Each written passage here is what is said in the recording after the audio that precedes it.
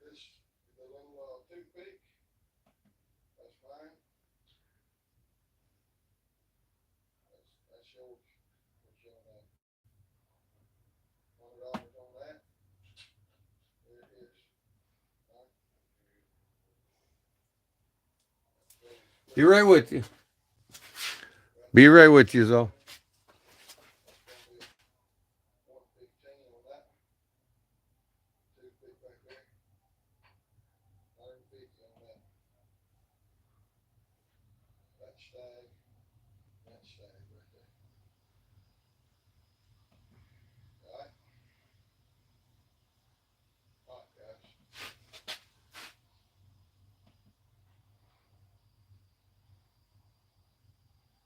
How many buyers we got? Willie John takes that split back and see. Hey, Jedi Jim. I'm out of this case knife tonight, buddy. I just made this here. Me and the Kodiak crew are designing a little EDC carry. This will have a lanyard on it, and you'll be able. The bit will be in here. You'll be able to store the bit one bit at a time in here, and then use it to do whatever you got to do. Crank, crank, crank. So that, you got a bottle opener here, a knife, and a pry bar. This is the prototype stage. We're gonna, I think we're gonna make them out of, have 100 of them cut right away out of 1084, and we're probably gonna Cerakote the whole thing's different colors.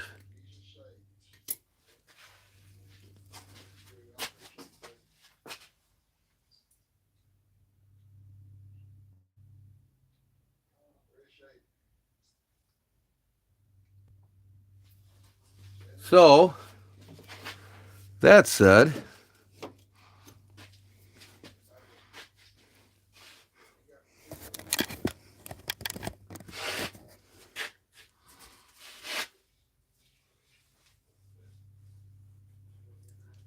let's see how much lag time we got here.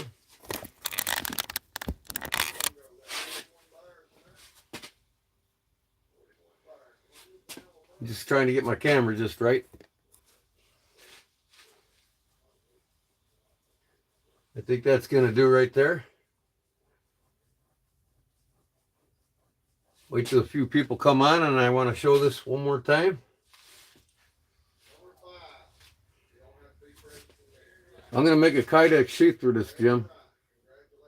All right, it's gonna be a neck knife. Lanyard will be on here, and then you take the lanyard off because it's gonna be a looped lanyard where you can slide it on and off. And use the tool. But yeah, bottle opener, a knife, and a pry bar. And then I'm gonna have a holder in here for a bit. Probably gonna be on like an angle. Cool little concept. Then I'm gonna make a leather pouch so you can put this in it, a ferro rod in it, a ferro rod, and a emergency supply kit like fishing line, hook, ferro rod, and dry matches.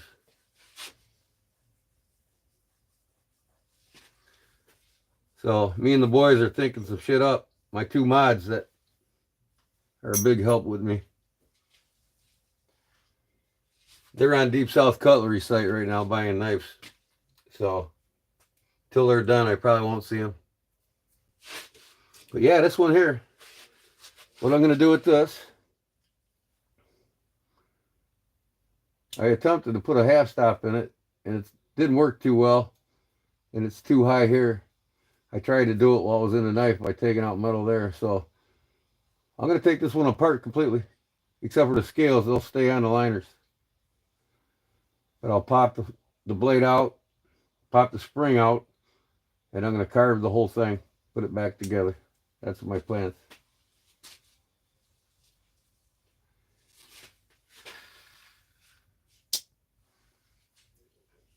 So that's it. I'm gonna get some tools ready. Yeah, they are. They're good. They're good kids.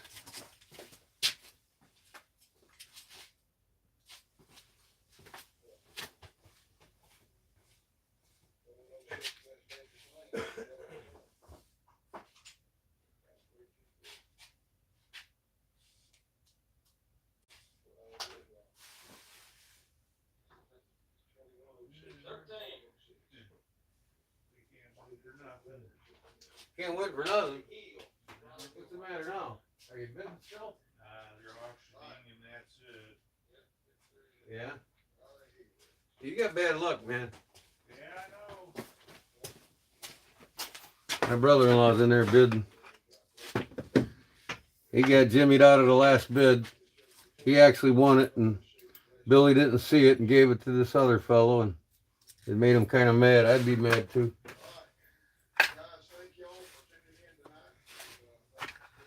Oh well, you win some, you lose some. So I'm looking for a bit to grind these heads down with.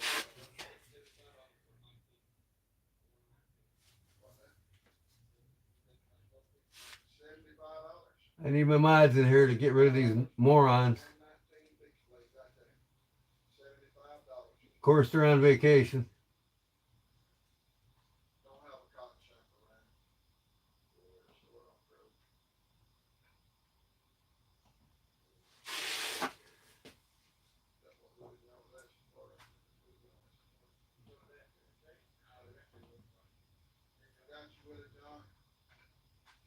All the freak shows are coming out.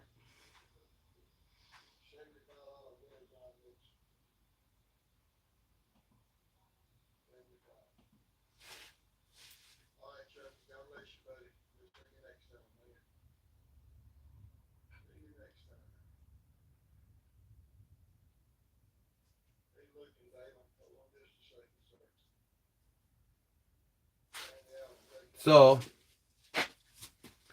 find what I need here.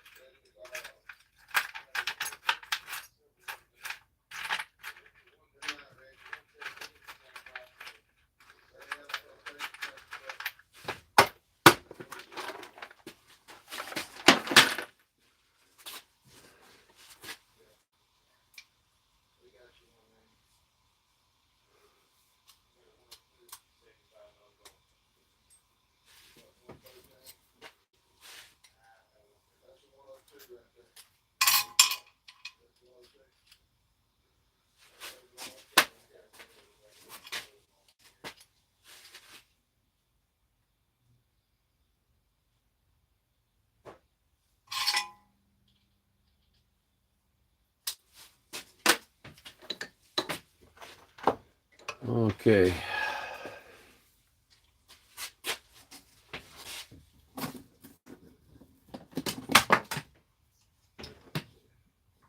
Man.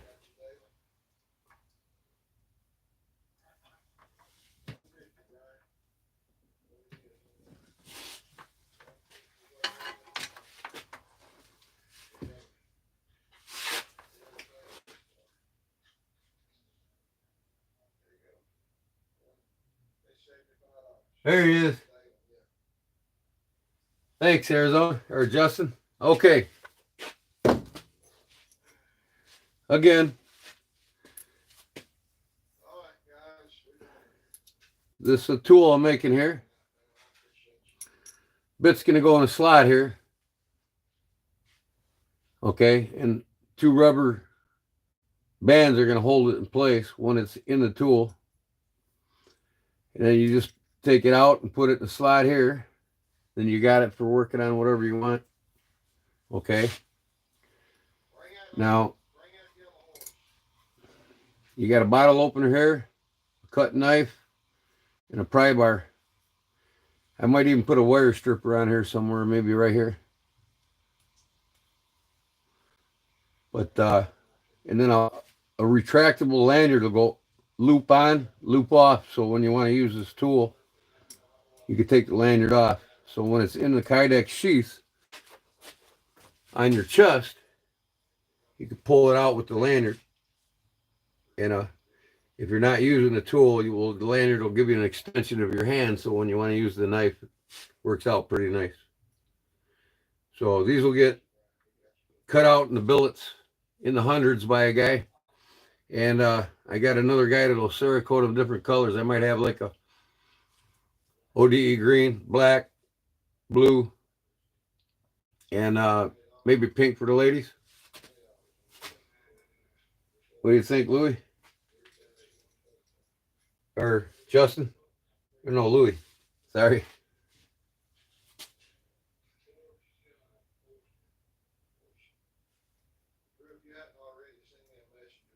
Yep, I'll make them come alive.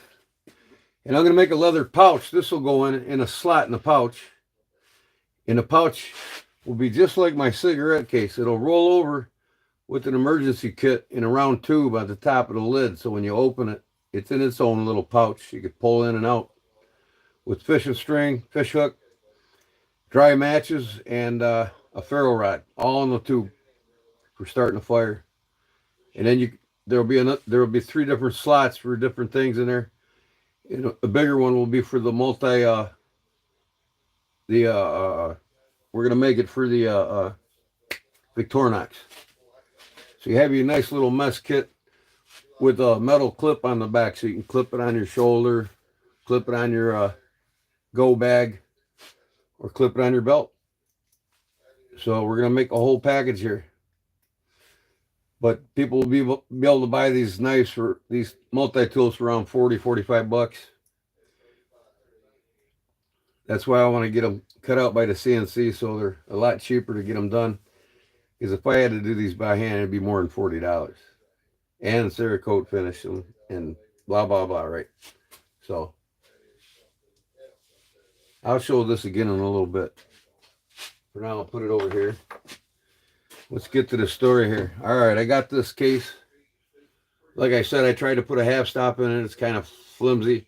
I did it from the top here while the knife was just together.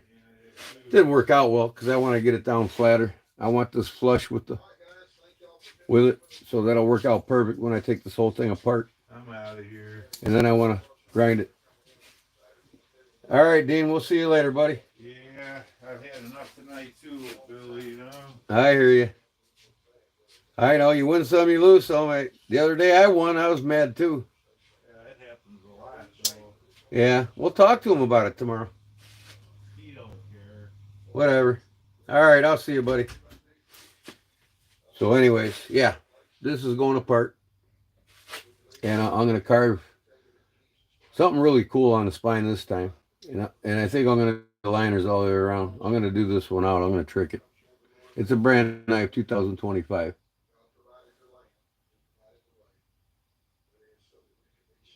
Yep, 2025.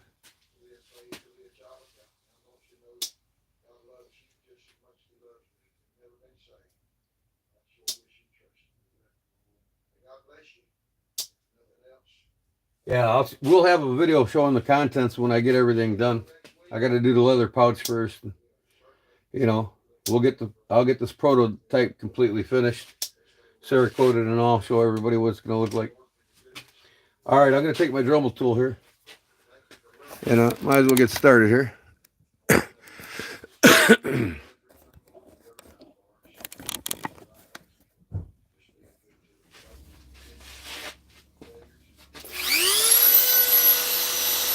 Take this rivet out here and that one, and I'm going to leave it alone the scales, because the scales are going to stay on the liner.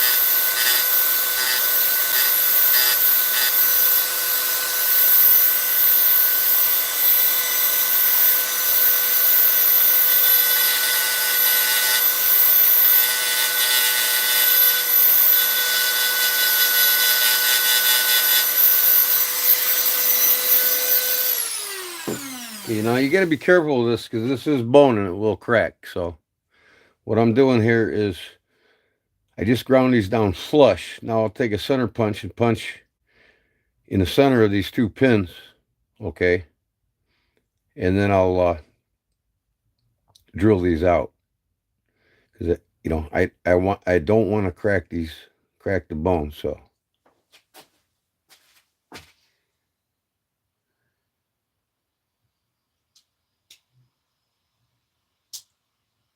yeah, I mean it's way far away. We'll have it probably by the beginning of next month or somewhere around there, to where everybody will see what we got going. So that done. I'll take my center punch here now.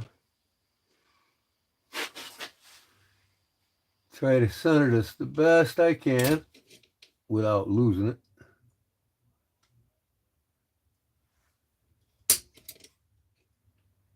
Only need one little divot.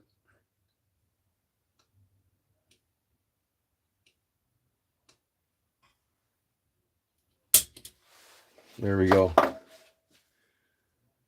All right, now I'll try to drill that out.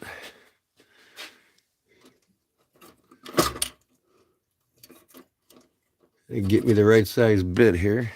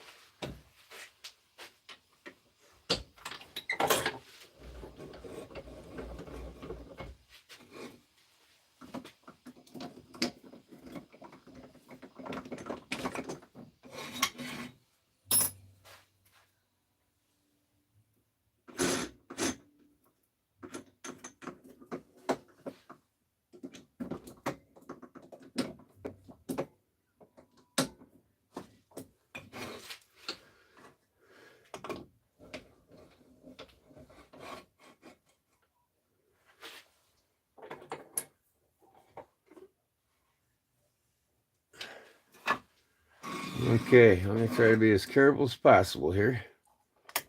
I gotta plug it in.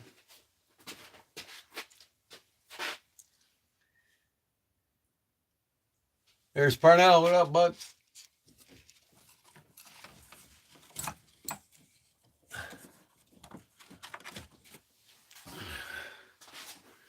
Okay.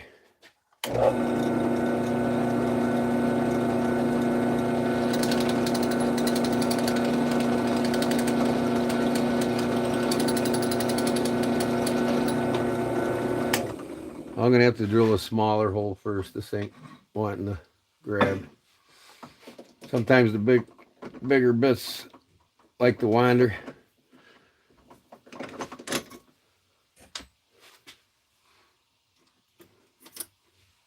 Try a 16th inch.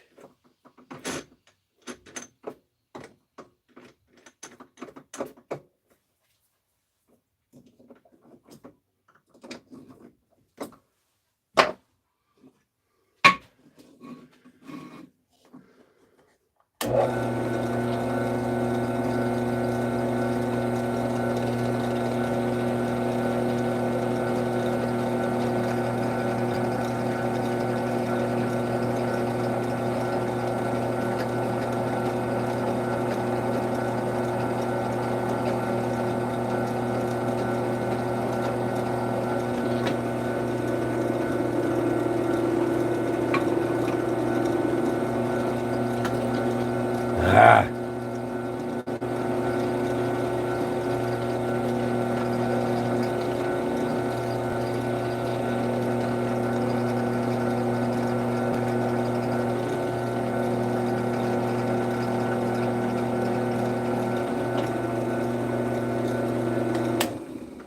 Boy, that bit ain't too sharp. I gotta get another 16th inch.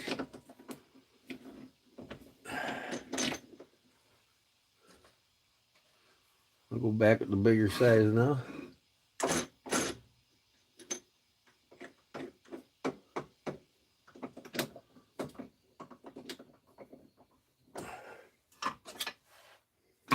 This don't work, I'll pop them by hand.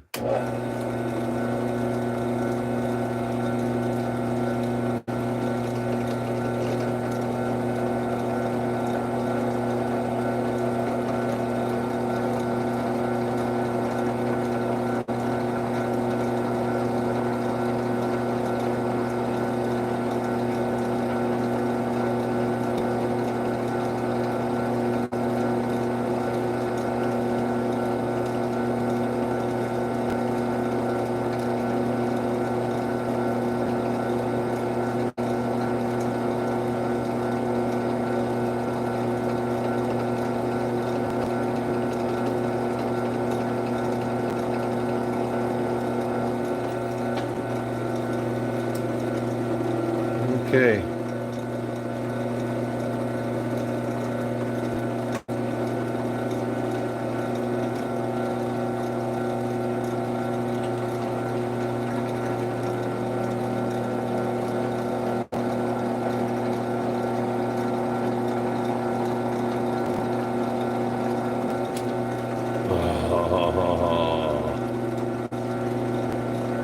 Well, this one wandered on me. Plan B. I'm trying not to do it because I don't want to. I don't want to crack this bone. So, but I'm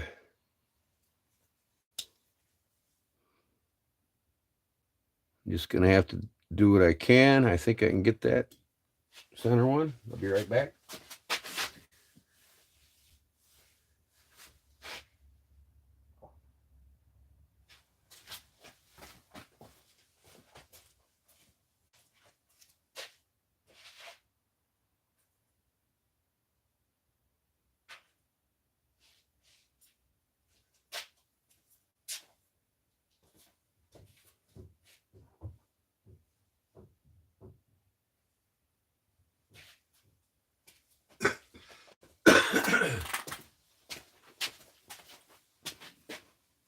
Put a rag over there.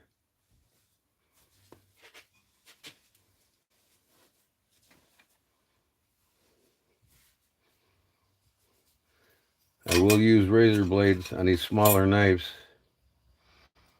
So let's see if we can get this blade pin out first. It's nickel silver, so I'm not certain that this blade will even cut it.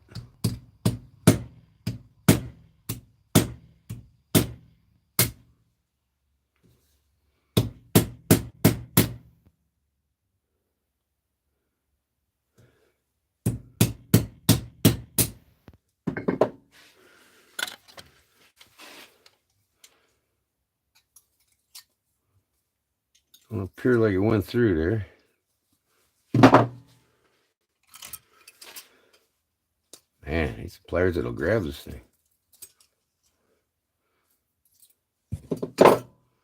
She will come. It's already busting loose. Just don't want to crack that.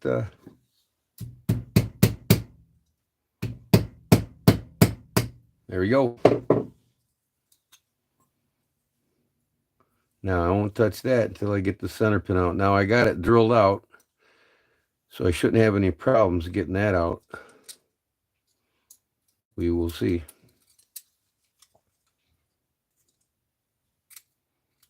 I'll get a different blade here. That one's all banged up. These brass should be no problem.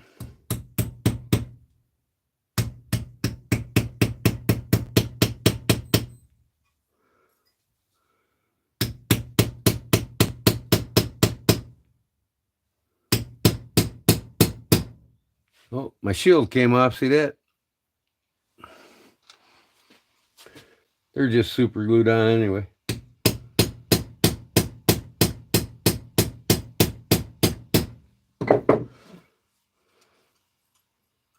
Once I get this off, then I can concentrate on getting that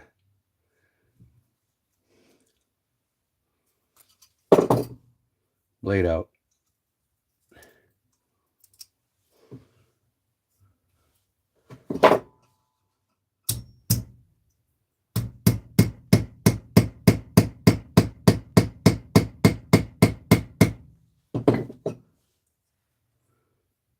very close to that bone.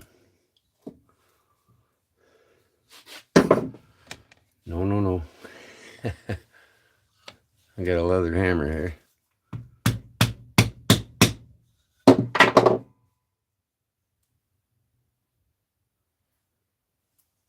It's coming through the one side, boy, but not the other. Oh, I got it, by golly. Did I break anything? No, sir. Now, that comes apart real easy, see? Now, if I wanted to, I could have left that one alone, but since I already drilled on it, I'm going to go ahead and take it completely apart. But now this blade will come off here, no problem. And then all I got to do is pop this with a razor blade.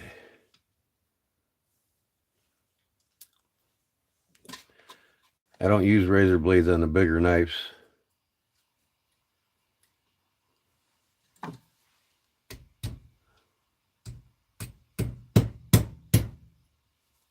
Now again,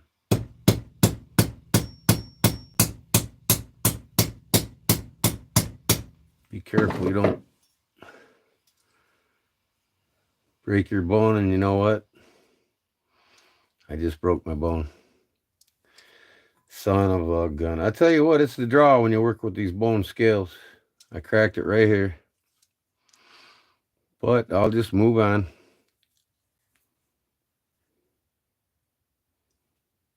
Only thing to do now is just pop this broken one. Hey, if I got to replace the scales, I will. That's the draw. Win some, you lose some. So,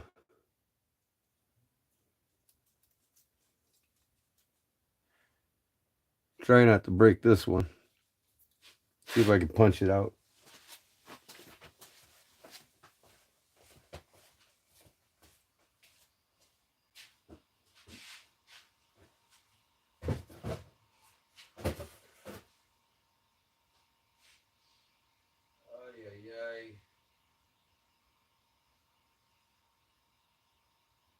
Where is my...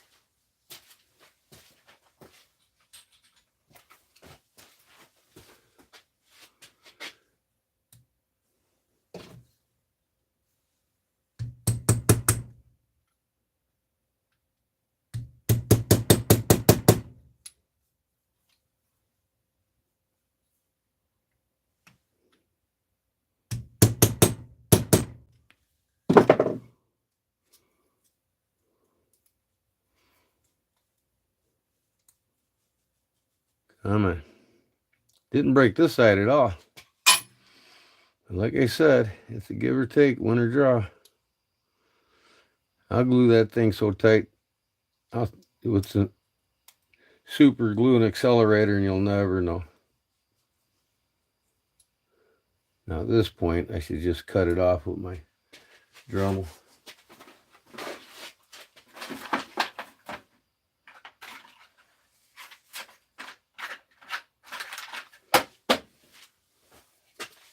If I could find my Dremel blade.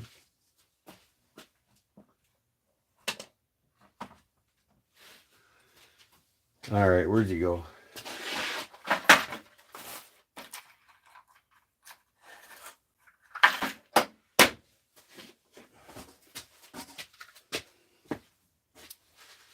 Gotta find my Dremel blade, folks.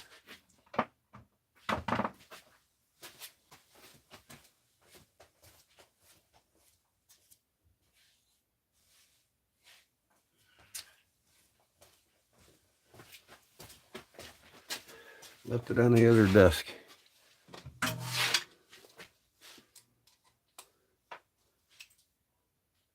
Y'all watching and not saying anything again, huh? Y'all must be tired from work, huh?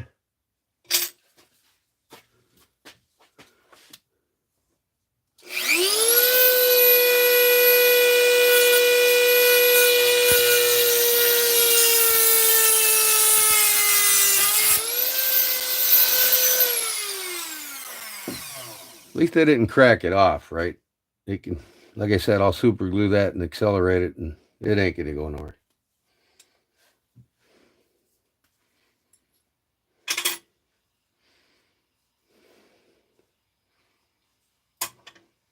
Now this side is not cracked, so.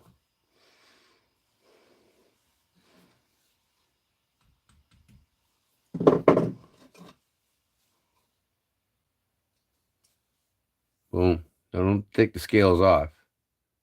They got plenty for putting the pins back in.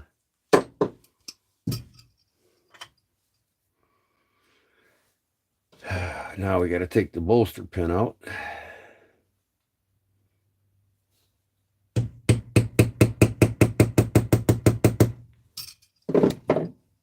That.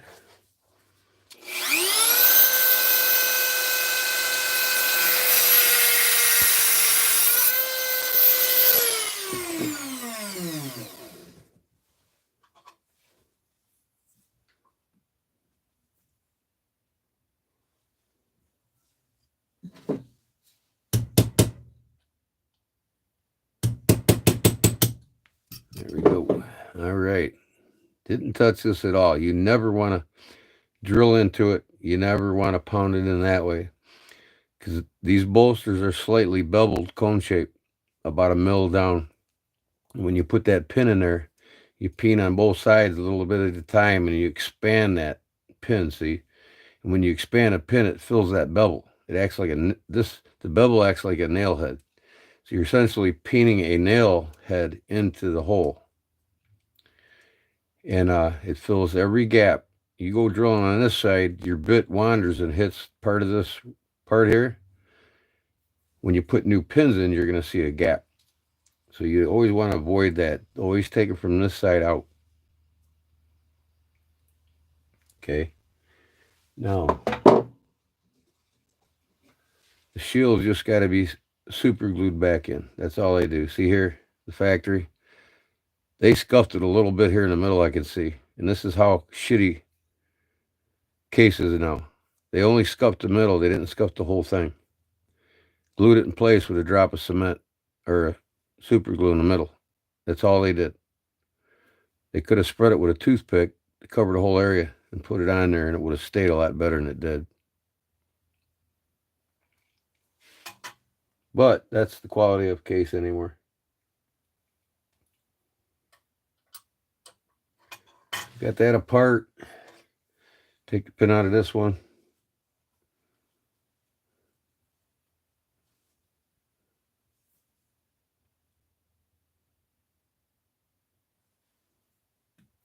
I'll probably have 2 live videos.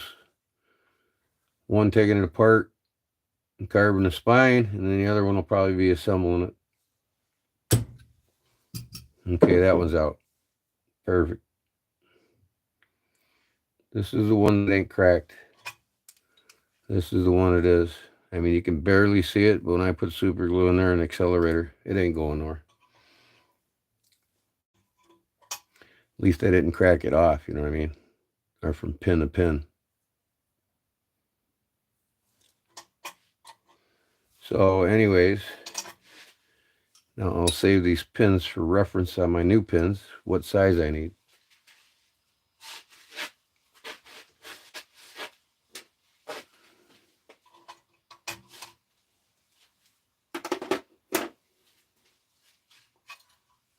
But here's what's getting carved right here.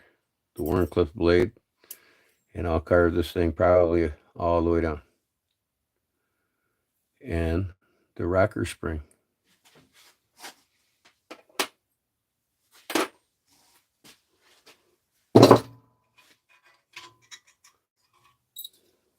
So that's it. I mean, nickel silver is tough, but you know, not that tough. It takes a little bit for the razor blade to go through it. You might go through a blade or two, but just don't beat the hell out of it because you don't want to hit that, you know, the scales, you know, and crack them like I did on the backside. So now, take all this out of here. And then get set up for carving.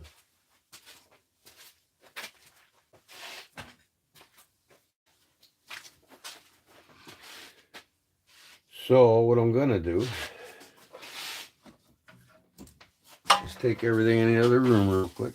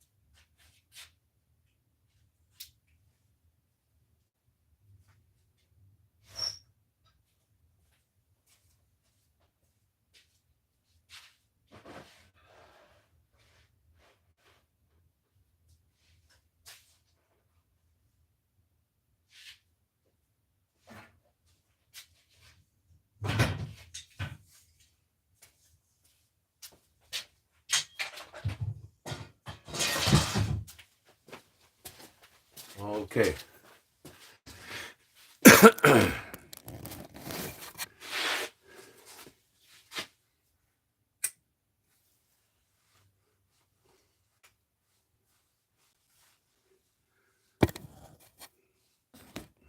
Okay, folks.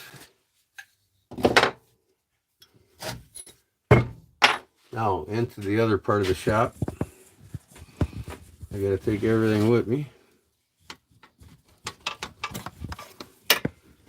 Everything's plugged in right here.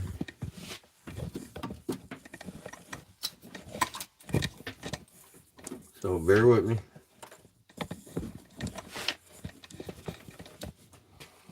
Here we go. Off for a little walk.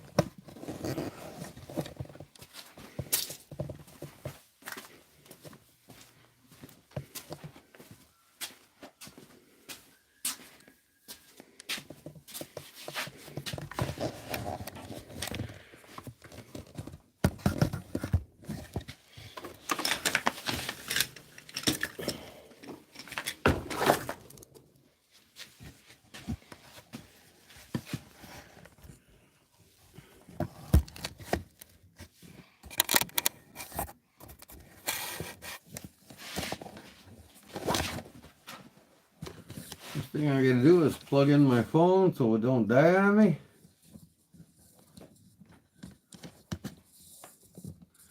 Damn 8-foot cord, boy. It comes in handy sometimes, but man, other times it's a pain in the ass because it's so long.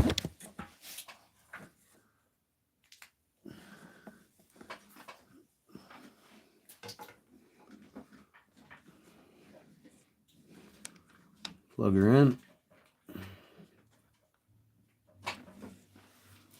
Plug in my Dremel tool.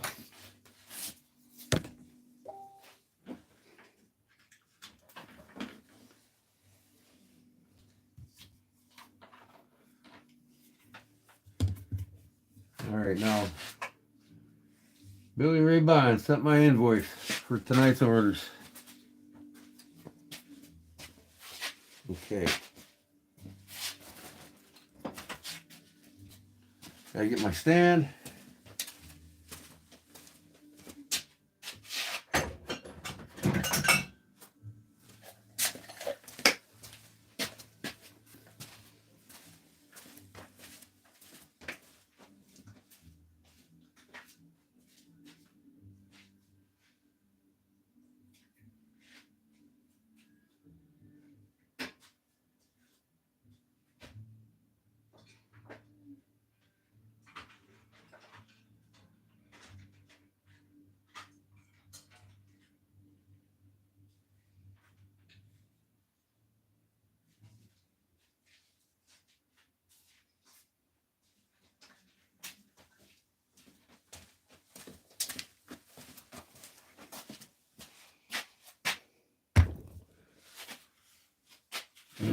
All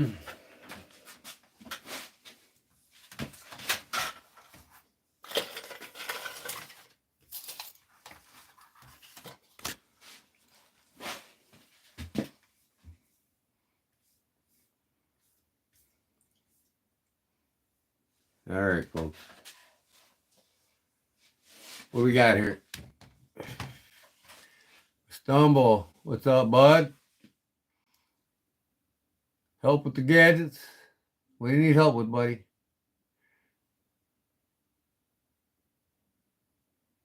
Okay.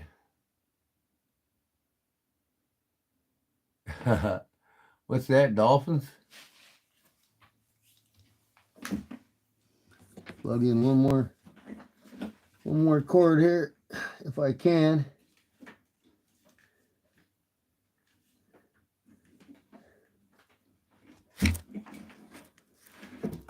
Man, what the hell is this for?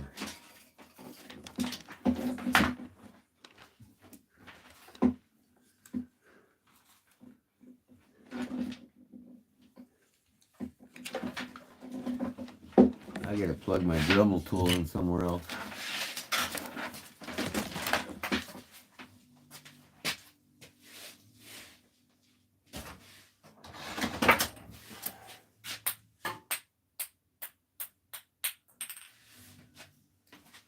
Okay, I'm almost there, folks.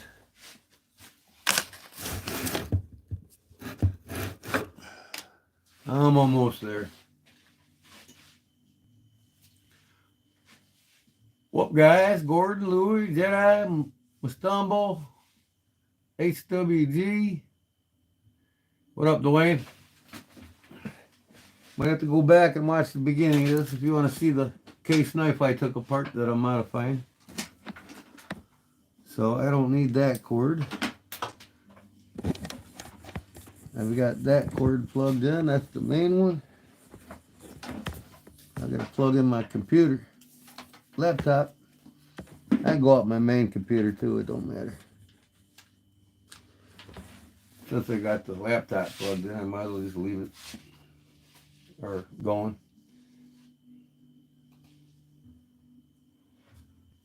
So my channel live. Okay. My channel. I should be monetized after this video. I'm 75 hours away. I should be monetized after this video. I'm 75 hours away. I gotta turn that volume down. Sorry about that.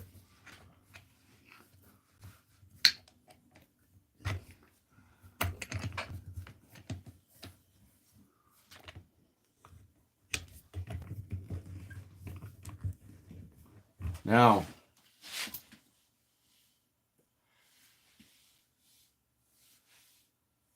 I put on a little show today, didn't I? Can't do that shit live, so I might as well do it in videos, right? You get to see my leather holster that I made. A 22 single 6 holster for my Western single 6 Ruger.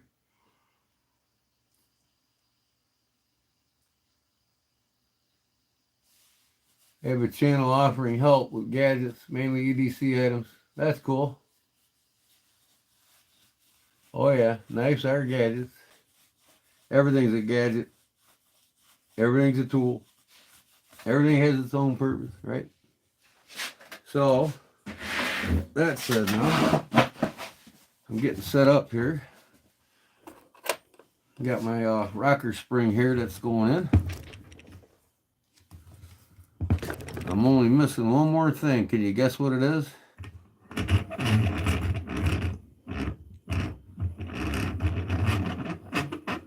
A light. I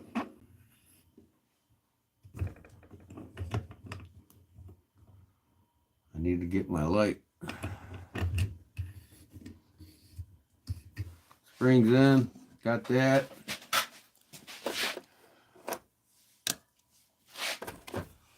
Here's the case, single blade trapper that I took apart. I'm modding.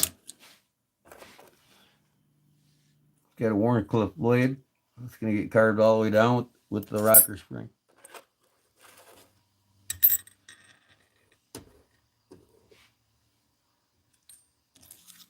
So, almost set up here.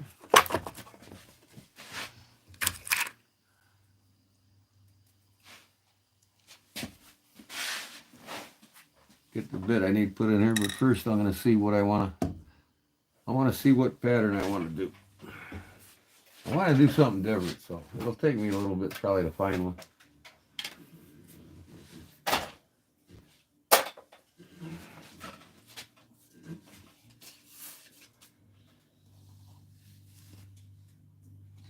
Dwayne, you want to see the gadget? My boys and I are developing for you all. EDC Gadget in the makings. There's something similar to it right now being offered by somebody else. But the way we're gonna sell them is gonna be in a folding pack, just like my cigarette case. It's gonna have the flap in front.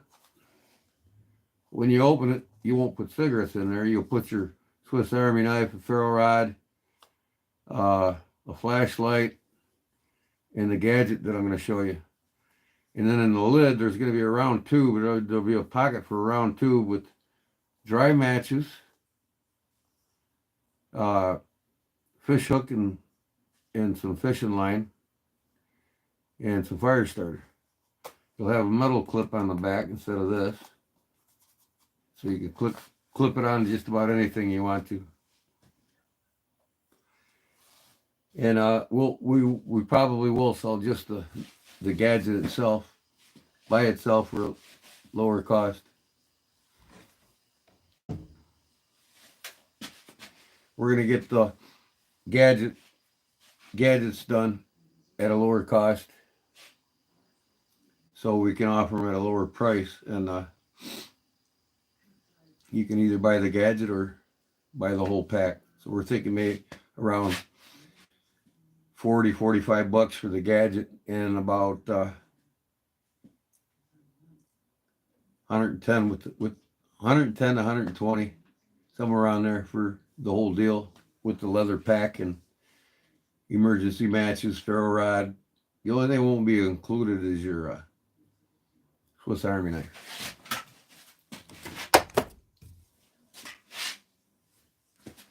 So that said, I got to go get my light.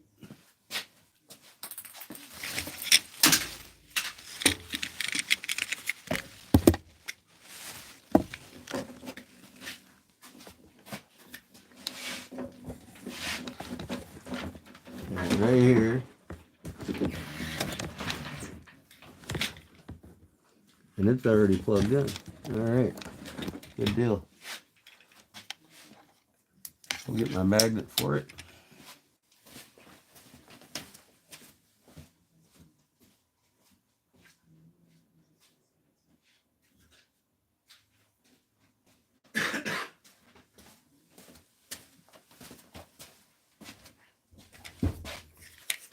My base actually, got the magnet.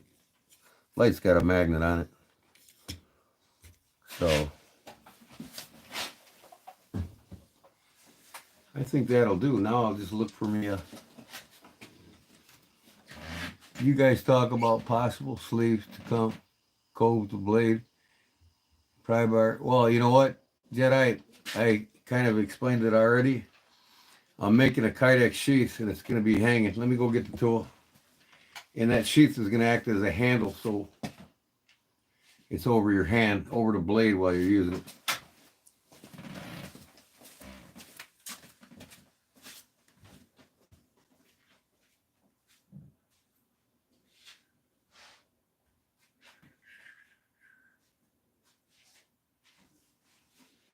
Where did I put the fucking thing now?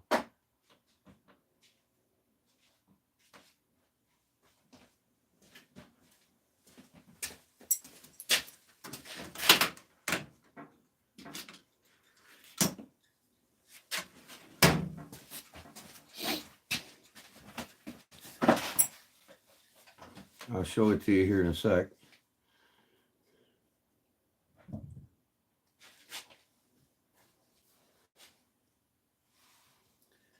I've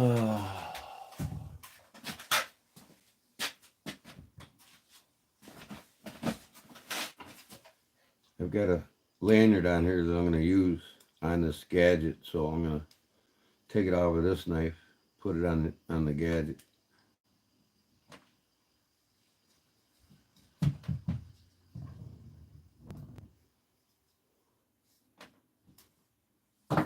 Okay.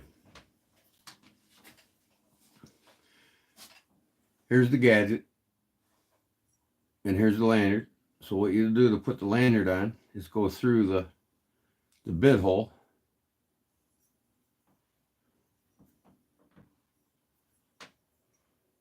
And you'll put your lanyard on by pulling it tight.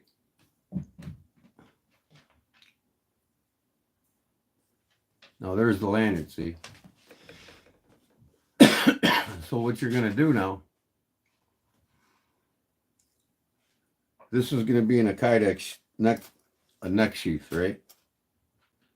So you can pull it out with the lanyard in the bottom of the tool and pull it out, right?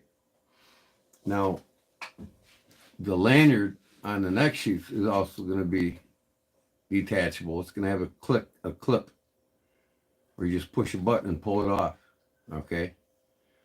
And the reason behind that is because this is the actual tool. You see the lanyard now. You want to take the lanyard off. This is all you got to do. Boom, comes right out. Now you got your slot here for a 3/8 bit for working on your knives or whatever you got to work on, right? That comes in and out real easy. When you're not using this, it'll be stored in here. You have to put a slot in here to store it, and 2 bands will be holding that on, right? So your bit, it'll be a Phillips and a straight edge, will be inside the handle. I'm still working on it tonight. It's got a bottle opener, a knife, and a pry bar. And of course the 3/8 bit drive.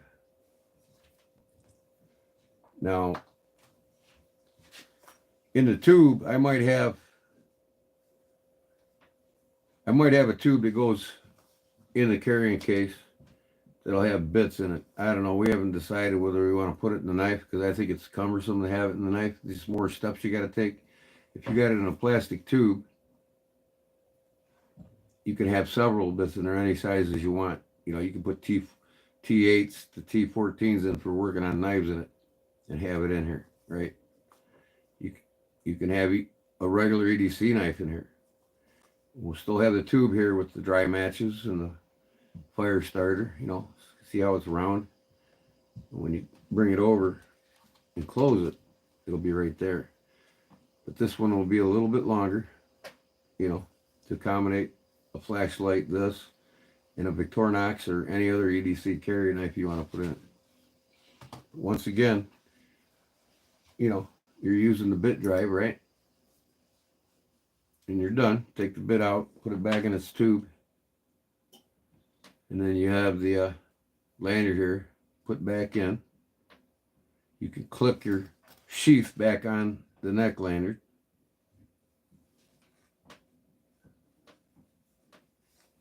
Put your lanyard back on here, right? And you're back to normal. Put it in there. But like I said, the blade's going to be covered by the Kydex sheath. It's only going to be a real slim one. In fact, I'll make it the shape of a handle. You know what I mean? Which will only come about this much further. Because like I said, you know, you're going to choke up on it here anyways when you use the bit drive.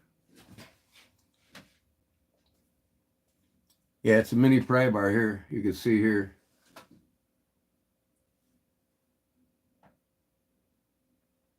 The end of it is the pry bar, but you can see the angle of the pry bar.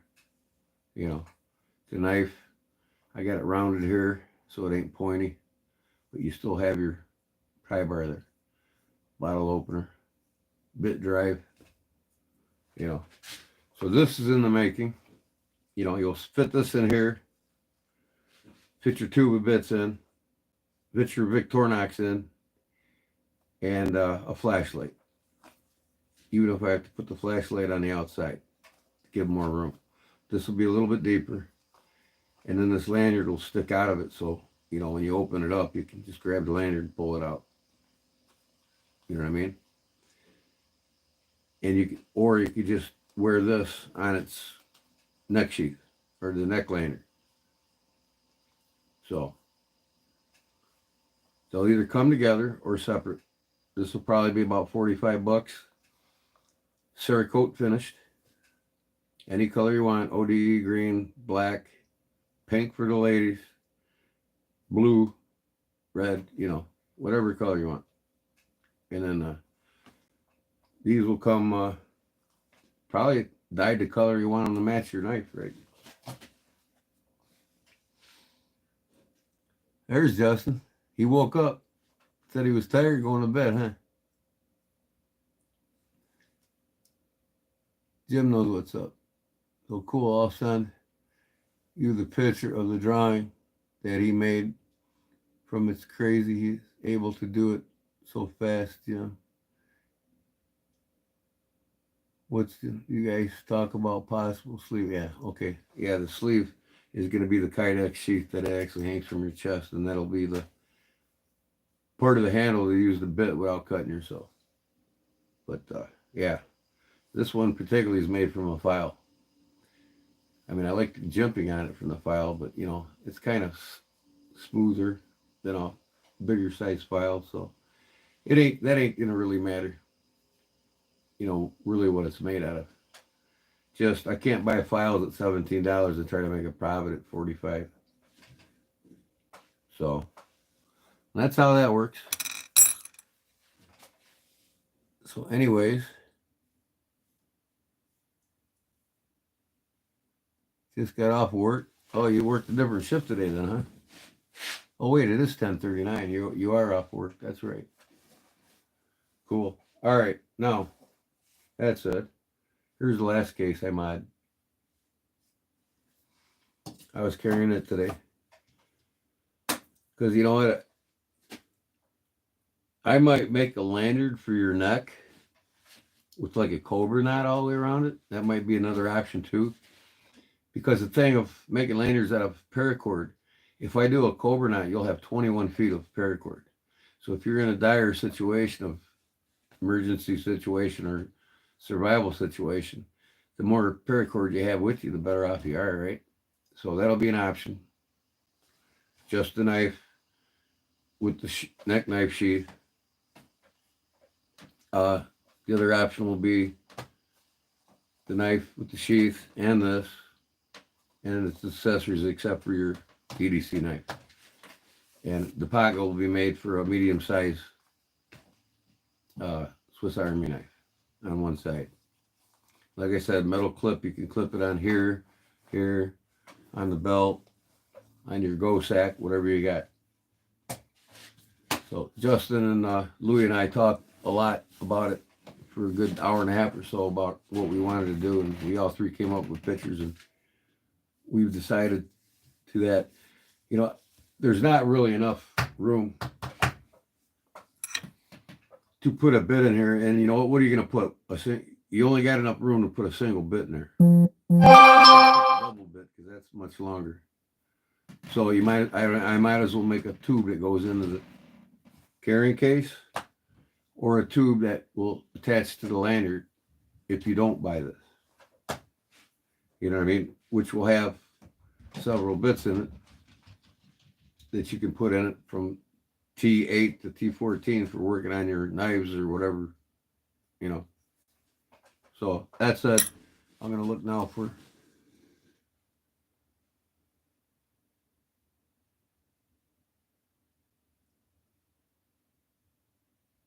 No, you don't have to cut it off, see? You just came into the picture. See that paracord that's on there? It will come with a paracord. Because look at this. How easy is that? You know what I mean? You don't have to tie them on. It's just a loop knot. Look how fast I put that lanyard back on. See, I got all bases covered, Justin. It's always nice to have a lanyard on your tool. It's an extension of your hand. Boom, it's back on. So, Yeah, I'm ahead of you, buddy. You got me the great ideas, and I ran with it. Okay, that said, I'm going to look here on my PC. I got my laptop here, my PC there, so I can do 2 tasks at once. Actually, 3 tasks. And I'm going to look for my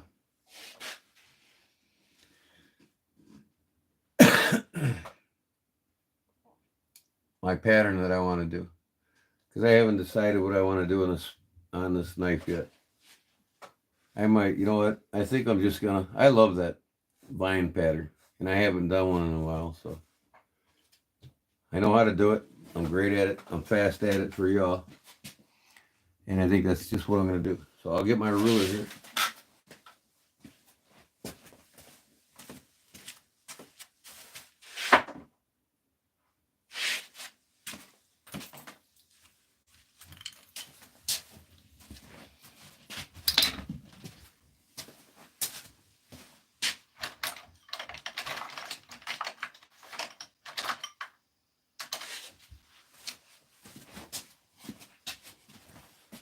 Yeah, you could put a lanyard on any knife that has a hole in it for a lanyard the same way. You just got to make that loop, that part that loops, you got to make it long enough for it to come inside of itself and outside of itself to pull it off the knife.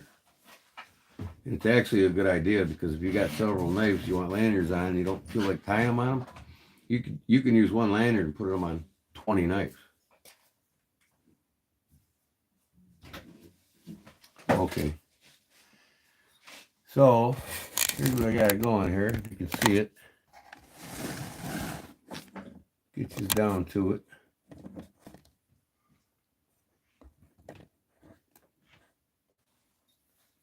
All right.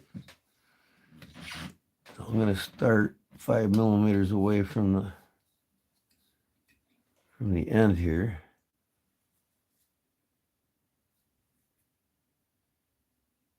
That's my first one. Then now I'll go 10 millimeters each.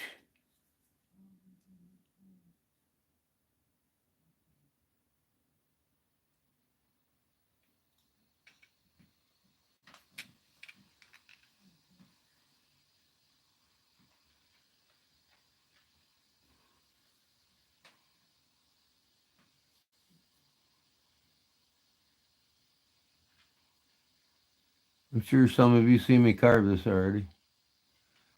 It doesn't hurt to watch again, I guess. I do one side at a time, laying it out. I think I'll stop there. Okay. So now I just got to get my Dremel tool set up.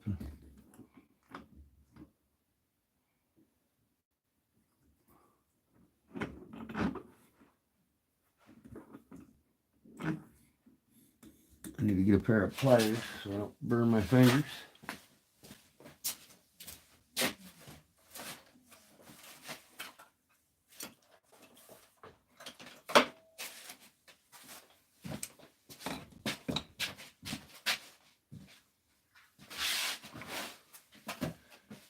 My Dremel tool set up.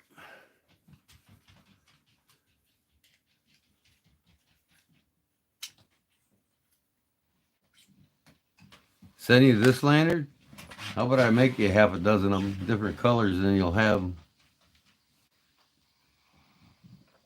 Because I can make 6 of them small lanyards like that in about 20 minutes.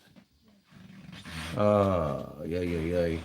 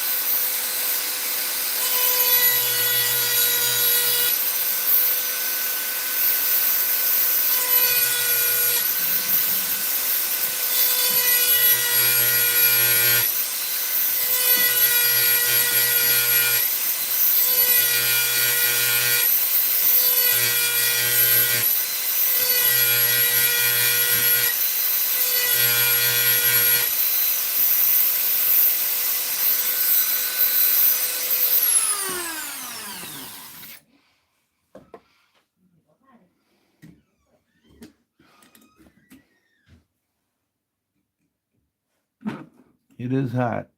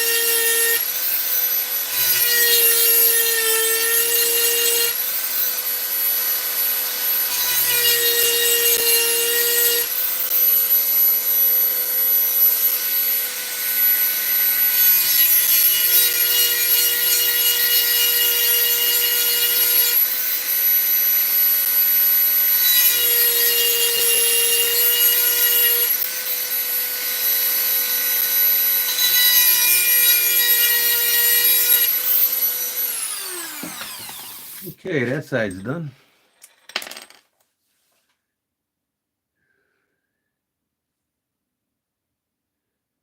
Calm down.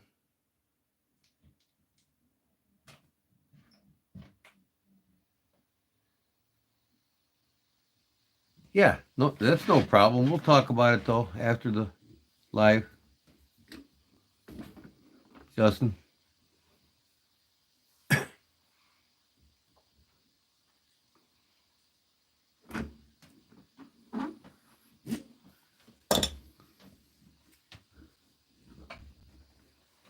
You can see here now. I got these darn comments on my screen, but I got all the ones on the one side. Now they stagger 10, 10 millimeters on one side. And here's why I put this first one at 5 millimeters and went from there. Because when I go on the blade, the halfway point is at from there to there is 5 millimeters. So they're 10 millimeters apart. When I go on a blade, I go from the end of the blade 5 millimeters, see, and continue this 10 millimeter all the way down one side. But they stagger now. I'm going to go in between now every 10 millimeters.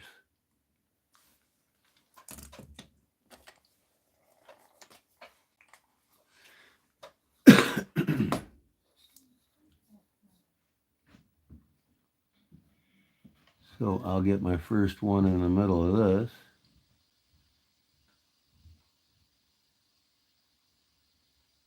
Right there. And then 10 millimeters.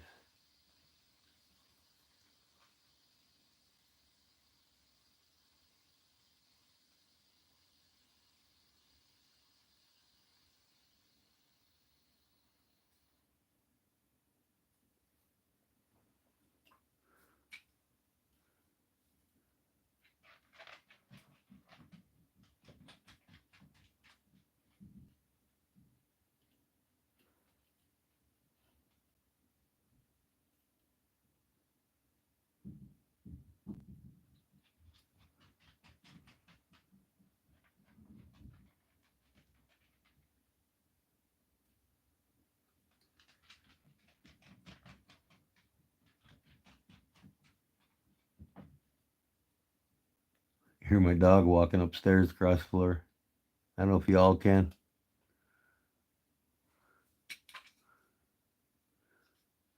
My boy Bo, he's looking to rip somebody's leg off. They're half pit bull and half Dotson. Weenie dog on steroids.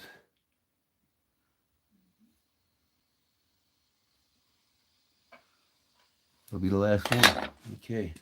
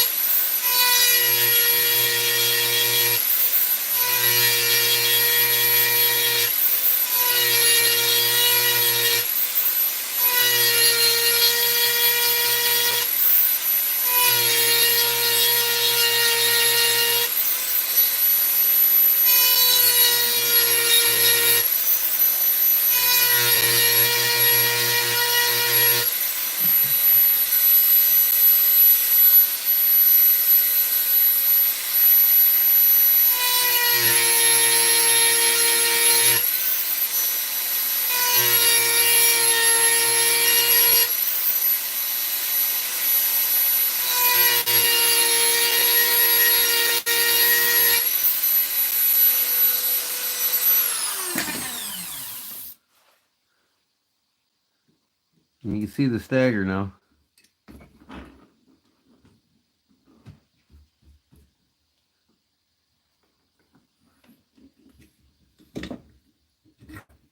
These vices are really nice. If you want to start doing this and you already got a Dremel tool, get one of these vices.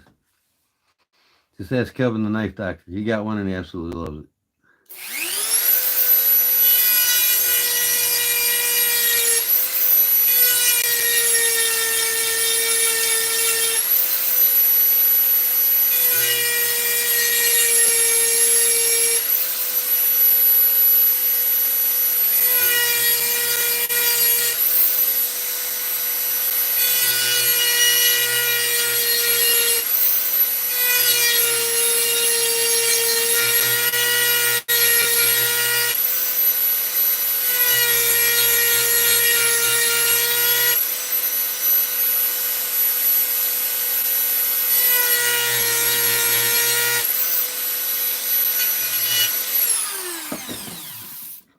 Almost there we got, folks.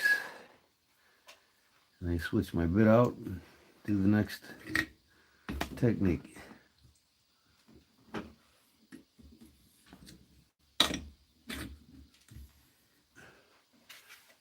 How's things going? Can you see it fine?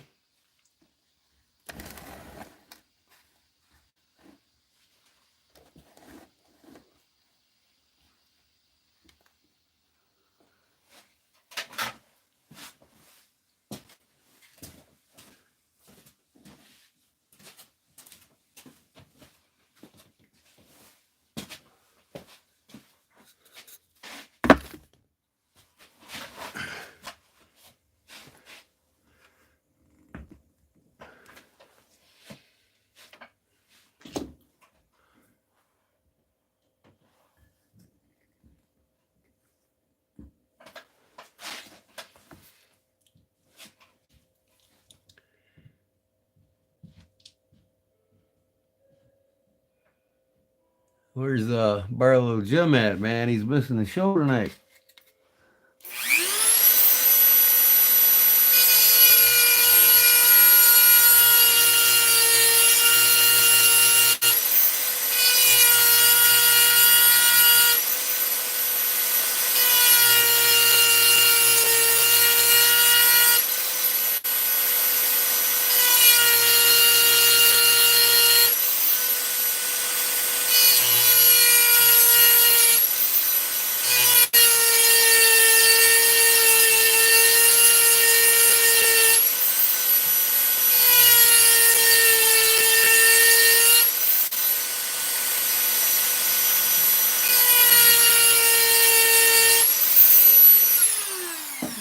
We just got one more to do there.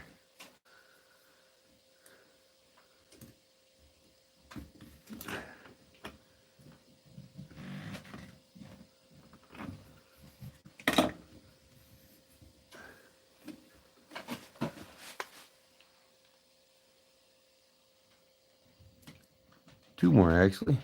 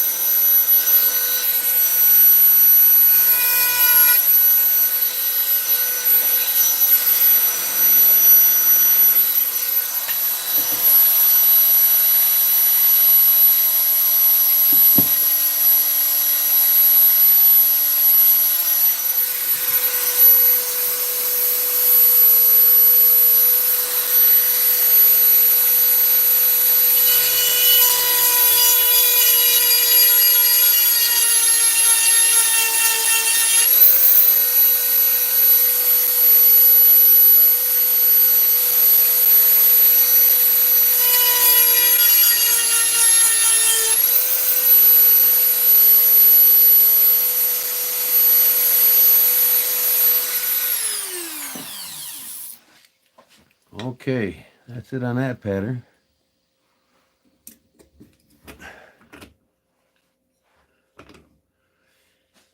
Now you can see here, I'll hold it in the camera so I can see it. I got the half rounds for the vine pattern cut at a 5mm stagger, 10mm apart on each side.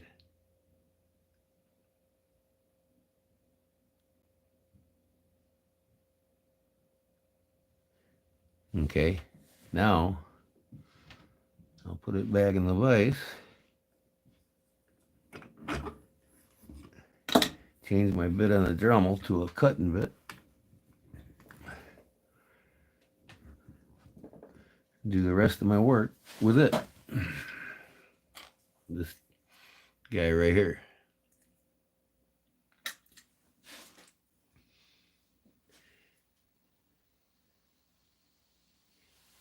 People come in and say, "What are you doing?"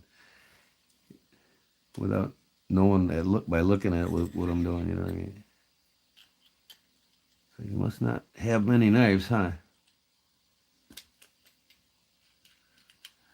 That's what I'm doing. I'm working on a knife, and I'm carving it to a vine pattern. The rocker spring. Rocker spring bar, it's called. Okay, now, to do this,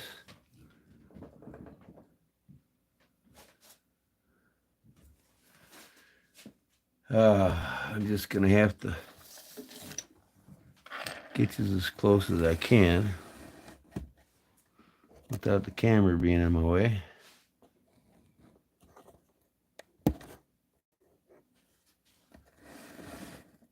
There we go. And what I'm going to do here now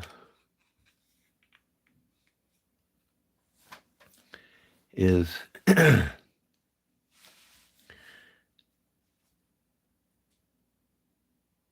behind each one of these, I'm going to cut a slot in it, right? And a slight angle in. That's going to be my vine stems on each one of these. So I can actually start here with one. Kind of way out there, but I'll get it.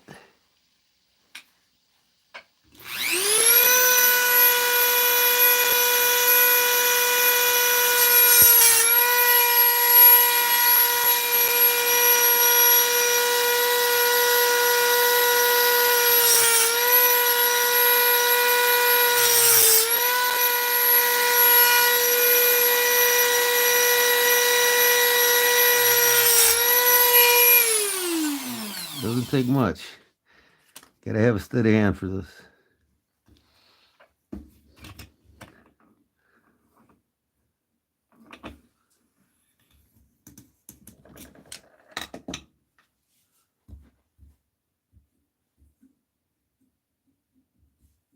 Not too hot anymore.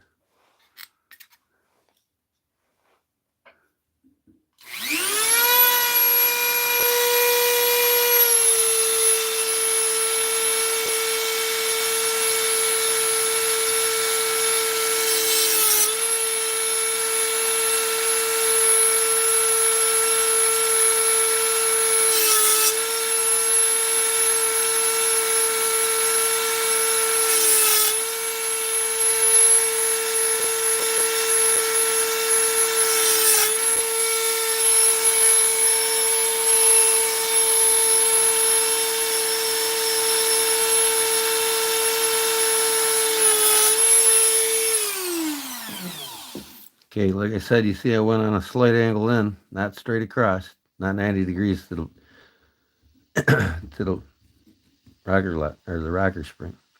Slight angle, just cut behind each one of them half rounds.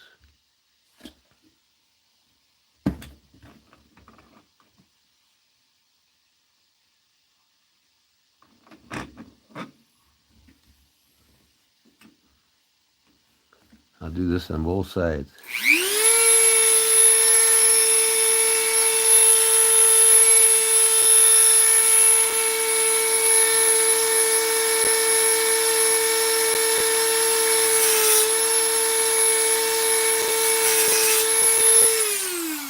That's it on that side.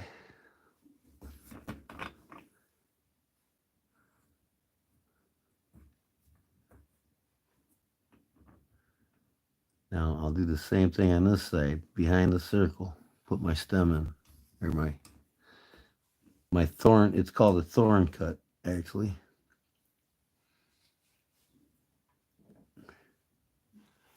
Get a little closer to this one here, in the back.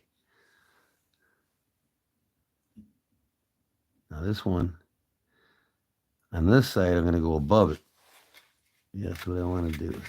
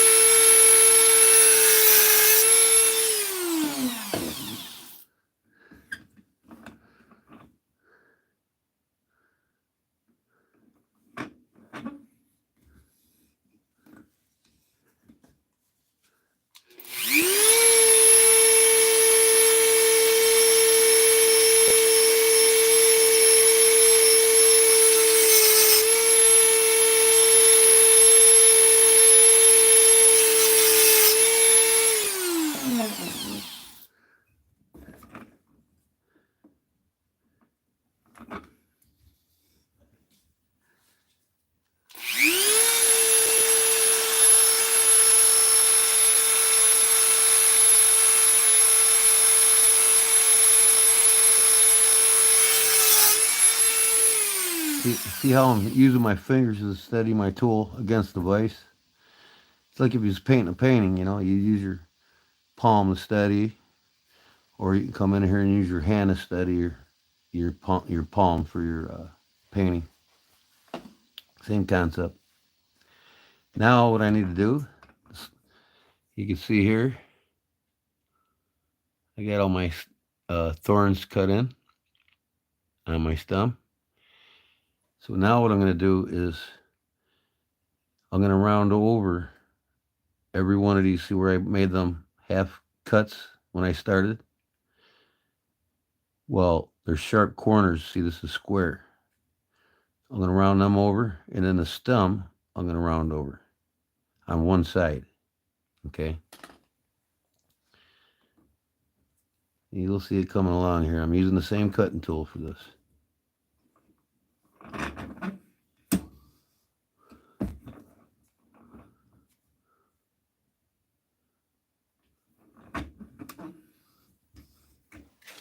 You do about half a dozen of these, you're rolling.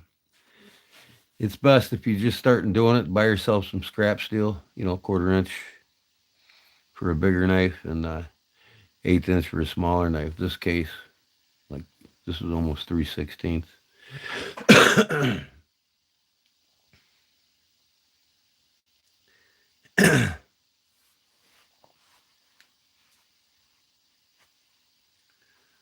I have that vise and never get it to stay. You always wet the bottom, man. You got to wet the bottom. And I got it on my leather granite. Nice flat surface. You got to have granite or marble cut off top. Anything smooth and dead flat that don't have no air pockets in it.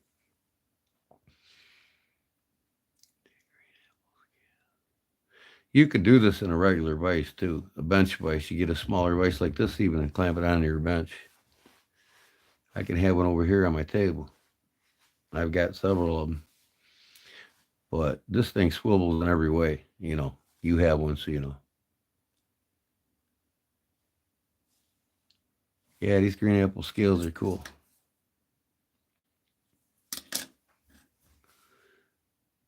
Only way to make a case knife look good is to do this.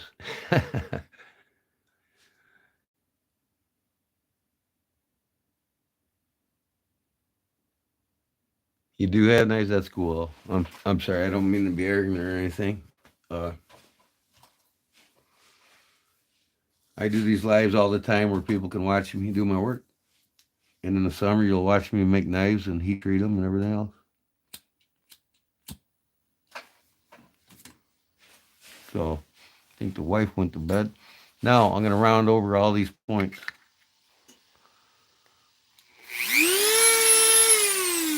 Again, I'm using my finger in a crook position. I'm actually locking it in here, and I use my finger to guide the tool, my forefinger and thumb.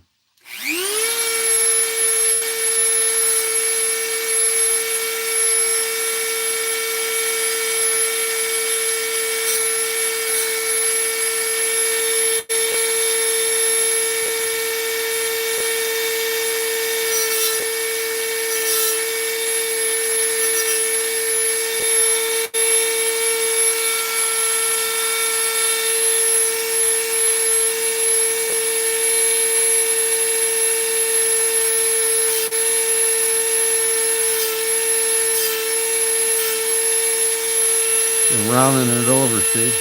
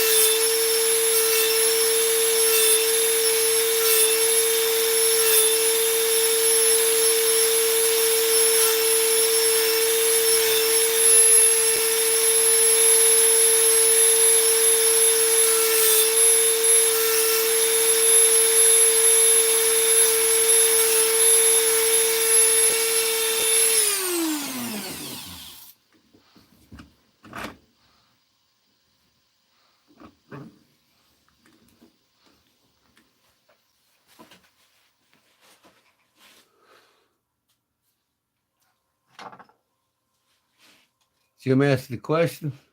All right, you know, when I'm available to look, I'll answer it. Have you done something to clamp jaws to protect the blade? Leather or plastic covers? Have you done something to the clamp jaws? Oh, I got duct tape on here. These came with rubber, and I only got one of the rubbers, so I lost the other one. So why use them both? I just put duct tape on here. You don't have to protect the sides of this because you're not going to see it in the knife. It doesn't really matter. But when you do the blade, you'll see in a little bit. Of course, the duct tape, you won't scratch the sides of your blade. Duct tape holds the best.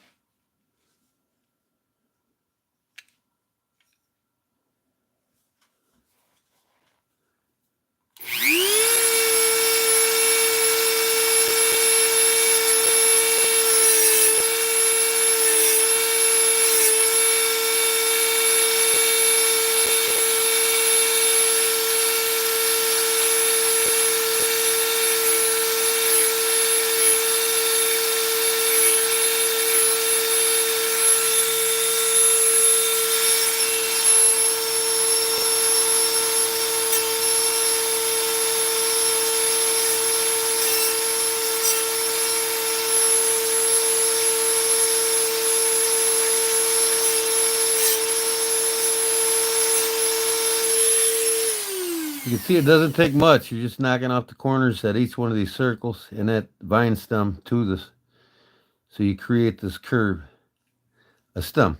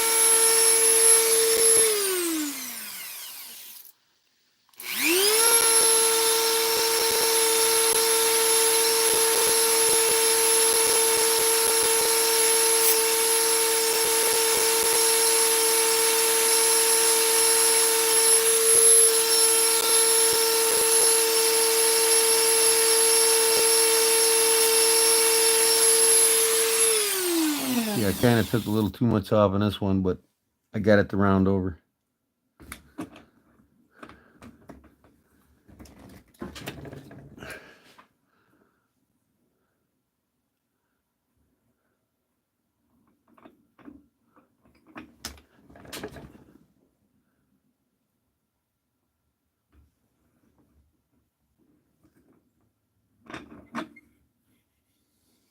Want to keep the blade up here so I got something to rest my hand on.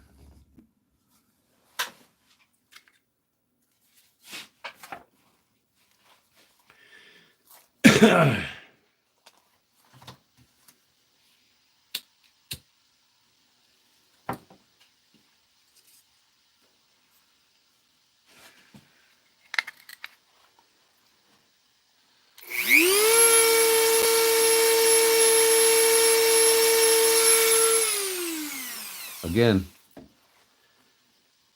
you see the sharp corners right there? Sharp corners here. Where the half round is. I'm rounding that off, and I'm rounding the top of this thorn off to keep the stem continually going in an S shape.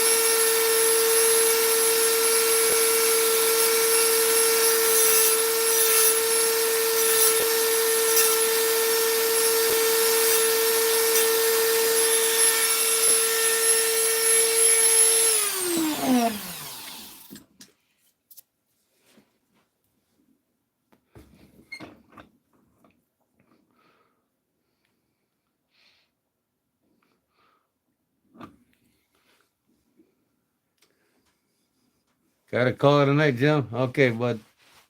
Thanks for coming, bud. See you on the next one, probably Sunday. You too.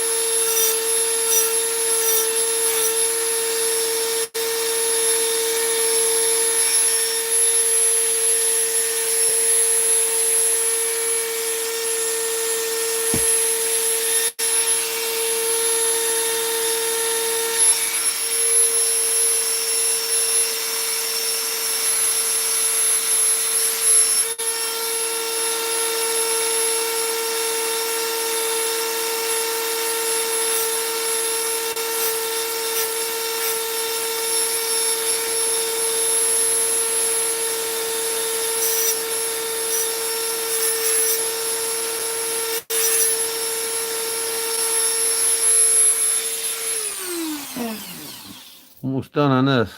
On this, and then it's off to the blade.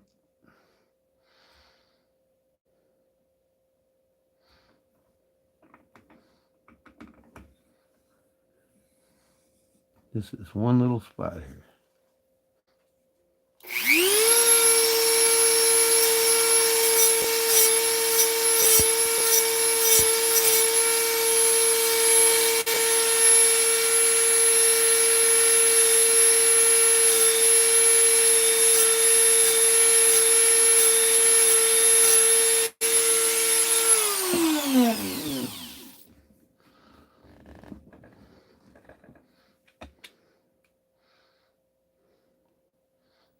Looks pretty darn good.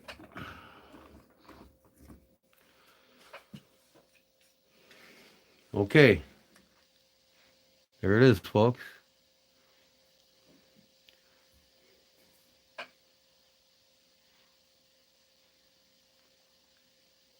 Fine pattern on the rocker spring bar. You could go all the way down, but I'm not gonna. Just the top.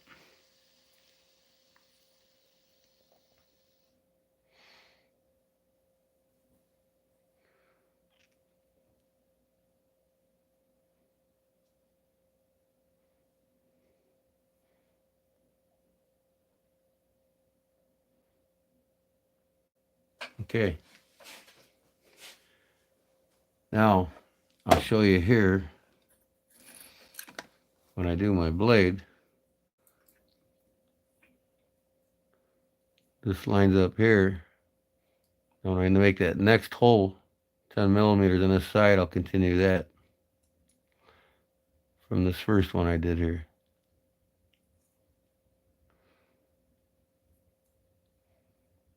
Ten millimeters from this one, carry it through. So if I started at the end of this 5 millimeters, then I'll start at the end of this one 5 millimeters and put my first half round, and then go 10 millimeters.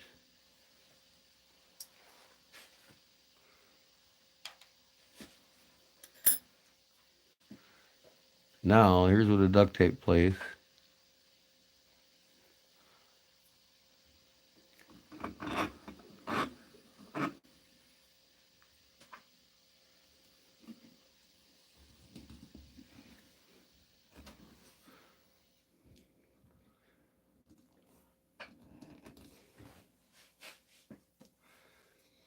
Again, double check it, make sure you're right. So I get one here. I want to go 5 millimeters from the end of this blade here now, where tang starts. You go 5 millimeters.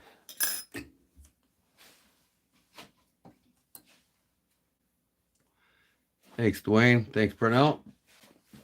All right, now a ruler.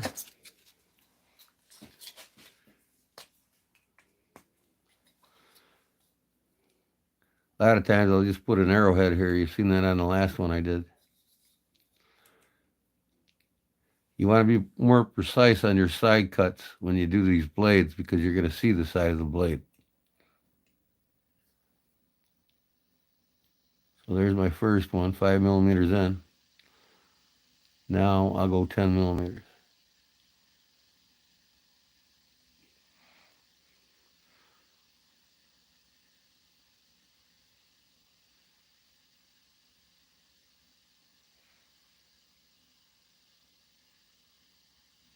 That'll be my last one.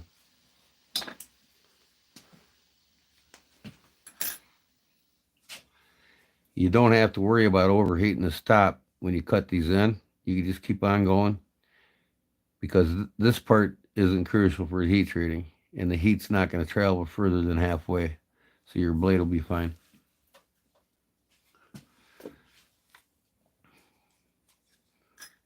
So I'm going to switch out my bits again here.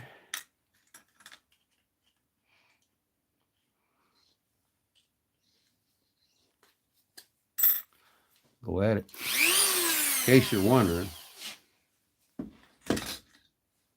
it helps a tremendous a lot.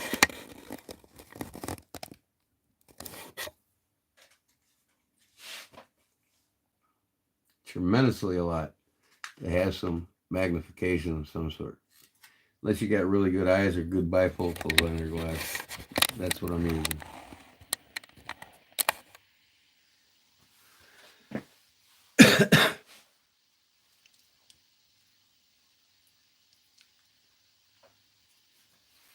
I wish I could use less light on this to show you better, but I need it for my work.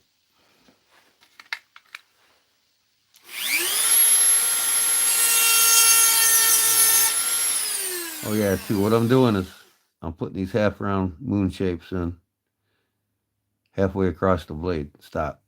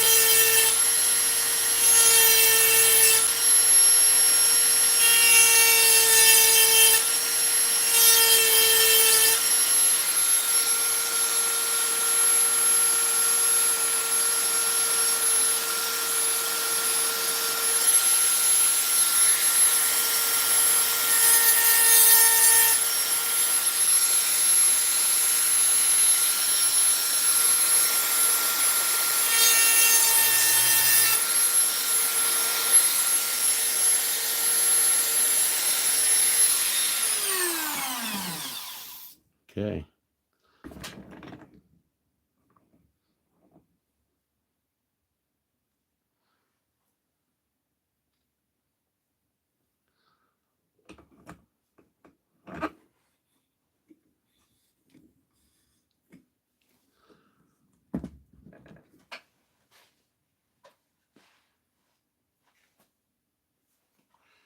I'll lay out the other side.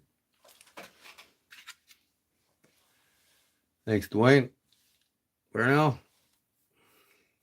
I don't know if I said that already or. Oh, I know one thing. I have to go out and make a cup of coffee here soon. But this will be done, and I can put the knife together. But that'll be the next live. I might go live tomorrow for that. So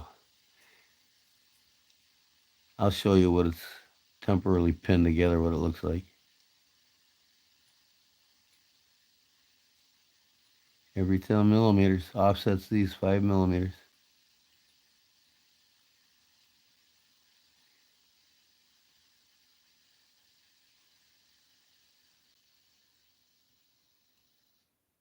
That'll be it.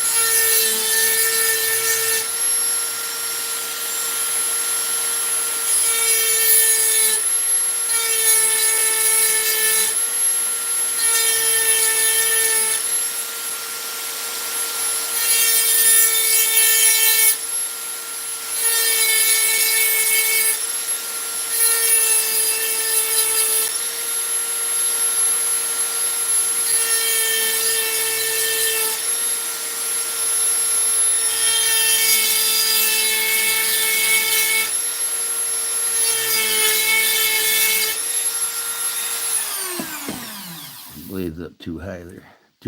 Too low. I think it's no, it's not too high. I'm fooling myself.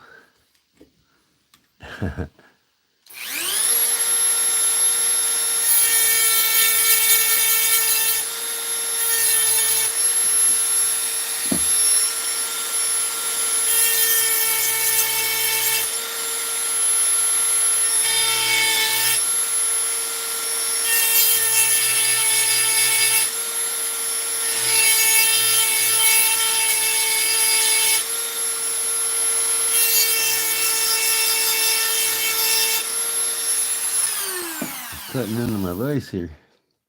That thing just doesn't want to stay down, so I'll do it like this.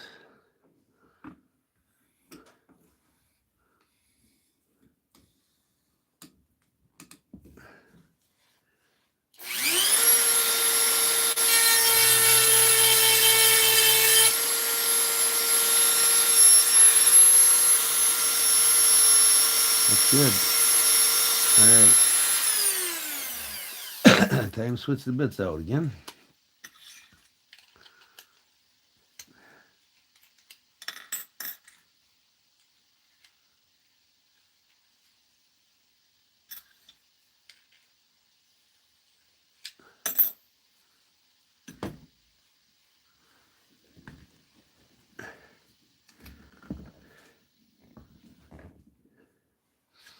Put my slots on a slight angle again behind each one of these.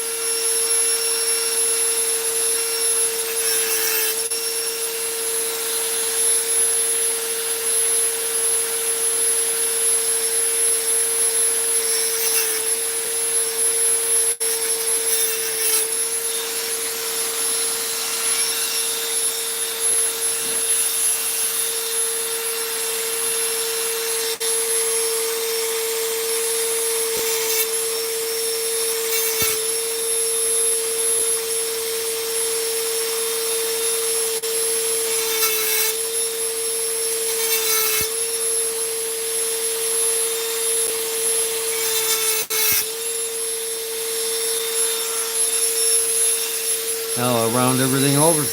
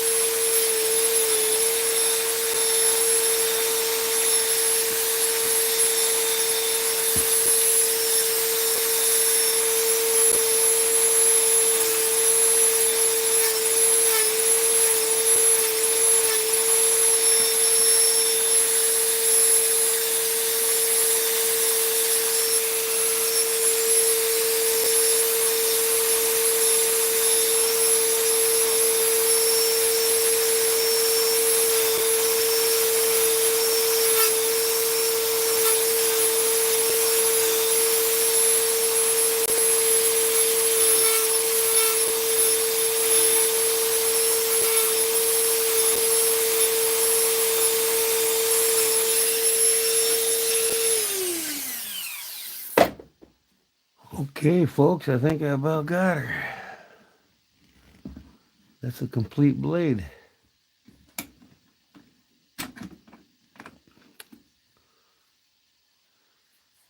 Yep. Okay. Now you can see we got to be more precise on that side with your roundovers because it shows. Now I'll probably take a little needle file, put some sandpaper on it, and get these roundovers really nice and smooth. And of course I'll sand the tops nice. This is just duct tape glue on it. It melts on it from the heat. But I'll get some pins and put this thing together. And but you can see now.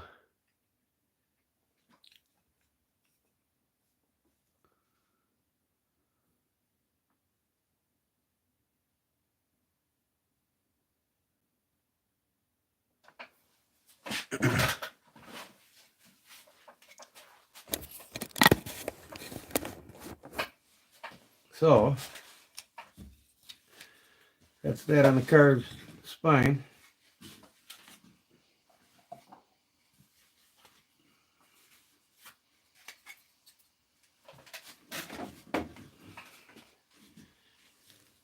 Now I gotta find pins that will match everything.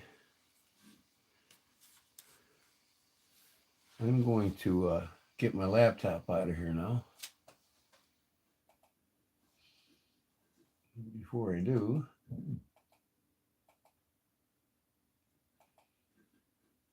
I'm going to look where I'm at here. Content.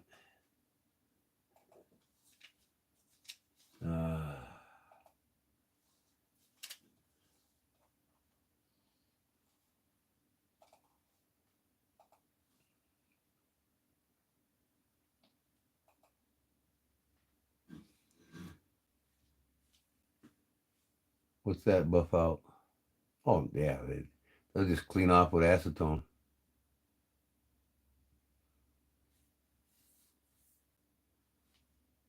Ace Hobo knife I won on eBay. Showed up today. I love that knife. That's cool. Was that the one you're going to trade me? You've been wanting a hobo knife. Double the value of the trapper. Sure. All right, now. YouTube Studio. How long have I been on, folks? 2 hours, huh? Okay. See where we're at here.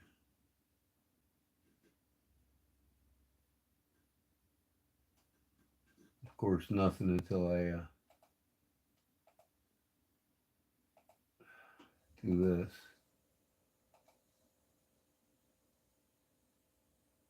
It's funny how YouTube shows your hours. They put them up when they want, I think.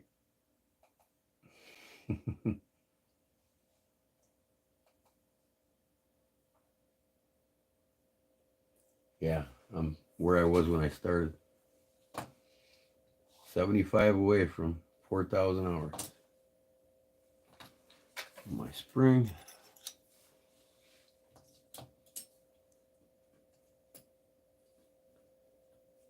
I'll go get some pins here. I even got them.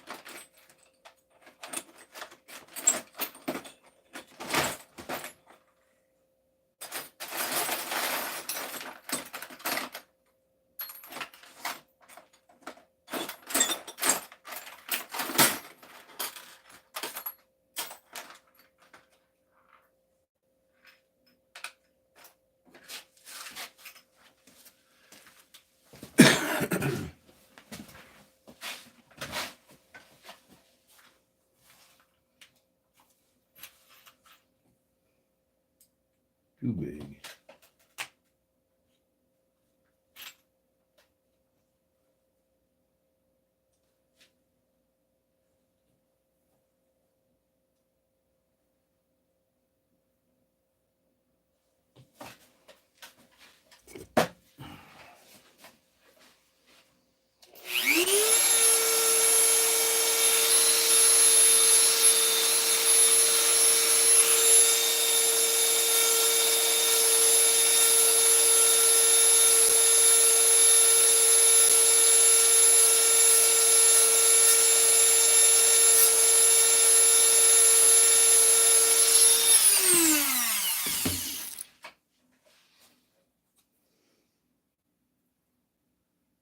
That one's too big.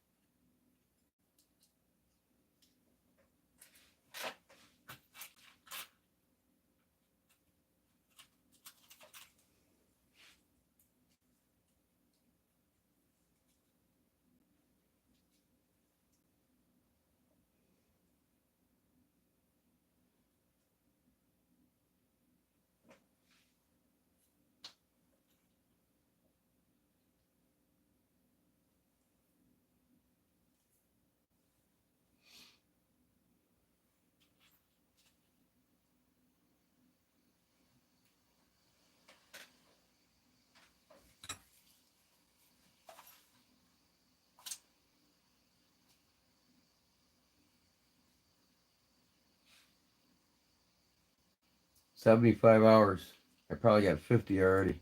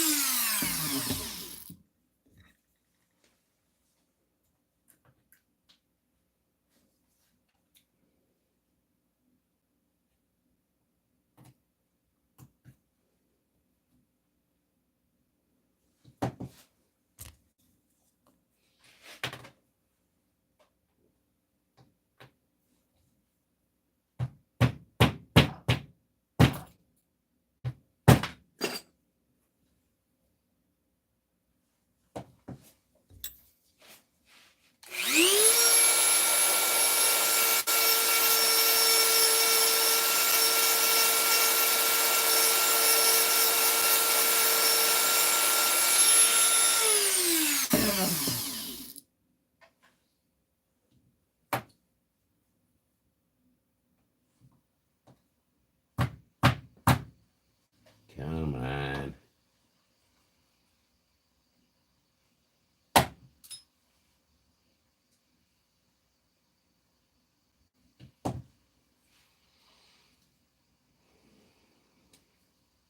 Man.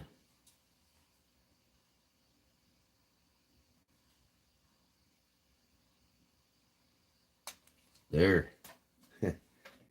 One pin to give me problems, boy.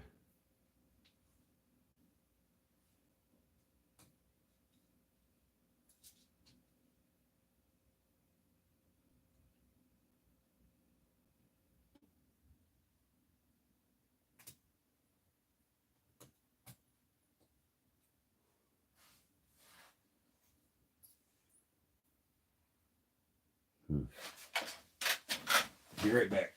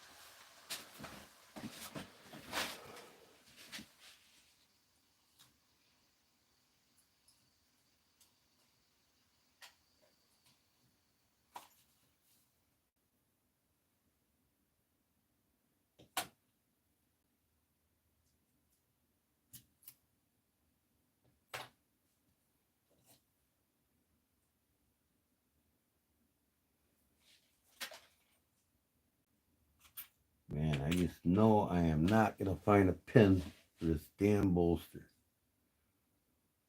Yeah. Nothing I can say. Something I can sand down. Hold on.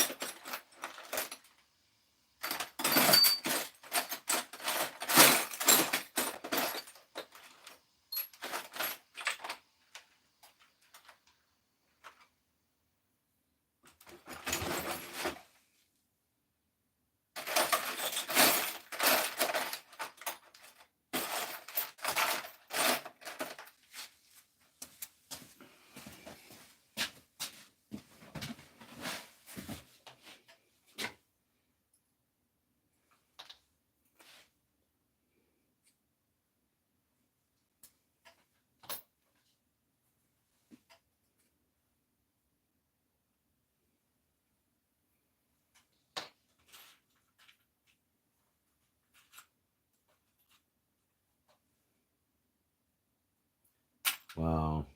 I'll have to sand something. Be right back.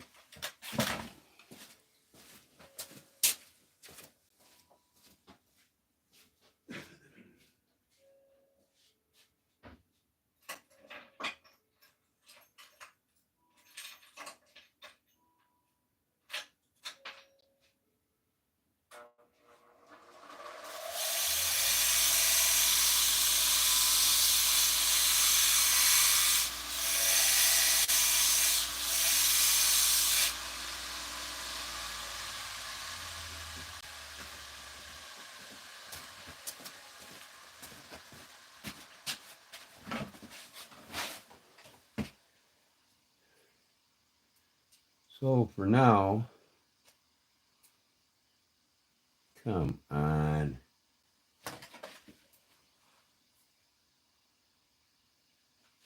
Be right back.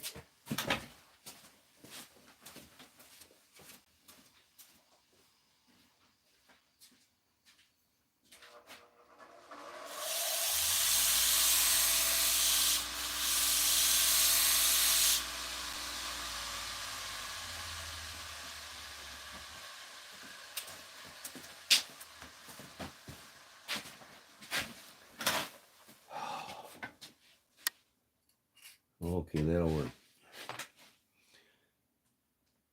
I gotta sand nickel silver pins down to the right size. I ran out of the right size, so the next size up, I gotta sand them, but I'm gonna do that on my own time. I just want to get this partially together so you can all see what the blades, this thing's gonna look like together.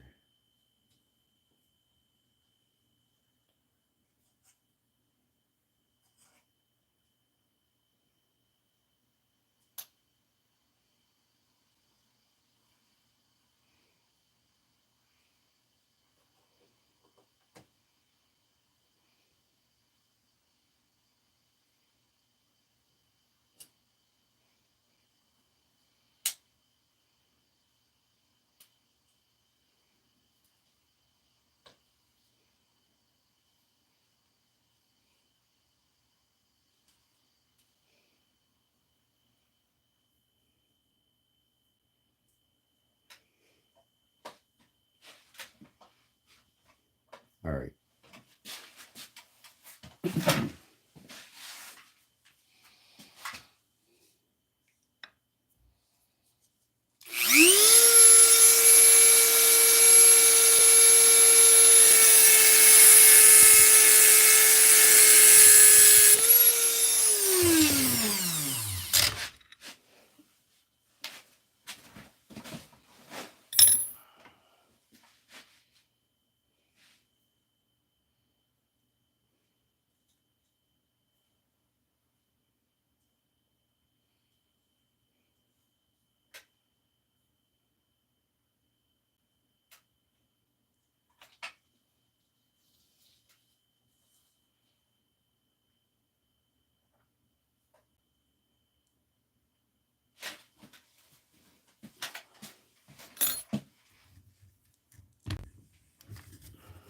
Almost got it, guys. Screws or pins.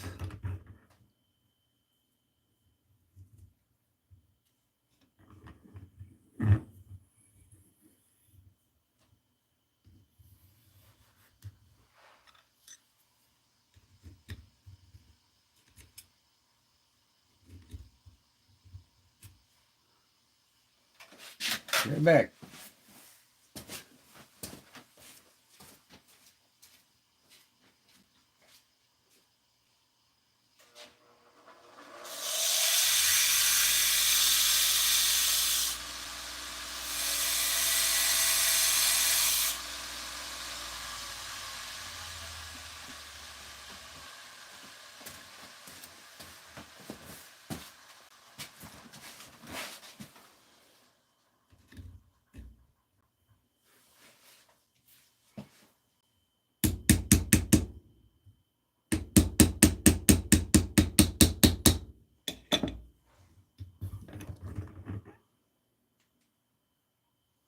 All right. Let me cut these off and show you.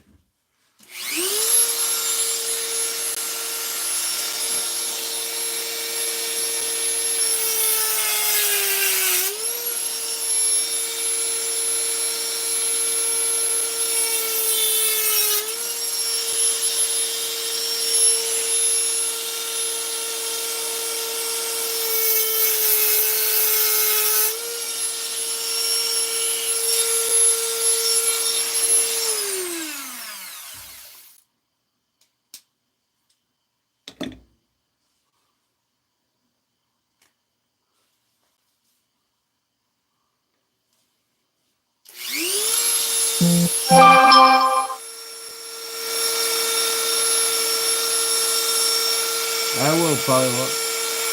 Thanks, bud.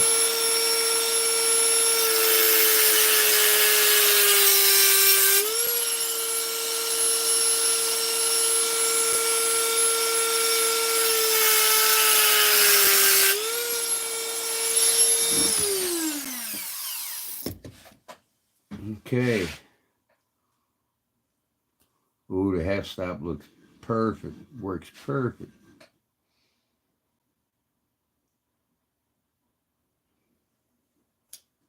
Oh yeah. Once they get it all together. Y'all ready for this? I just got the pins in temporary and I got a brass one in the bolster just to put it together. But that'll be my next video. Putting the pins in. My next live video. It'll take me a while and I gotta use the sander in the shop and I don't want to wake my wife up. So, anyways, let me turn this camera on first.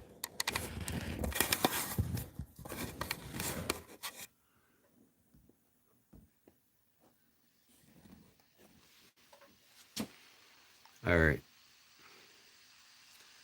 Well, here's the blade part.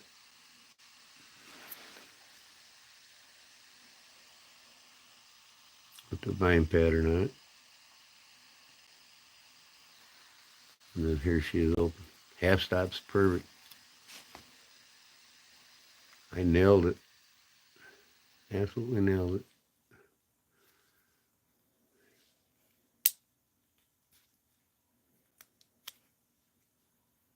So, open all the way.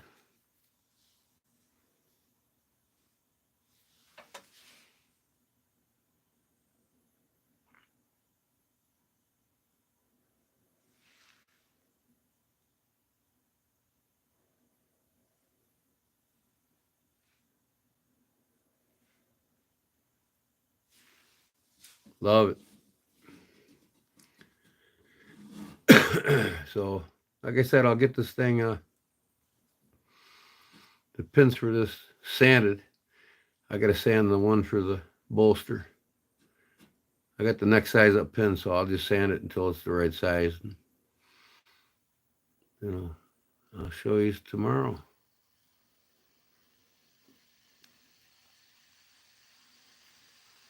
There she is, Justin.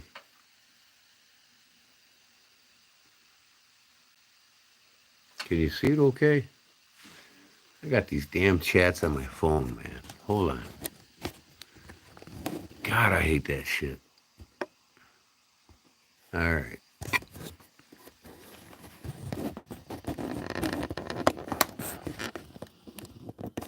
Here we go.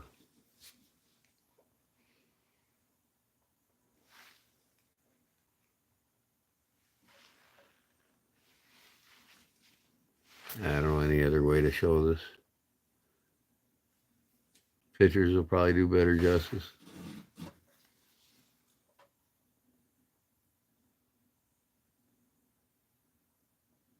The vine pattern all the way down the blade.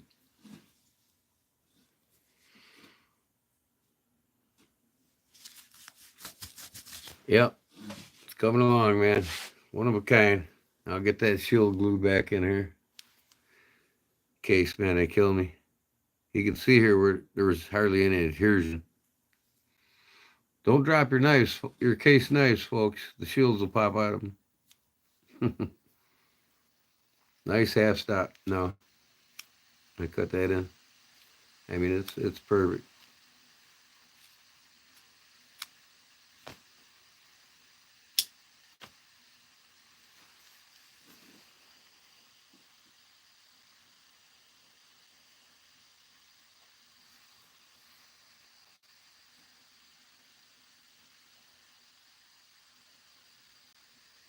Yep.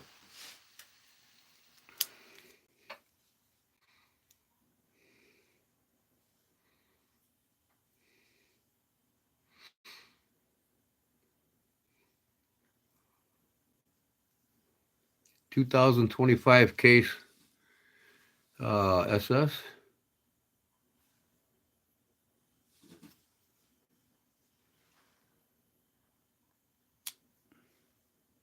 Can't really read it. Stainless steel, yeah. Yep. Case single blade slim trapper. One of a kind though. Who wants to buy it?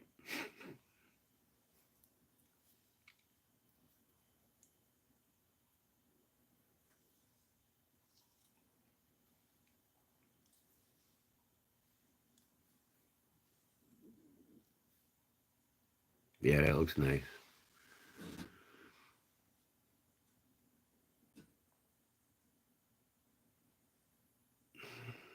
Can't wait to have it together tomorrow. All right. I made a mess over here.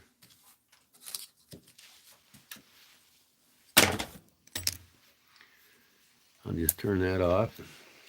Get rid of my laptop here.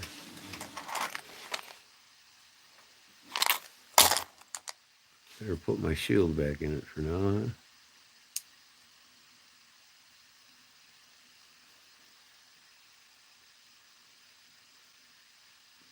Looks nice on the side too.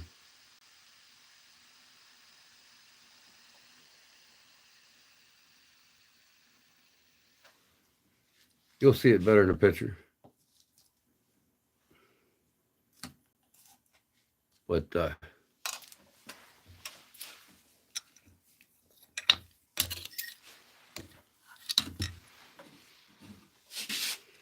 yep.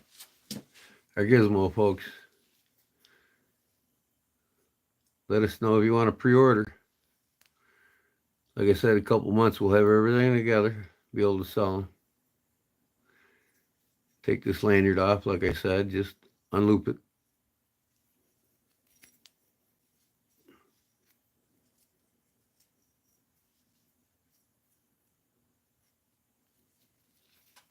Comes right off. There's your bit. Right in that slot. Nice tight fit. Won't come out. And it comes out easy. You just push on it. Boom. That's your ratchet. Like I said, Kydex sheath will go over this for a handle. So you don't cut yourself while you're using it. bottle opener. And like I said, I might put a wire stripper or something here. I think it'd be cool.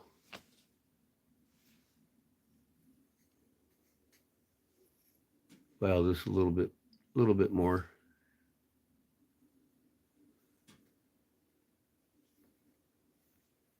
But like I said, we'll get a tube that comes with the knife, and we'll do the 4 common bits for knife repair. I think it's the T6 to T9. Or, yeah, T6 to T9 fits most knives. Work on your knives and pry bar here, cutting blade there, bottle opener. Take your bit out. Put your lanyard back on there, loop it around itself.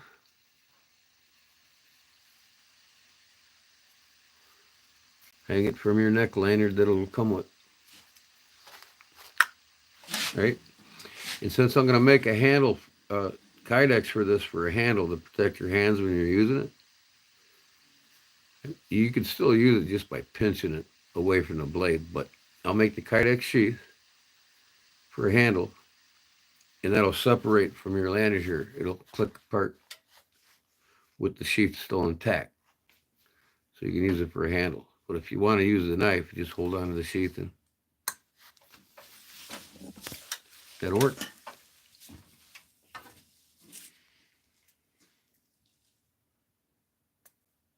Well, like I said, basic price on these just for this knife with the sheath, $45. We're gonna try to get it that low. But the sheath, like I said, it'll be an integrated handle sheath that'll snap from your neck lanyard, so you can use it for as a tool. And it'll come with the 4 bits. So we're trying to keep the cost low. But when I make the case, this will be optional to put it in, put a flashlight in, a ferro rod, and a your own Victorinox knife in it. It'll have a metal clip on the back, so you can clip it here, clip it there, clip it on your belt, on your grow bag, whatever. And in the curved part of this lid, it'll be actually taller, see? Of course, you won't put cigarettes in it, but you know, the finished one, it's going to be just like the cigarette case. So the finished one will be probably about that much lower. All right. And when you have this in there, you can see it'll hit the bottom right there, and the lanyard can stick out of it. See, so if I got this in the case, I got individual slips for these to go in, like that. And you can see here, when you close it, your lanyard's right there. So when you pull this flip up, you can just pull your lanyard, it'll come right out. But we decided to go with this type of case that's made for cigarettes. This is a 1950s pattern. Here's where you put your book of matches at, see. But that won't be there, of course. There'll be a full metal clip. And yeah, it'll have a tube here in this round part above your accessories in there. It'll be filled with fire starter, dry matches, fishing line, and some hooks. Then you have your ferro rod in here, inside. Ferro rod. You'll have this, or this, of course, sticking out with the lanyard. Your ferro rod lanyard can stick out with it too. And then your Victorinox that you have, you can put there. Or any, you know, you could put any EDC carry knife in there. You know, all you got to really do is just clip it to this front part. But that'll be an option to have them both. Have them both with the emergency kit, everything but the everything but the Victorinox. With this and this, it'd probably be like 125.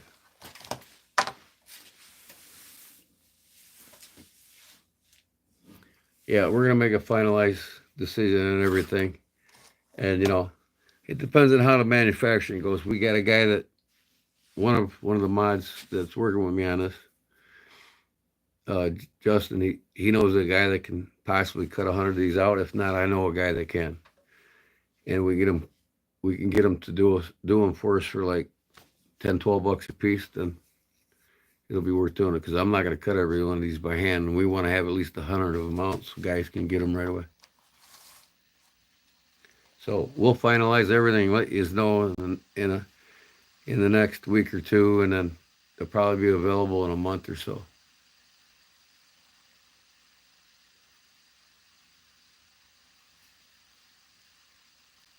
Solid Snake would be proud of the SIG case. Who's Solid Snake?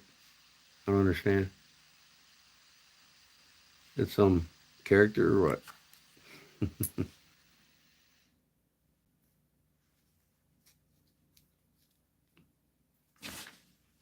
Yeah, it just comes right out. That's perfect.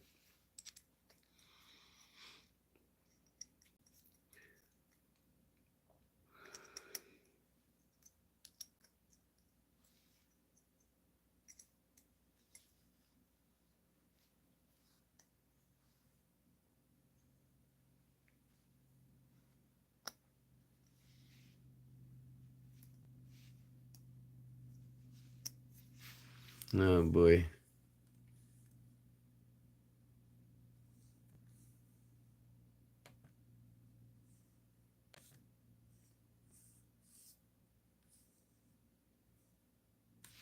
So let me mess around here. I don't know what's up with YouTube, but it'd be nice if they give me my hours that I so deserved already.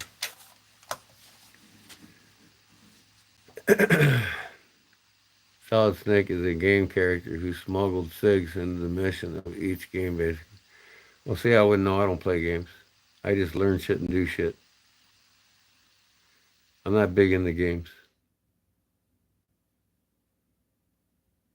Other than football games and baseball games and basketball games.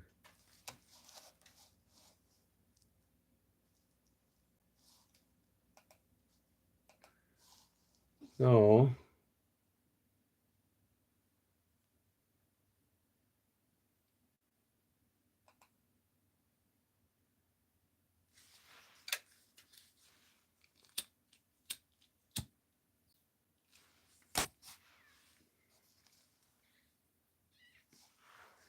see where I'm at here again.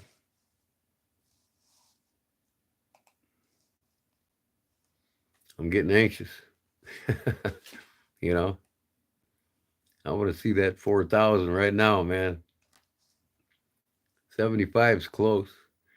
I'm close to 4,000 right now, I guarantee. I've been on here 2.5 hours. Oh, God. Where these people come from? I have no clue what you're saying, pal.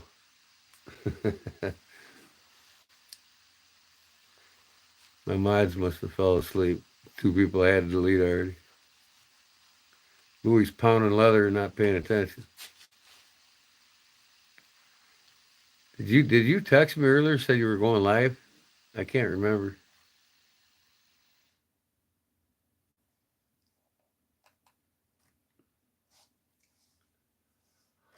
Oh.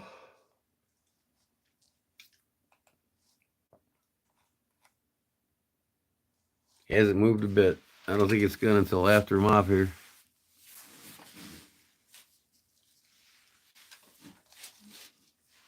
What a dumb question, man.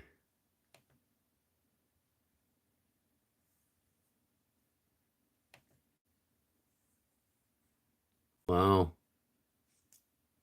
Are you watching some movies tonight, guys? What movies is you watching?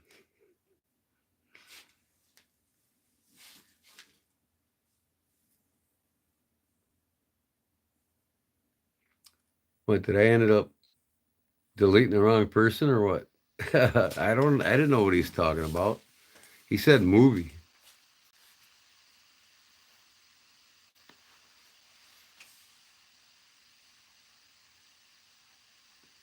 There's an eclipse. Oh boy. I'll get some popcorn made for y'all.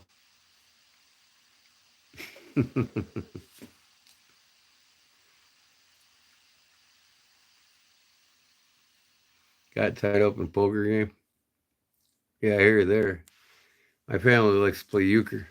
I like to play you know, what's that one game? Gosh darn it. Where you make money. Uh Not blackjack. What's that one game?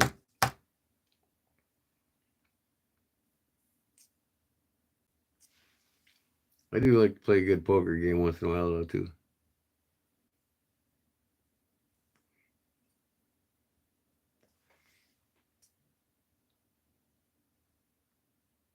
What? Must play with cards, not rope? You're killing me, man. Got tied up in poker game. You're such a joker.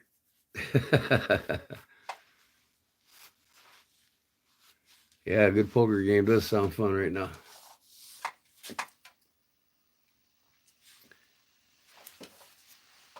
So, tomorrow I'll come on for a bit and show you how I get this knife together. It's tomorrow, Friday? Yeah.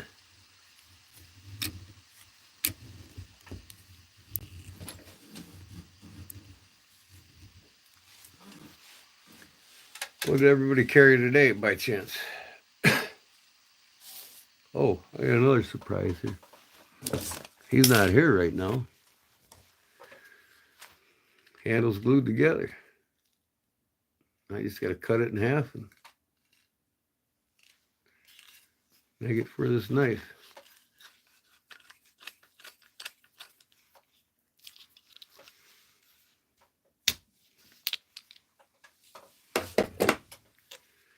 Looks pretty, don't it?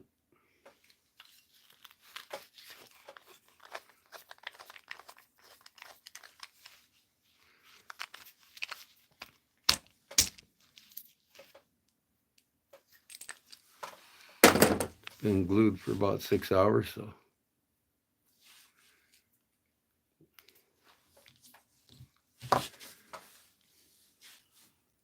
Got the brass in between.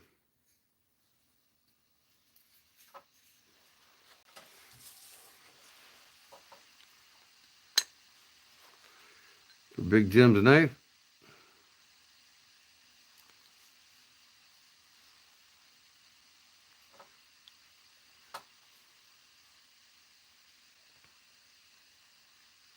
I'll shape it into a handle.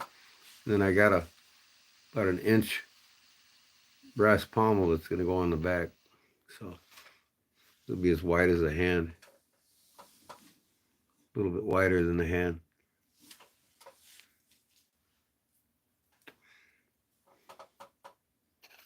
So that'll be fat, come down to nothing here. So you can put your fingers right in there against that blade.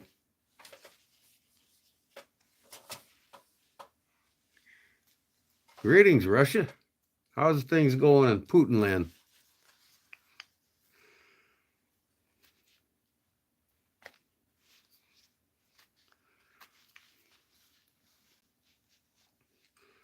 I got 3% of my viewers watching me from Russia.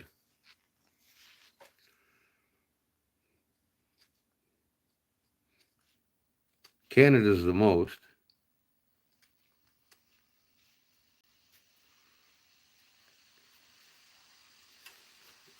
Chicago, I got the most people I got viewing my stuff is from Chicago. And then there's LA or California. And then Canada.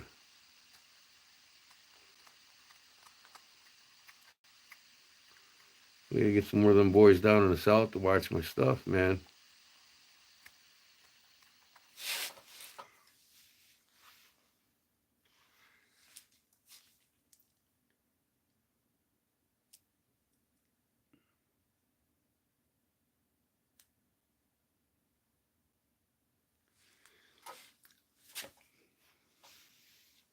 Ohio, cool. Welcome, Red Knight from Ohio.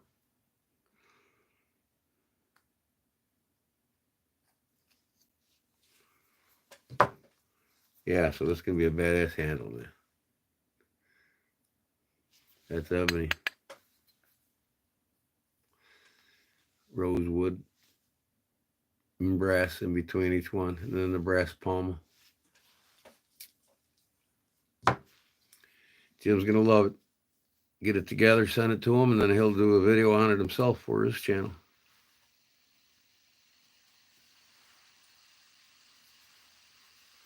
I'll probably make him a leather sheath for it.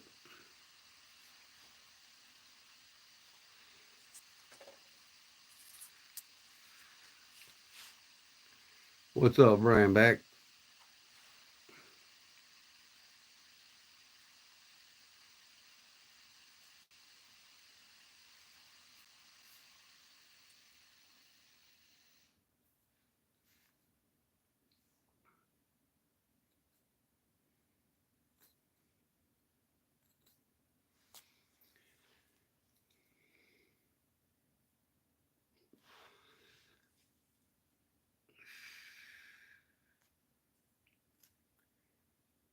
Need an apprentice? Sure, come on over.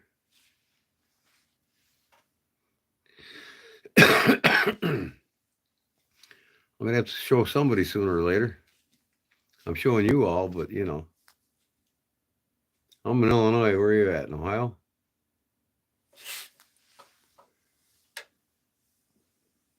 Watch the eclipse now. Is it going down right now?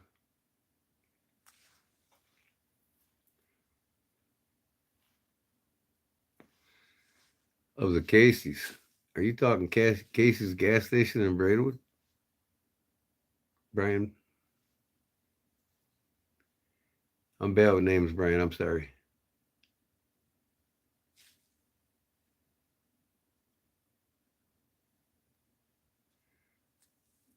And you remember with me, it was the Knights of Columbus, right?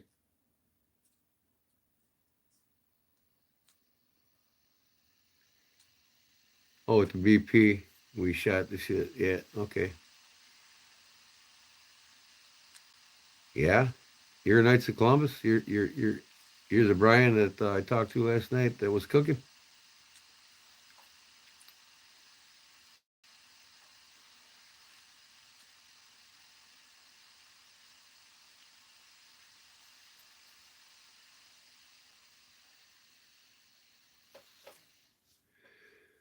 Oh, I'm bad with names, Brian. Sorry, man.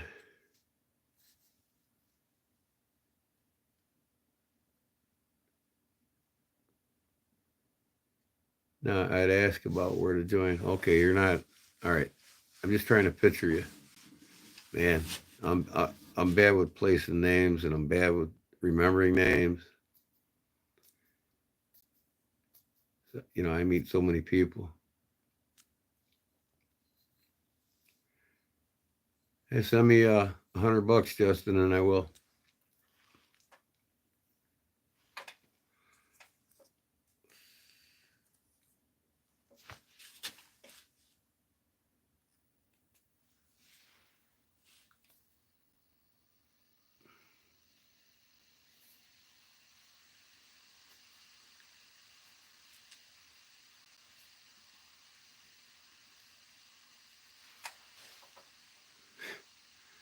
Wow.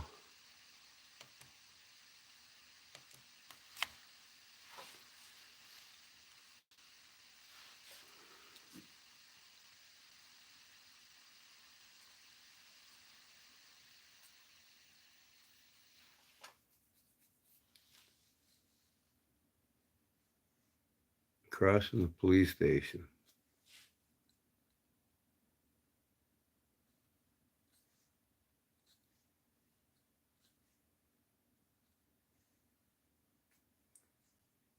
No, Brian, give me a holler, man. You got some paper and pencil on you?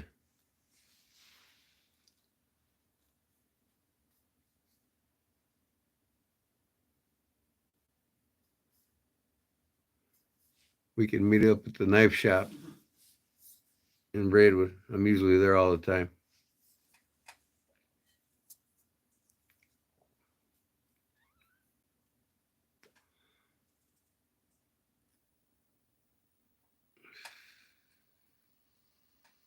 You got some knives you want me to fix up for a giveaway?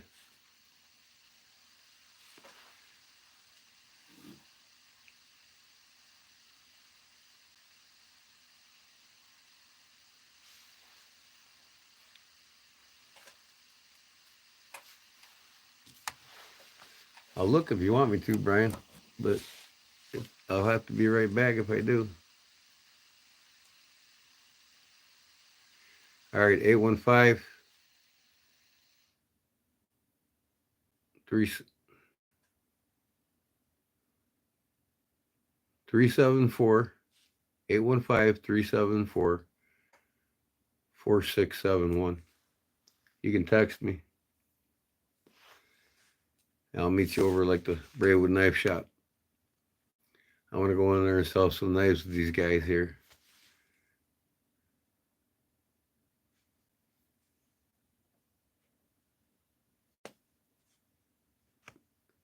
Name sounds familiar. Didn't you buy one from me at one time?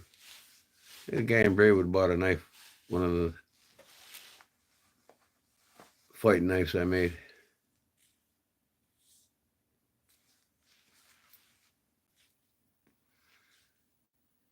Like, what's tomorrow? Friday?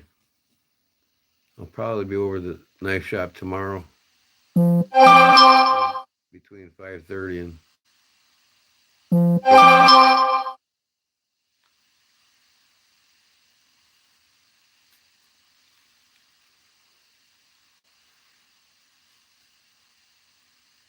Yep, 374-4671 815.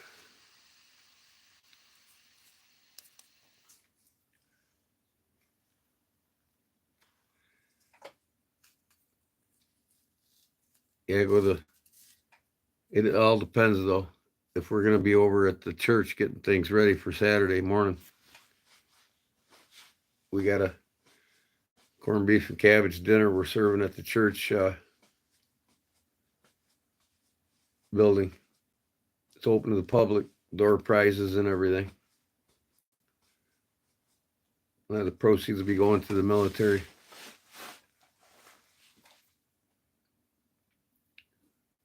What do you want? You want it, Dwayne? What do you want, Essie? Dwayne email you something?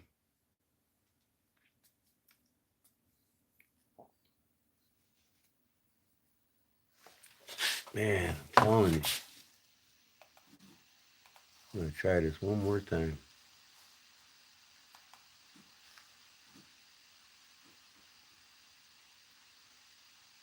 What knife you got he wants, Dwayne? Kid's going to go broke buying all these knives. That's why we got to make these knives, Justin, and start selling them.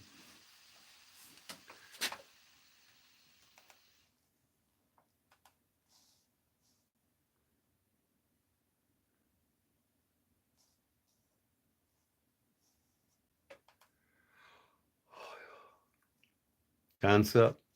I haven't bought in a concept yet. I'm really not in a hurry either, but I might get one. Yeah, my hours ain't moving at all, man. Hell, after a couple hours, they went up 100 on me. So I should be over now. How many people's watching here?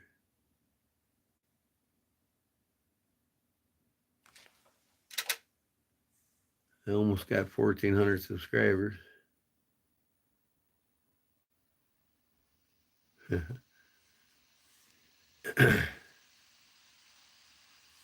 Let me see here.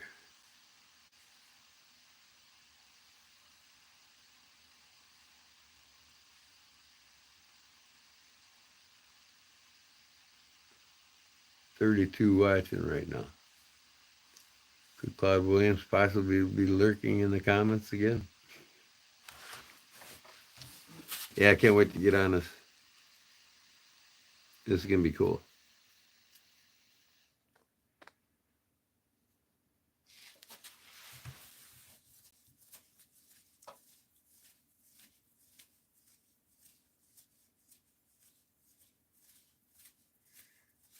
Yeah, like I said, Pollywog, I'll fix it up right on live. You can all see me fixing up that.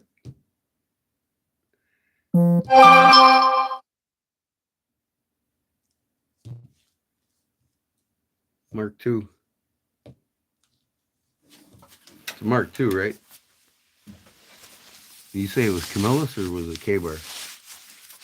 They both had them.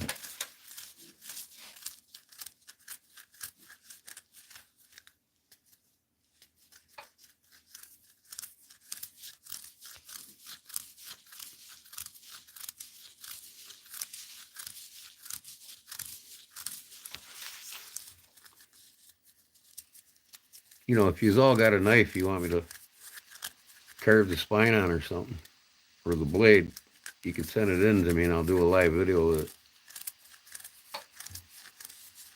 If it's K-Bar, it'll be marked K-Bar on either the guard or the blade. Most of the World War II ones were marked K-Bar and KM2, I believe it was. And then later on, Kabar or something like that. K and bar on the guards.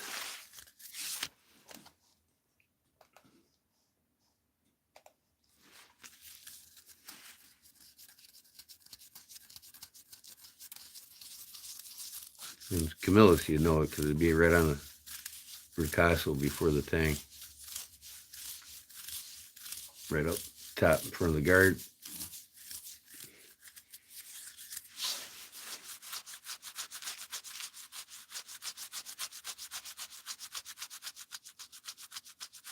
Man, my knees are itching tonight, boy.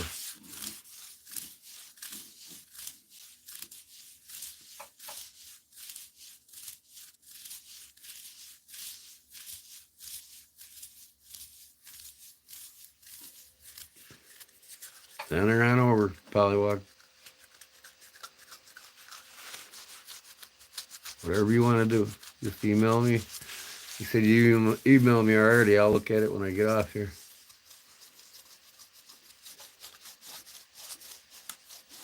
What's good? What's good about what?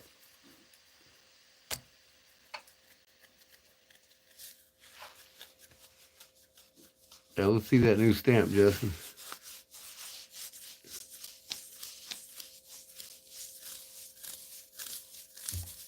Stamp or sticker?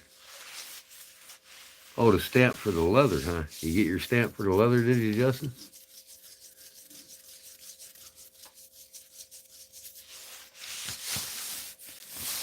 You sent me a picture yet? Something you stamped with it? Man, I gotta put some cream on my arms and my knees.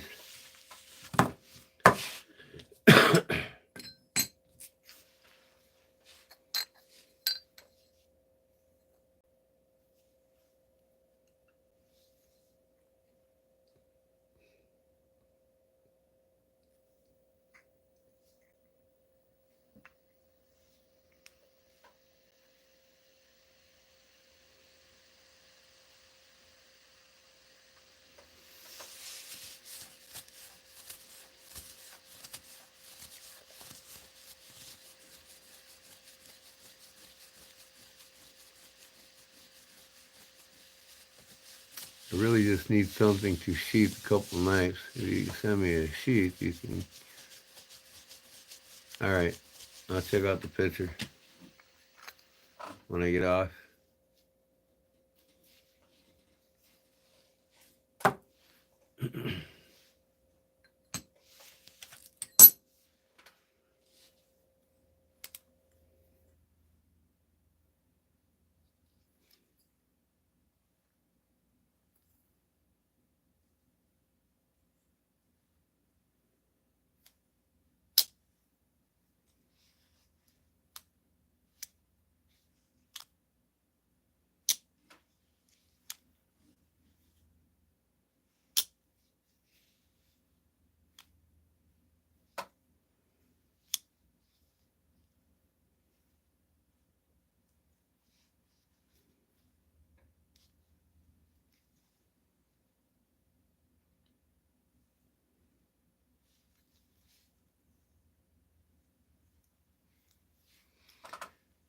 Oh, time is 12:43.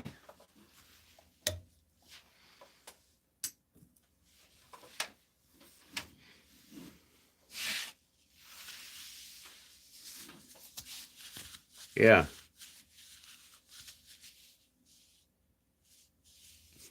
that's what a lot of my videos are about, fixing knives and making knives. Like I said, I can't wait till the summer when I can actually pound them on the anvil.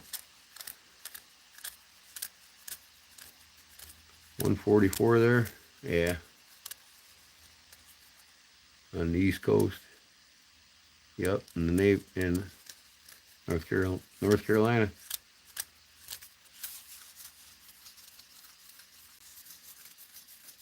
Stumble.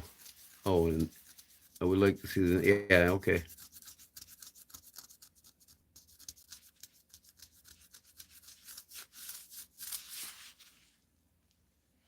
You'll see it. I get the knife out. You'll see the video on it.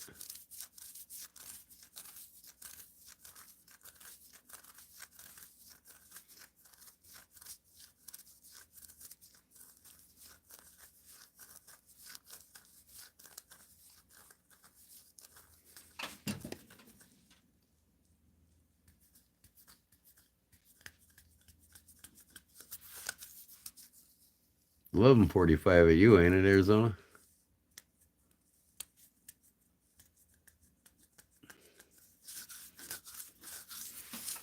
You 2 hours ahead of me?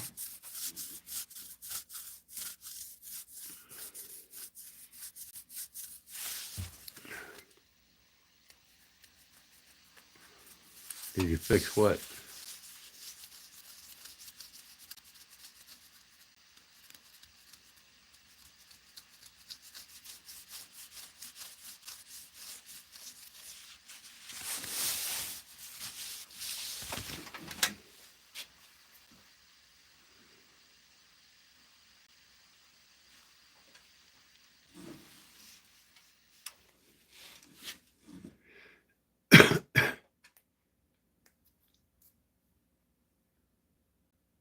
Fixed the knife I messed up? What knife?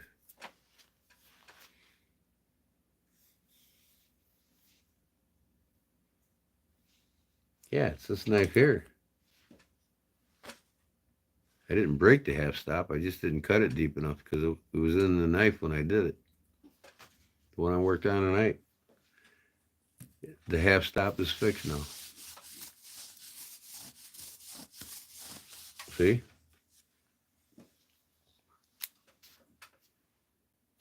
Before it was loose. It was wobbly here. Because, I tried to make a half stop while it was in the knife on top here. And it's like almost impossible to do so.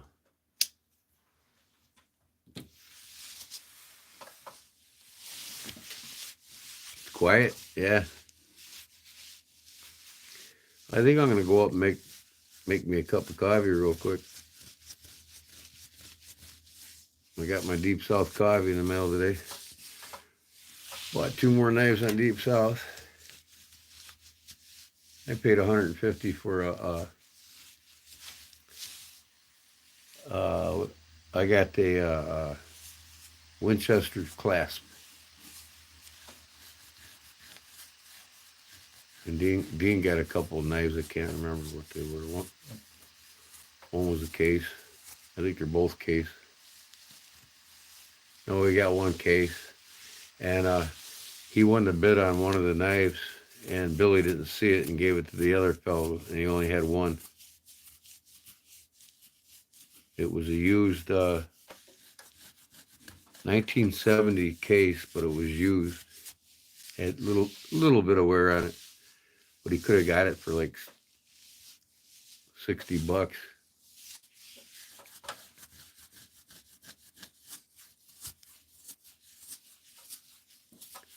Each month, I got him beat. I do it each week. I'm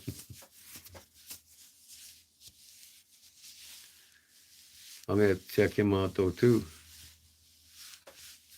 I like winning stuff. Didn't win nothing on Deep South tonight.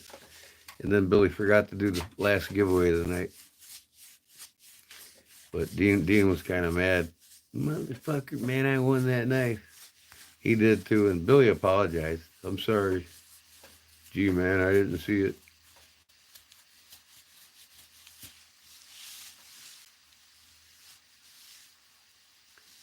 Oh, yeah. I've won 3 knives from Deep South already. Won 3 knives from them. I belong to a Facebook page where they have raffles, and I've got 2 off of I won 2 raffles on that $500 case clasp I got. I bought 2 squares for $10 a piece, and they drew my number, and so it cost me $20 to get a $500 case clasp knife. And then I won a side buster off the same place.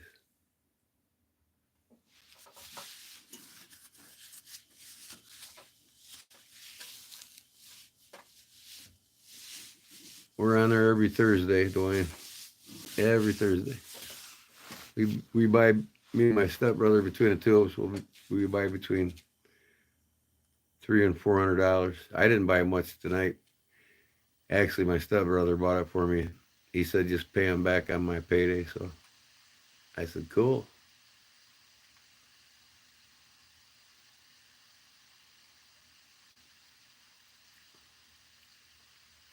He should have some money and buy me some things once in a while. I just gave him $110,000. My brother, my stepbrother, yeah.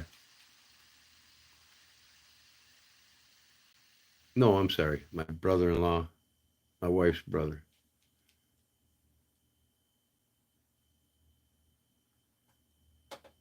Did I fall off the stool? No, I didn't.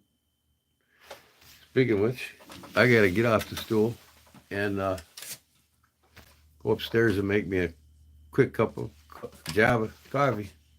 I'm going to be up a little later. I'm going to get some coffee in me. And I might only be on here for a half an hour more. Who knows? Maybe an hour. Depends when you get sick and tired of me. But yeah, I can't wait to get these things rolling. Pretty cool idea there, Justin and Louie. I know how y'all love your gizmos. Yep, coffee time. All right, if you drink coffee, go make some now. And I'll be right back.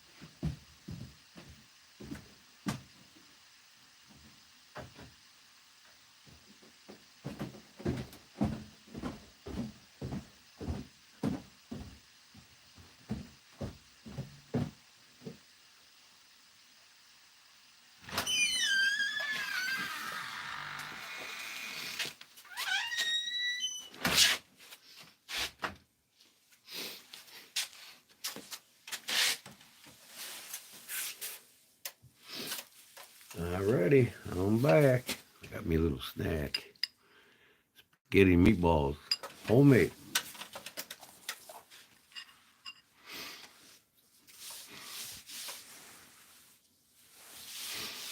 Okay, what am I missing here?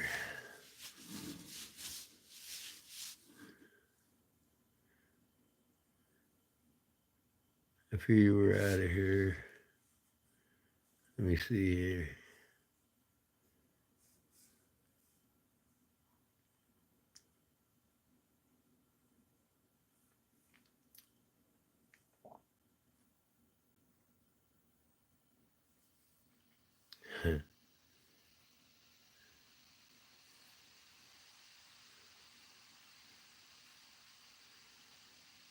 Barely here, Dwayne. Getting tired, are you, bud?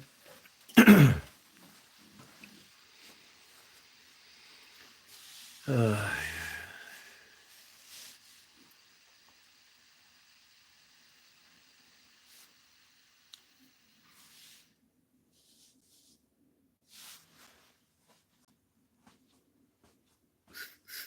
Snake Eater. I'll probably never play it, Polywog.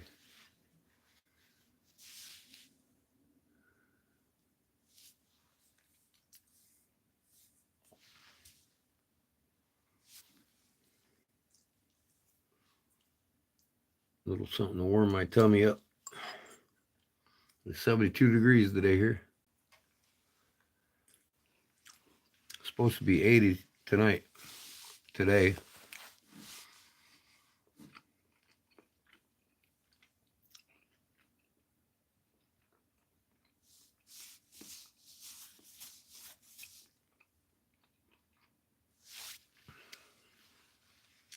Still here, Justin? And Louie?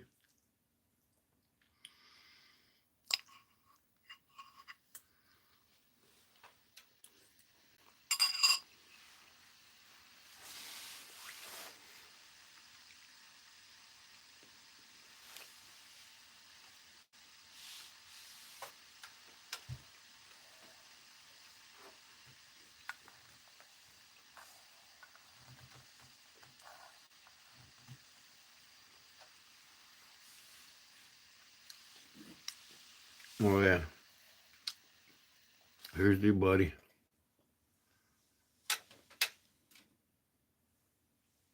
It's backwards. I'm going to turn the camera on.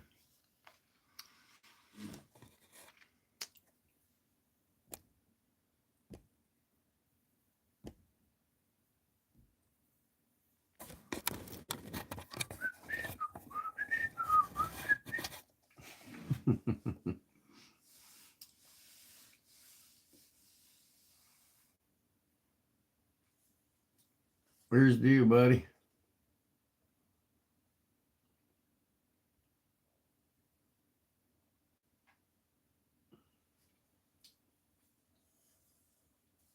Cheers, everybody.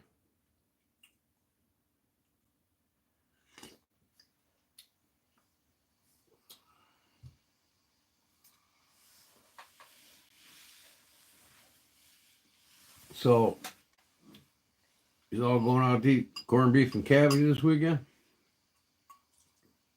Celebrate my day?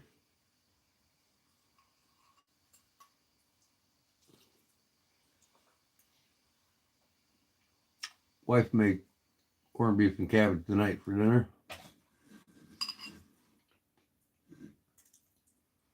Can't wait to make me a Reuben on rye tomorrow.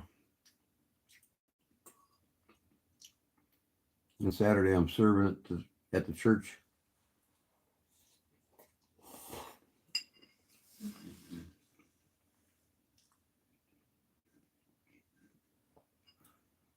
Give you gas? What? Corned beef and cabbage does? That's because the cabbage cleans out your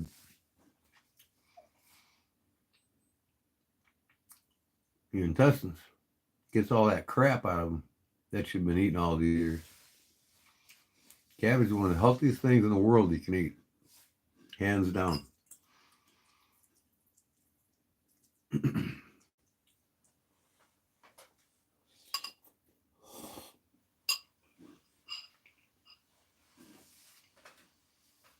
Got to bring up napkin.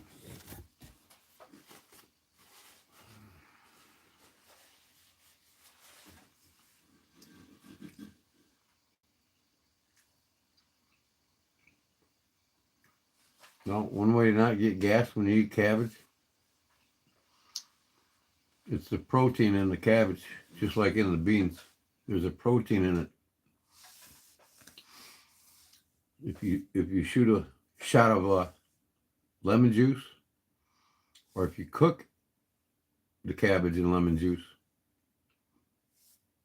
it destroys the protein that gives you the gas. So when you make chili, put a shot of lemon juice in it, nobody will get gas from it.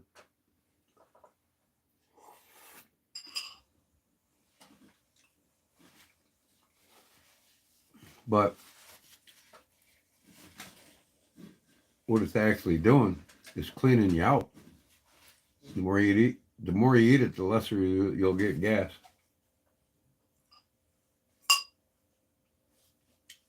It makes us. The wife and I go to the bathroom more often too, and which is normal. People should have a bowel movement every day.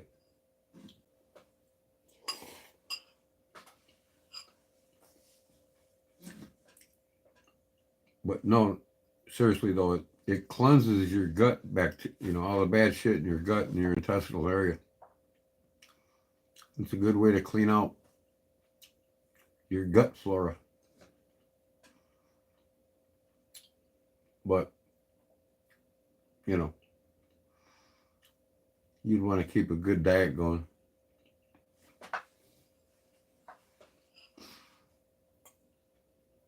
Yeah, we like to eat the kielbasa sausage and sauerkraut with potatoes. Oh, is that good?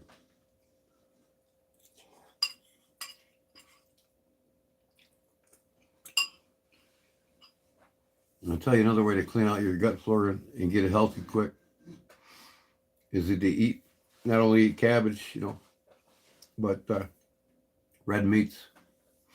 Eat nothing but red meat. I mean, don't eat no junk food. Don't eat. You could do it. Who in the hell wouldn't want to eat steak every day, right? But you eat red meat for a week, and your body no carbohydrates, only red meat. Because your body burns carbohydrates for energy. So if you switch over to meat, the protein in the meat, your body starts getting its energy from protein instead of carbohydrates, which makes you sleep better, gives you more energy, makes you more alert, fuels your brain better. Carbs are no good. Too much sugar's no good. I mean, you get a lot of natural carbs and natural plants and stuff that you eat. You can't live without carbs. But it's in a lot of natural foods. Just stay away from the sugar. Eat lots of meat. Protein and fiber. But yeah, if you want to cleanse yourself and get on the fast track to a healthy diet, eat meat for 7 days. And after the third day, you'll start noticing a big difference because you're not eating sugar or carbohydrates and your body starts using the protein for energy, and you feel so much better. It's such a much better protein level.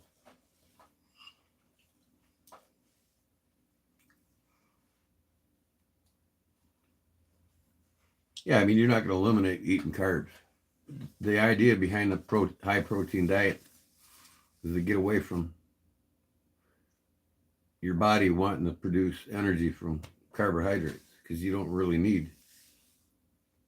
You could do a combination of both, but the main thing behind it is to clean out the intestinal and in your body, get all the bad gut flora out of your gut, and start taking a probiotic and some omega-3s every day. And then you can switch back into the carbs, but slowly, but not sugar, you know what I mean? Natural carbs, natural fruits and vegetables.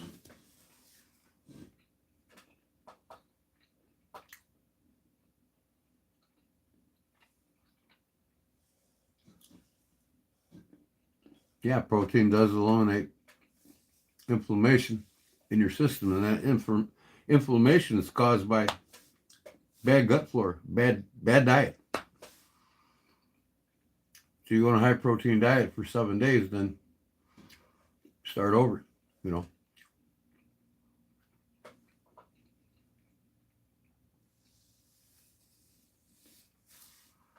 Well, Parnell, what I eat is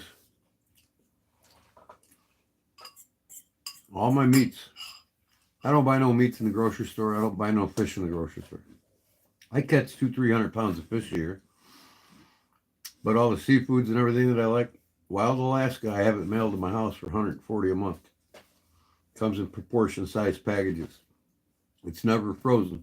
As soon as they catch it, they process it, and they send it right to you on dry ice. So I'm the first person to freeze it.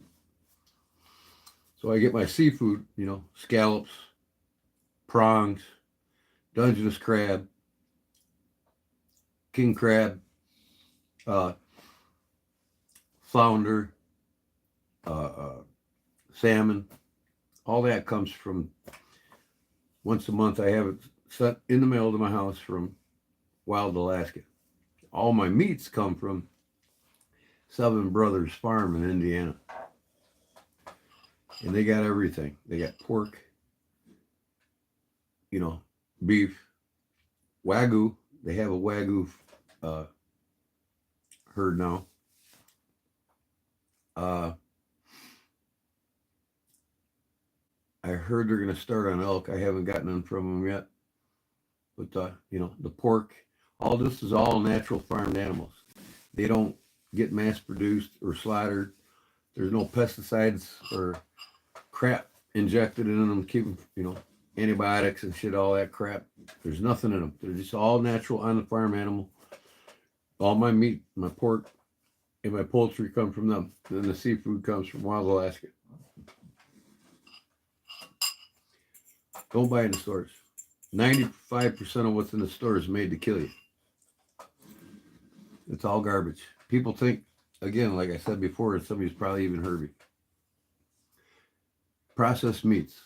That means everything in the deli. That's just all love. Like the deli meats and stuff you get sliced up and you take home. It's all processed crap. If you want deli meats, buy a roast, slice it up. Buy a ham, slice it up. Buy a turkey, slice it up. You know what I mean? People are just too lazy. They don't care anymore. And they definitely don't care about their bodies and how they treat it. They'd rather treat their vehicles better than their bodies. You know, I quit drinking sugar drinks a couple of years ago. Like, for instance, I was almost 20 cans of Pepsi a day. Pure sugar. That's when I went on the sugar. I kicked the sugar bucket. But, sorry, folks. This shit's good. But when I quit Pepsi, man, not even a month, and within a month's time, I'd lost 40 pounds on my gut. And I kicked my gut flora in the overdrive that day. I've been doing it ever since. I feel way much better.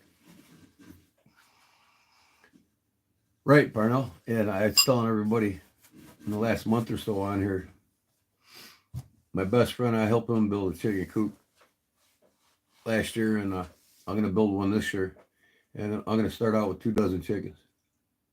And I got a lot of fruit trees, and I'm going to plant grapes, strawberries, a couple apple trees, couple peach trees, a few other things besides my garden. My garden's like 150 feet long by 100 feet wide. I want to add on to it this year. Actually got another 1/4 acre in the back that I would like to plant nothing but garlic on it, sell it to the local stores and restaurants around here.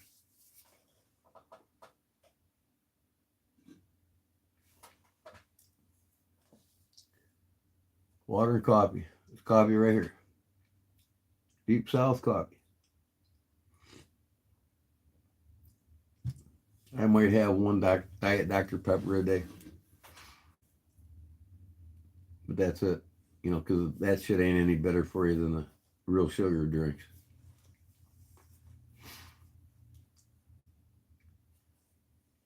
But I also make ginger tea, where I'll slice up some ginger and I'll boil it, and I'll put cumin in it, honey, lemon, mix that all up.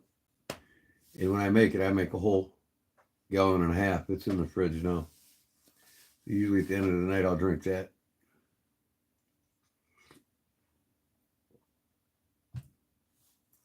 But hey, I smoke. But I went from almost 3 packs a day. I make my own. I got 4 left out of. I think I made like 15 cigarettes this morning when I woke up.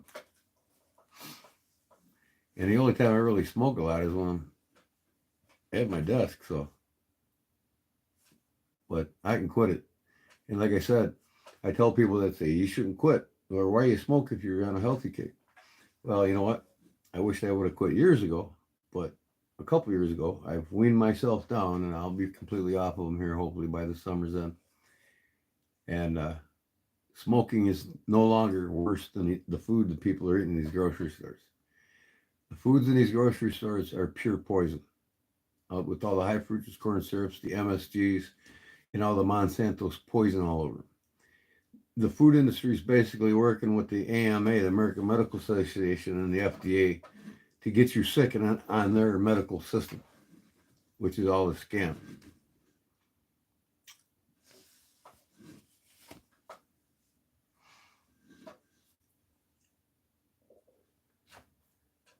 My chicken, I have to give quality food, put weekly, about 8 eggs or 14.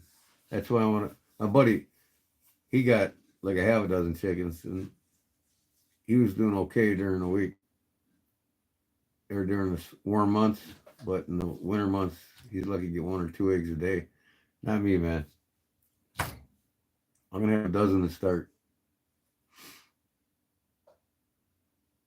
And with chickens, there's certain herbs that I can grow in my garden that keep them healthy. So that's another bonus. I can grow my own healthy supplements for my chickens. All tobacco does have pesticides sprayed on it. You're correct. You're learning, young man. And that's why I'm weaning myself off of it. But the ones that I have doesn't have nearly as much with all the other crap that's put on these manufactured cigarettes. Like I said, anytime y'all want to go mountain biking against me, if you can't beat out 50 to 100 miles in a day like I can right now, don't even come over. Because for 60 years old, I shouldn't get.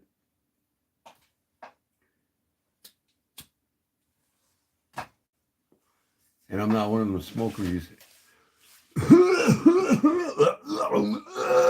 You know what I mean? You don't ever hear me coughing and hacking. I don't wheeze at night. I don't cough and hack. It's all going away because I'm smoking a lot less. I never did cough and hack because I keep myself active.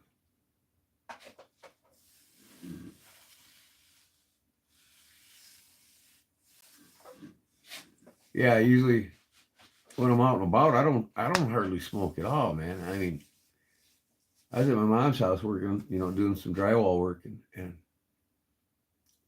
I was lucky to have 2 cigarettes there while I was there for 8 hours. When I'm busy, like working on knives and shit, I'm not smoking. It's only when I'm sitting still.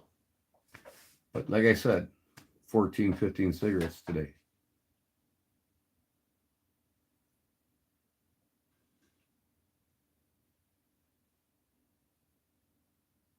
A little bit of smoke. What the hell are you talking about?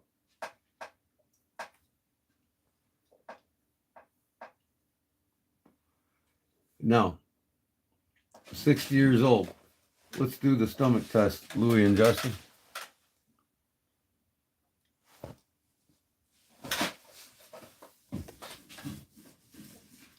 I used to have it all like this, man, too, when I drank a bunch of sodies, pops like y'all. I quit that shit and it all went away. Got rid of the sugar.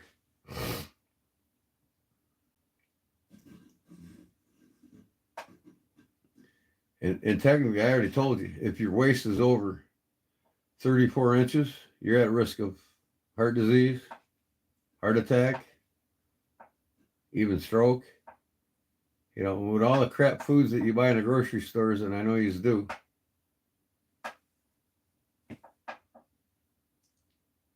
it's killing you. Subway's not an alternative. Subway's worse than the processed meats in the grocery store. Subway is the epitome of processed meats. Everybody think go to Subway, it's the healthy. It's just as poisonous as a Big Mac from McDonald's. People just don't get that.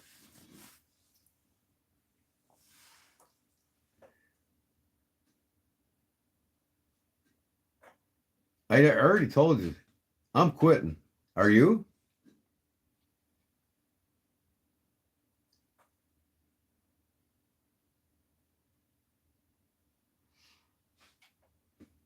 See, because by the midsummer or before summer's on, I'm gonna be done. I'm done with this shit. And you know what? 7 years, my lungs are recuperated. My dad quit when he was my age, 59. I think my dad quit. He's 85 right now, and he's moving like you wouldn't believe. He doesn't cough and hack. My mom quit 25 years ago. She don't cough and hack.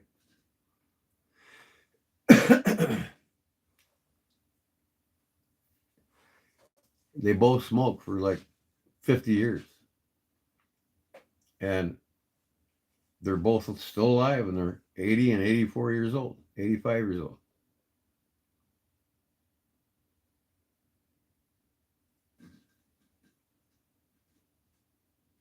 Yeah, I'll have, I mustn't lie. I like only one thing. I love McDonald's coffee. So most of the time I go there, I just get a coffee or a hash brown. That's all I get. I don't buy anything else from there. I just go there for a coffee. I do like their coffee.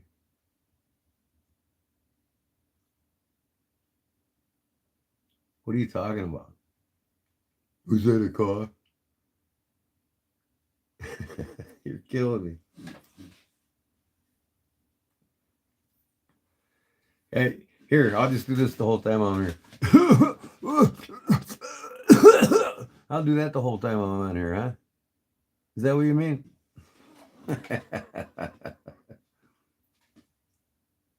Like I said, let's get on the bikes, brother. I'll bury your ass on a mountain bike. You'll be huffing and puffing the first 10 miles.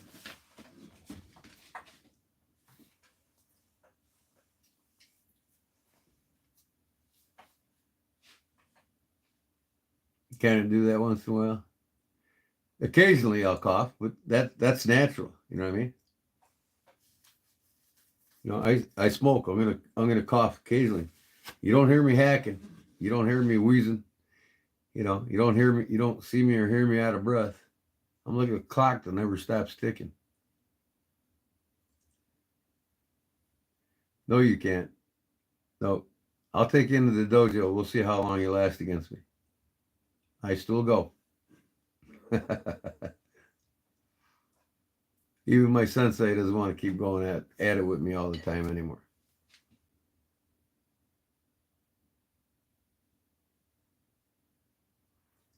That's one I made. And I can't show the gun. They'll kick me out of here.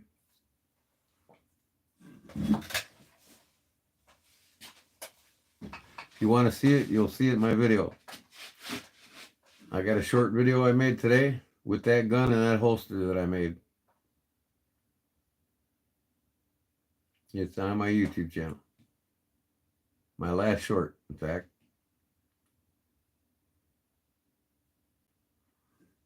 I doubt that. Come on up.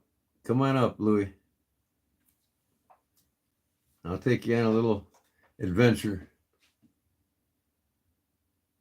50 miles on the bike. We'll walk about 15 miles in the woods. And I got plenty of woods back here that I own that you can practice on after you get done with the bike ride.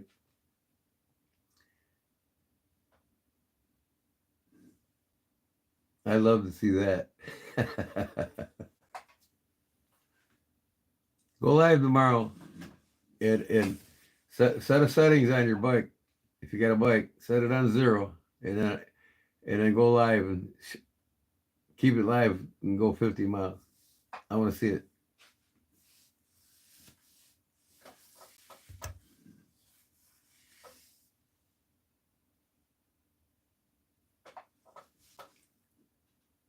See, there ain't no mountain alive that'll fucking tame my ass, brother.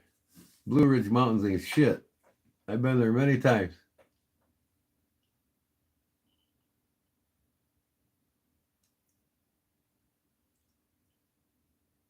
I've hunted in the Blue Ridge. I've hunted in the Smokies. I hunt in mountains near Douglas and Cheyenne. I hunt all over the place. And I have no problem climbing a mountain.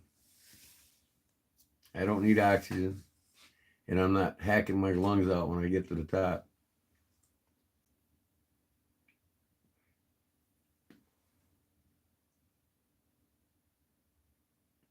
Give it a try, man. I tell you what, it's the way to go. As you get older, man, biking is the bomb.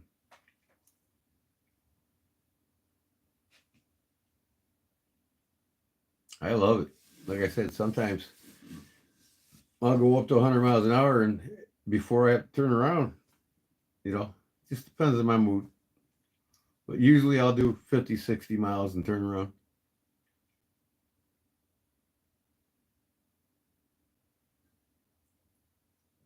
You don't think I can rappel down a mountain?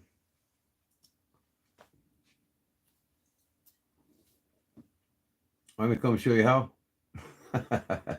There's a lot you don't know about me, Justin. I've done lots of things in my lifetime. Lots.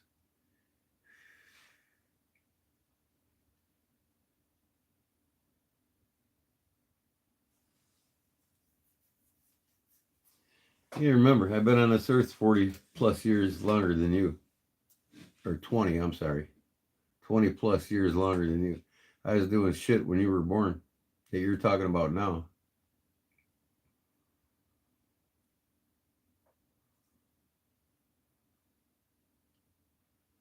Get up, get down, no problem. I'll bring my ropes and show you what's up. Or we just climb them the good old-fashioned way.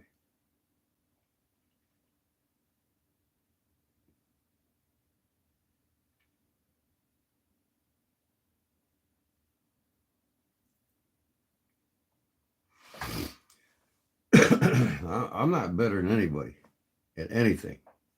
But for my age, I move a lot quicker than most at my age.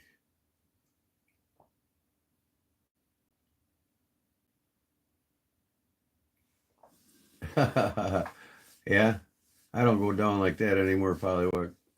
Some days are over. I had my share.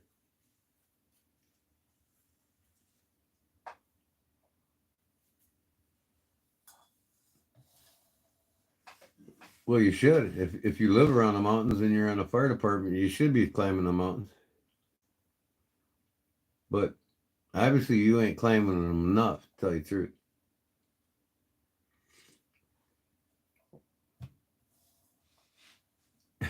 All right, Dwight. I knew you was about ready to hit it.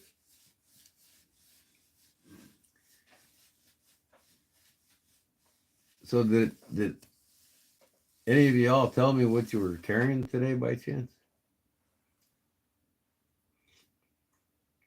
Pocket dump, what you got?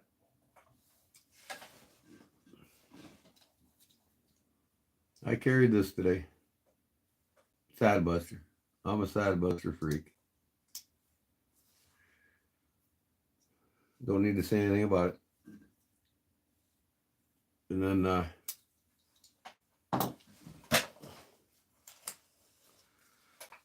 I'm carrying this because it's disposable and an awesome knife.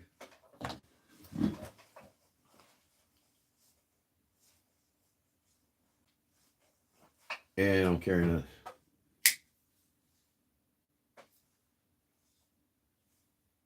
So I've been carrying these three for some time now. Smith & Wesson Oasis, what's that?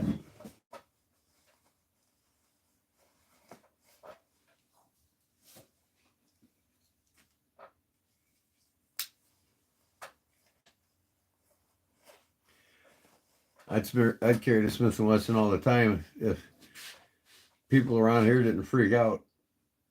The only time I really carry my pistols when I go out west in Wyoming. Nobody really gives a shit. That's the way I like it. But I wear my pistol on my property all the time. Lock blade. Oh, okay. A Smith & Wesson Oasis lock blade. I thought you was talking about gun. What'd you carry today, Justin? Louis, come on. There's more lurking eyes in here that can tell me.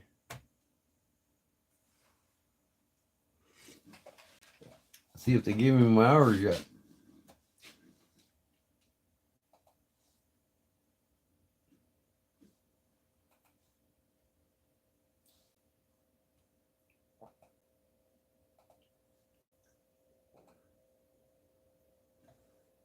Right when I got home, the thing comes out and goes on my side when I'm working in the garage, working in a hot rod, backyard, front yard. Don't give a shit. It's on the hip. Oh yeah. I carry mine everywhere when I'm in Chicago. Everywhere. Nobody knows I have it because they got very strict gun laws in Chicago. What they can't see won't hurt them. Like I said, it's better to be judged by a panel of 12 than carried by a panel of 6.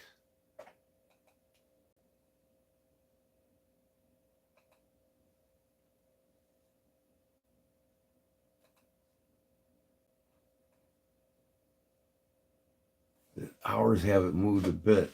Still at 3,925.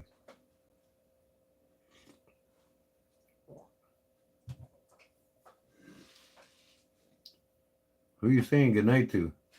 You ain't going to bed. What the hell are you going to bed for? You're up till 5 in the morning. You kept me up last night, and every time I'm live until 5, you can do it again tonight. Just kidding. Your young ass is wore out, ain't it? Couldn't hang with the old man, right?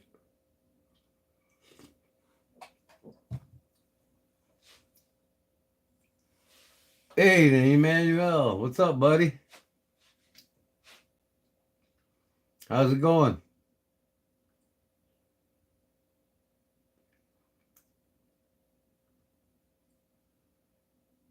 Have you read all of the books in the back? I've read every book I got, brother. I've got a whole room upstairs, 3 walls filled from floor to ceiling. These are just some of my shop books. I got all my knife books over there. I got all kinds of books.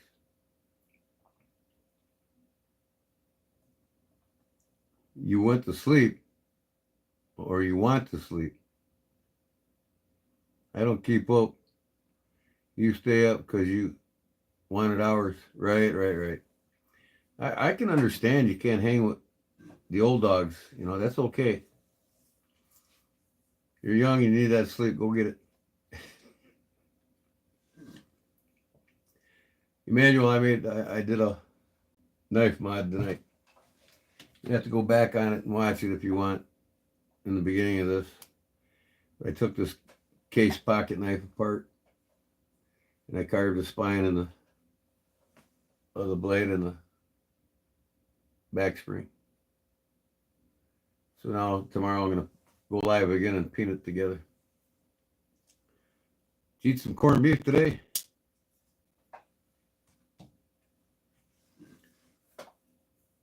9 a.m. Okay. We'll see you tomorrow. We'll talk tomorrow about our plans. Our gizmo. Maybe we'll call it DA Giz. The Giz. That's a cool name.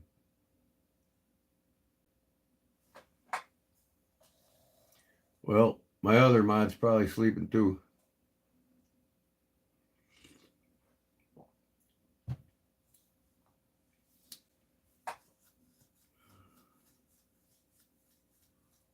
What'd you do today, Emmanuel?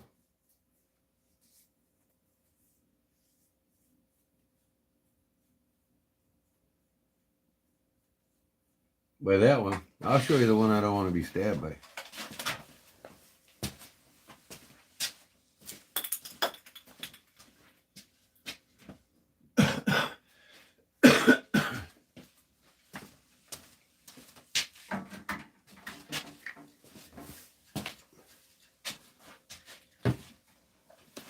This is the one I don't want to be stabbed by right here, brother.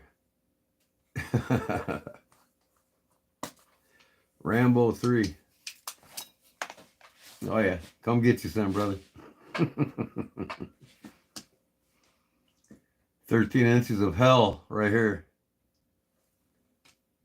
This is the knife he carried in the movie. It's an exact replica of it. Ain't the knife. But I love my Rambo knives.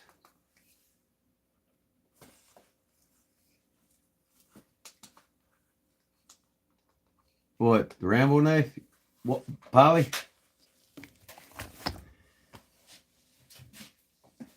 I'm going to bring this one Saturday to carve the corned beef or serve it.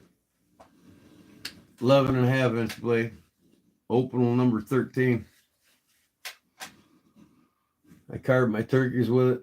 My Easter hams with it. Holidays. I pull this one out for the holidays to carve shit. This is the biggest opal that they make in France. This thing was like $125. The smaller ones are only like $25. But I got this in Rich's store. He's got another one there if you want to get it.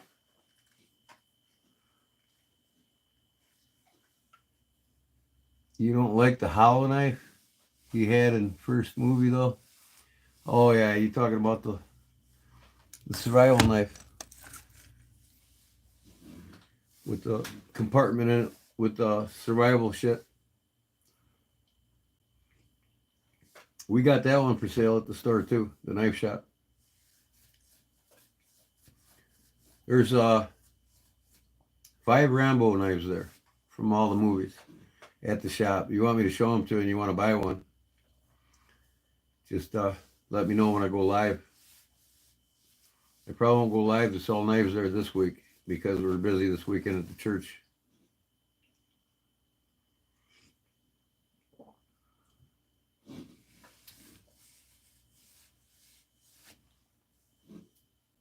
Yeah.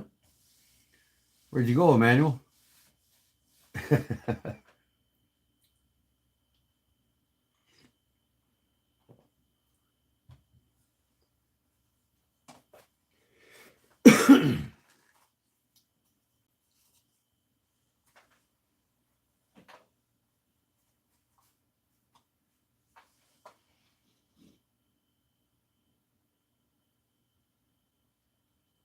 The one with the 0 tang and nothing special inside. What in the hell?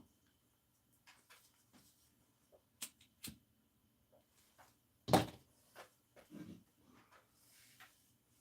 I think I'm going to go about 2 o'clock and call her night. I don't know why they're not showing me my hours yet. Oh, this is aggravating.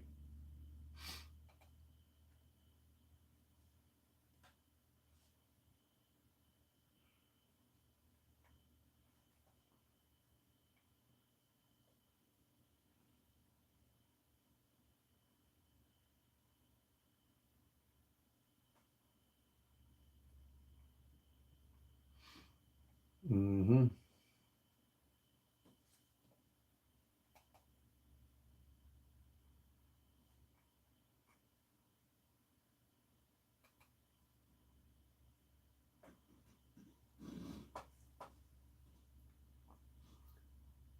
Saludos de España, hermana.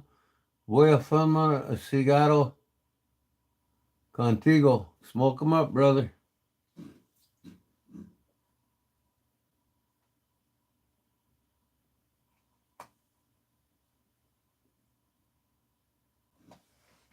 If you got one, smoke it.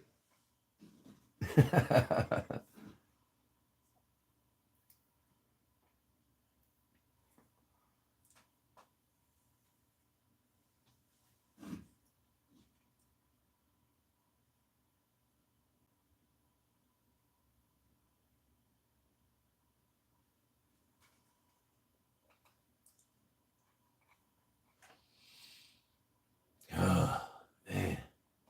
They ain't showing no hours yet till I get off here, I guess. Whatever.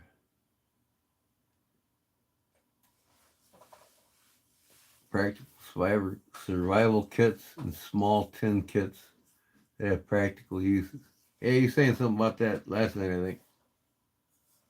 That'd be cool. Let me know.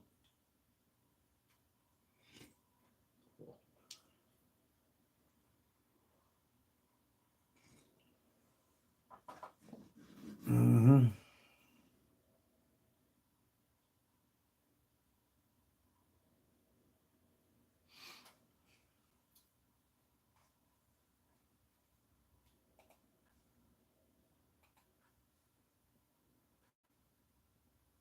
What's going on in YouTube world? Other channels.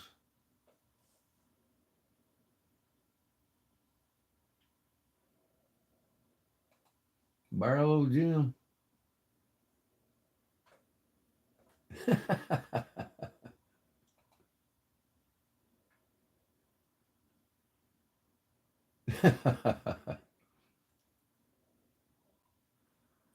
Did you guys see the short yet? He put out today.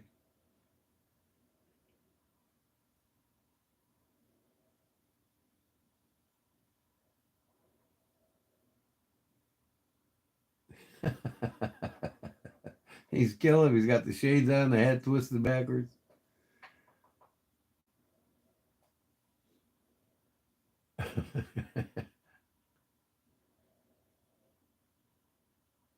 He's got a thumb cut with a band-aid on it.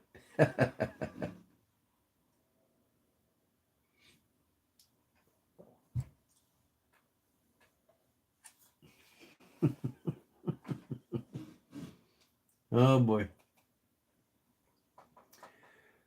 Japanese charcoal is really great for tins because you can always make a tin with each fire from, I'm laughing at Barlow Jim. Tin with each fire from just one cube. They break off cleaner than anything. Cool.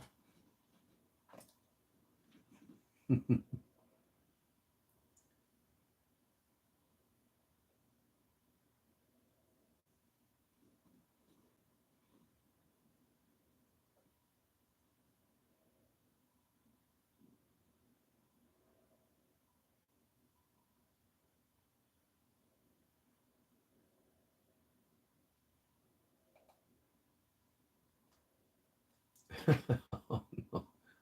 All right.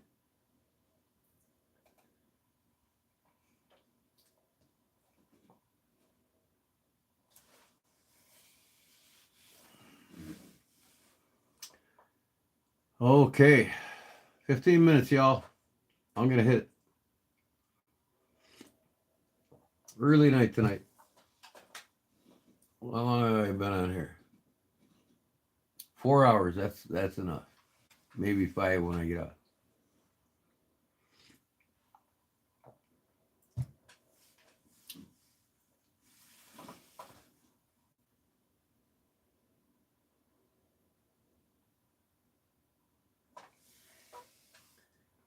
Justin's probably in a deep state of rum right now.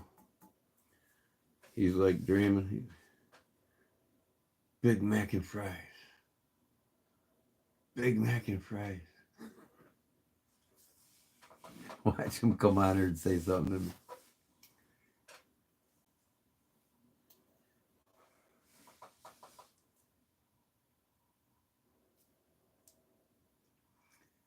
mainly used for hookah and burning sage.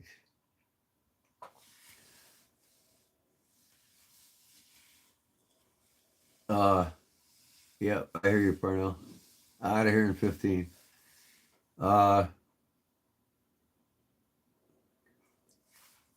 any are any of you gatherers? I mean, foragers. Do you go out in the woods and forage for different things? Like, man, I love cattail. The whole plant is edible. Oh my god! And then you can dry them up and use them for mosquito repellent. Put them in the fire pit. You'll kill every mosquito in your yard, your neighbor's yard, wherever. But I forage for when the cattails just before they flower and they start turning brown. I'll get them when they're like little mini corns of cob, and I'll take them and boil them and eat them. Shit, you not taste just like corn on the cob. And then I take the. That's cool. What's your prep, Parnell? I'll take the root system. You know, I'll get the roots out of them, dry them up. Then I'll comb them out. You know, once they're dry, dice it up real fine, and then I'll put it in the processor, make flour out of it. Oh man, make some good bread out of cattail root. Nature's corn dogs, you know it, man. They're good. You know everything, and even the stems are medicinal properties. You know what I mean? Put it on cuts, mosquito bites. It even helps with upset stomach.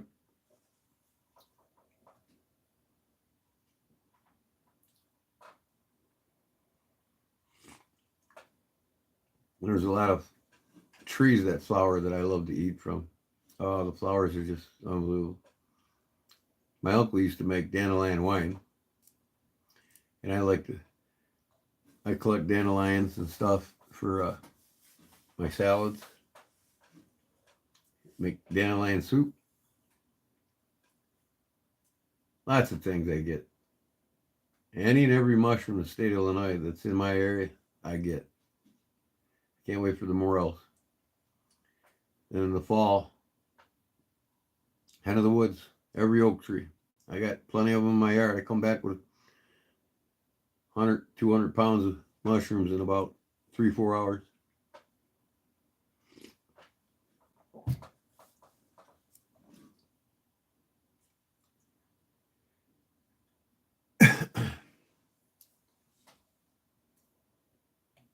I hate your stupid comments. See ya.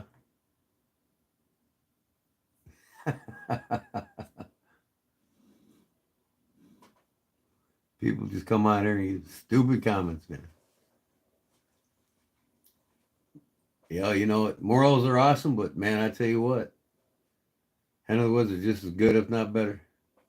I eat the shit out of them. Cook them up like a steak, tastes just like a steak. You know, morels got a little more of the sweeter side to them. Man, my freezer's full of morels and hen of the woods. I still got probably 50 pounds of hen of the woods left from the beginning of fall. I probably ate over 70, 80 pounds of them already. I cook them up every time I make a steak.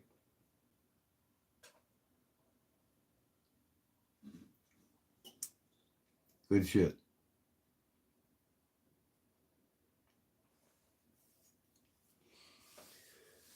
Oh, so I don't have so much of a mess down here tonight. Man, the other night when I went live making that pancake sheets, I had shit everywhere.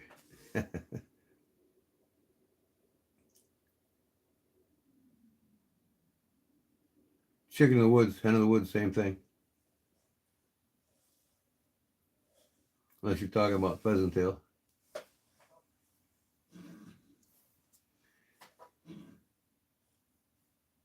In Japan, they're called something totally different than hen of the woods. I can't remember. It's like a shiitake almost to them.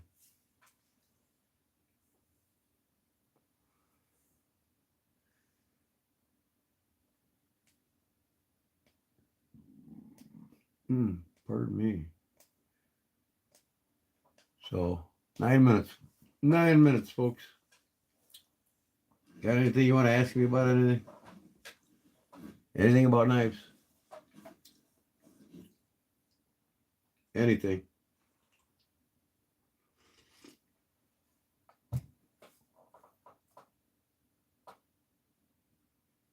Yep. Let me know when you get it. This mail system's been terrible, man. We just got our last Thursday's order from Deep South Cutlery. And the one before that, it took 2 weeks to get it. Can't believe it, man. It's fucking, this mail system is going to shit. My brother-in-law called up last night or yesterday afternoon here.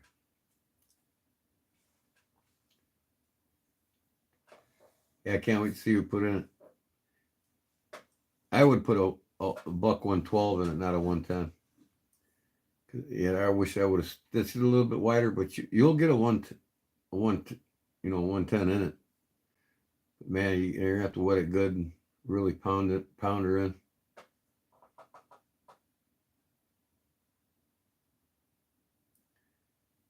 I already seen that moon. You're too late. Unless you live in the West.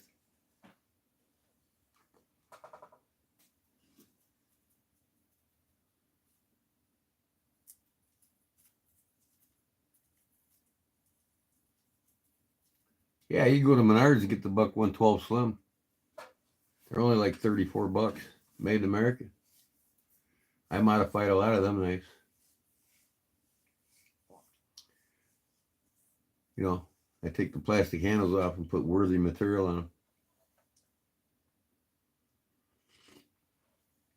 Or you can get a buck, 110 Ranger Pro. They make them with everything. Everything from S35 VN to you name it. But, you pay a lot more for them.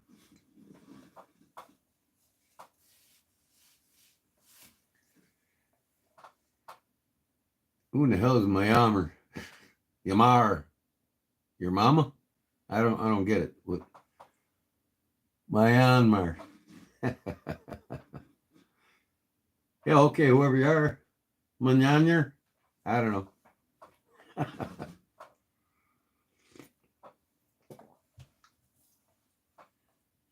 What do you want me to shout him out? Who in the hell is he? Where in the hell is he from?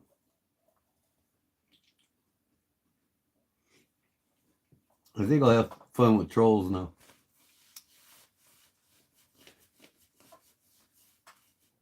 What's he need a shout out for?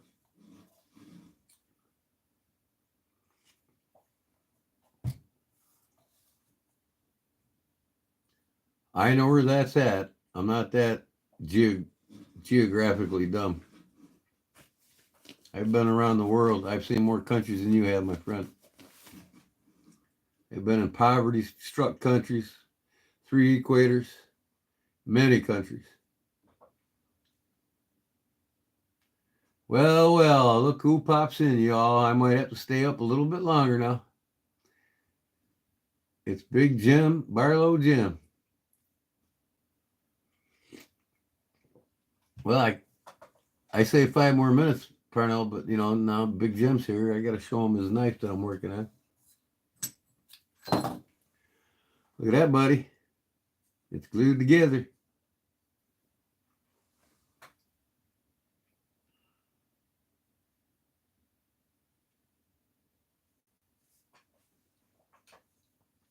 I'm going to put the rear breast pommel that's a 1/2 inch on after I, what I'm going to do is I'm going to pin it in. And then I'll cut this whole thing in half for the G10 to wrap around the tang. You won't even see the tang. But it's pretty sweet. To do old man stuff. Yeah, I seen you were doing old man stuff in your car, in your truck today, or your car.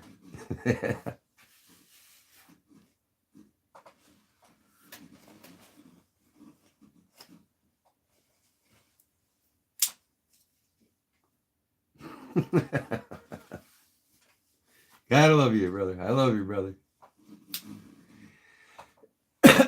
Oh, what do we got here? Look who's back, y'all.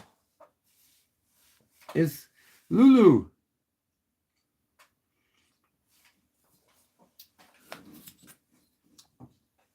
Yeah, Big Jim just popped in, Lou. There she be, Jim.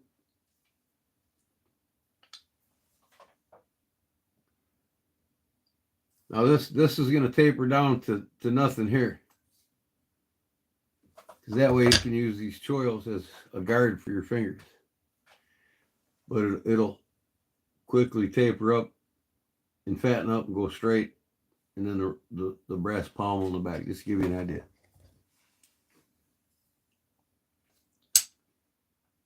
Oh yeah.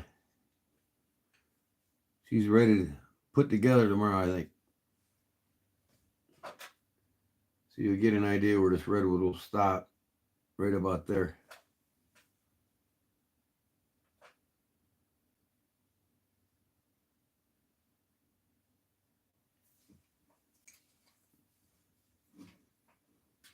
Yeah, it's going to be cool. Check this out, Jim. Here's a little trick for you, by the way. You can do with any knife. You just got to make this part of the lanyard long enough to where it can loop through itself. That's all. So, me and my mod children, or my mod boys, come up with a gizmo invention. This is our gizmo. And I made it out of a file. It's got a blade on it, a chisel on it, bottle opener, and a 3/8 drive here for working on your knives.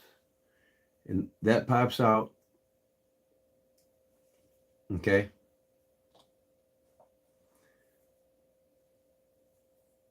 When you want the lanyard on it. So you put the lanyard through the hole. And you can do this with any knife, Jim. Make a lanyard that does this. You could switch the lanyards out on all your knives if you want doing this. And you just loop it over itself, and there you go. Oh, yeah. Yep. Especially with a bottle opener. But we're going to make this with a Kydex sheath.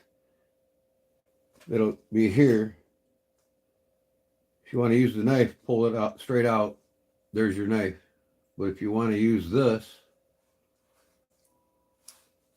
quick release on the sheath, on the lanyard.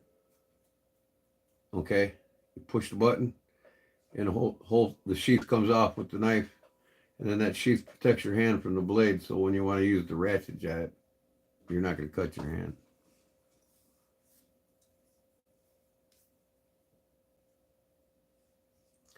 So yeah, I made this one out of a file. I don't know if you can tell. But me, Louie, and Justin came up with this last night. We all drew pictures of it. We all concluded that Louie's picture was the best. And I agree with him. It's got a pry bar in the end. I might even put a wire stripper right here. But it'll come with a plastic case that'll be integrated into the sheath if you don't buy the case. We're going to do a case too, like the cigarette case. Same exact case. A little bit longer and a tad bit wider. And up here, you're going to have that round tube with your survival stuff in it, like your fish hooks, your fish lines, and your fire starter. You put a ferro rod in there. You'll put this in here, of course, with your lanyard sticking out. And then you can put a Victorinox here for survival purposes. It'll have a metal clip on it. You can clip it on your shoulder strap this way or that way, on your bug out bag or any bag that you use, and on your belt. So this will be an option to come with the knife if you want it. It'll cost an extra $65. And then this will be $45 by itself. That's what we're shooting for. Depends on how much it costs me to have the guy make them, and unless Louis was a guy that can do them really cheap, We're gonna talk about it tomorrow, but and I want to get them all Cerakote finished, any color you want, and I can make these any color to match, whatever.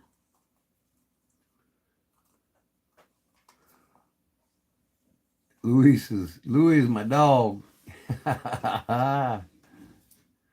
Only to be a looker, yes it is. I like having the file part, maybe do in the opener, just file the knife. Yeah, you can file the knife with that, but I kind of sanded this down.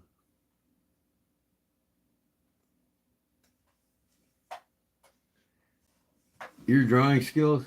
Well, your drawing actually looked like chicken scratch, but we made it up.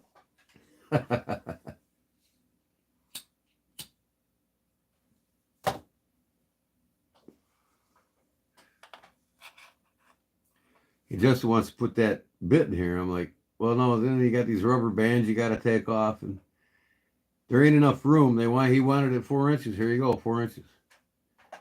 You put that bit in there, you only get one bit.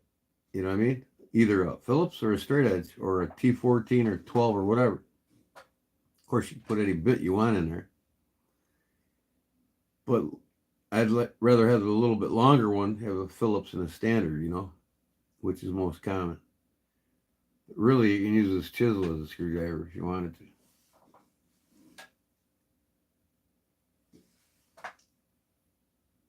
Yeah, the bit holder on this, it's cool and everything, but like I said, it's just more to fall off, more to, you know, them rubber bands dry rot and shit. And get a tube, connects to the sheath or in the pouch. I can even put the tube of bits right up on the lanyard, right above the sheath, you know. You'll have the bits with you. Just having that drive on there, most people have, you know, 3/8 drive bits.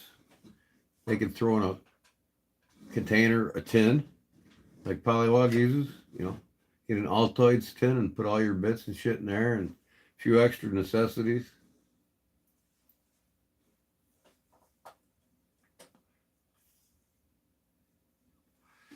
Yeah, leave the file in it. Okay, I'll buy these files. They're $17 a piece, and you're going to charge $45, like Justin said. How much you going to make after that, plus your time of making it? Because if they're made from files, you better give the files to somebody with a CNC machine. They can cut out 100 of them in a day. Condom, yeah, there you go. It's just in the prototype stage. Yeah, I mean, we got plans for improving some things here and there. We're going to conclude what we're actually going to do on everything. It's just not me that's going to make the final decisions. We're doing this together. But like I said, you could put all kinds of shit on this. But 4 inches, really? I mean, you put a bit in there, you're limited to one bit. You know what I mean? 3/8 drive. Everybody's got 3/8 drive bits. They can put them in their own tin, but we'll get them plastic tubes, you know, and I'll make a pouch for the lanyard. Boom, right there. Pull it out, get your bit, put it back in there, put it in there. You're good to go.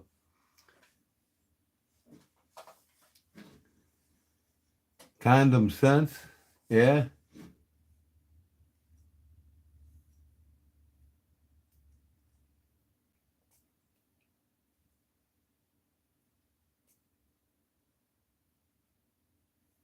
It's a multi-purpose gizmo, you know. 3/8 drive, bottle opener. Yeah, you want to drink something out in the woods, right? You got a knife here, you cut something out in the woods, right? Pry bar, you want to pry something, right? Just a gadget, you know what I mean? Everybody's selling gadgets. Everybody's loving these gadgets. They're all collecting gadgets.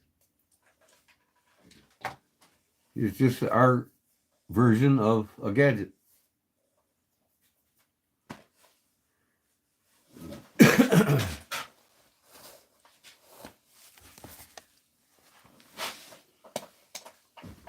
Like this gadget, you know what I mean? A gadget, a tool. Something you use to do something. You know what I mean?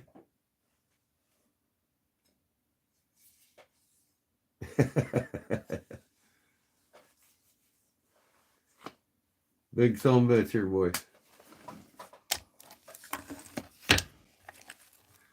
Oh, yeah. The open nail, number 13. Look how big this thing is next to my head. I mean, it's as long as my head. That's 11.5-inch blade. Cut my turkeys with it, my hams with it, all the holidays. It's a slicer.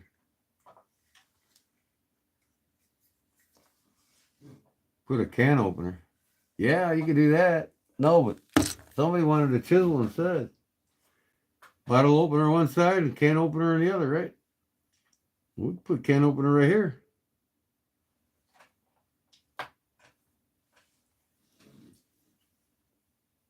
Fuck, I'll put a folding knife on it. I don't care. Whatever we decide, right? That's what she said. No, I don't want to guess. Okay, so we'll see you later.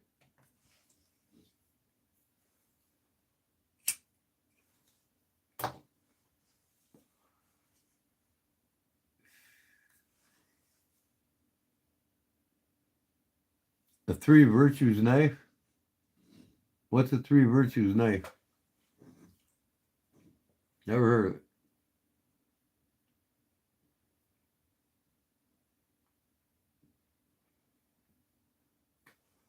Fucking things pack too much.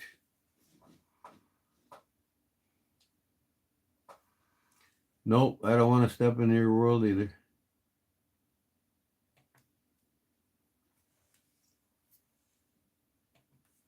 The trolls are abound, boys.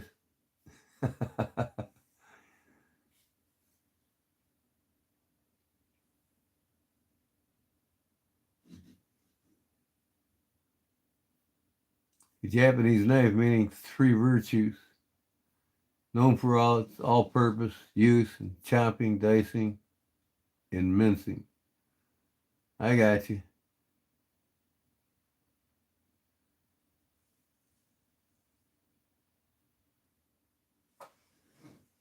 That would be like a Chicago cutlery chef knife.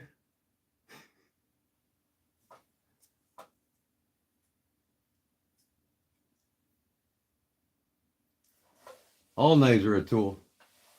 What kind of tools do you get into? I already know what you get into, Big Jim. To me, I get into all tools, all knives. I love them all. I love them all, Jim. I had to stroke this thing today. It was getting a little dull on me.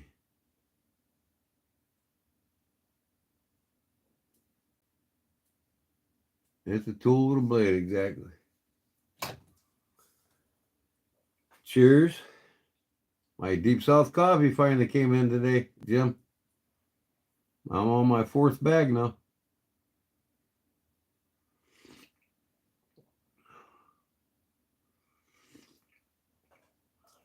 I support the mom and pop shops all around the country. You know it. Take care of your own, right, brother? I don't need to buy fucking coffee on Amazon, Walmart, and these poisonous grocery stores. I get it from my brothers. I even buy coffee that supports the veterans.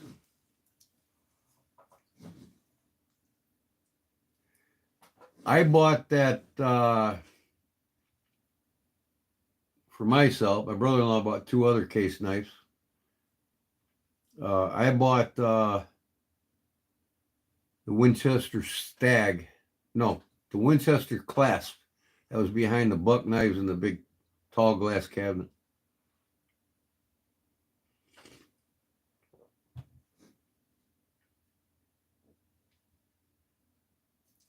That's all I bought.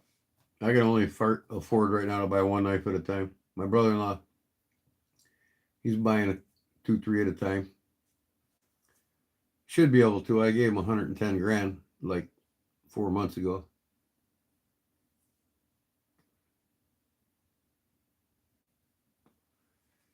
In other words, I bought his ass out. This property's mine now, not his.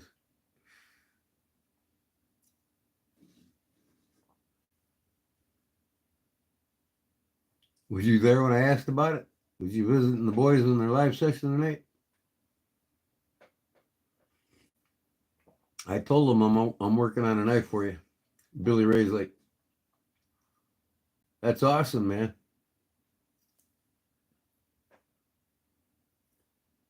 Okay, Polywater man. Thanks for stopping in. Check for me tomorrow. I'm gonna show the conclusion of this knife that I carved for you all tonight. By the way, Jim, this case trapper, an apple green. I carved a spine on it tonight for you all. If you want to go back and watch the video after I'm done being live, I put a vine pattern all the way up and down the blade and all the way up the rocker lock or the rocker spring. And I put a half stop in it. Works nice.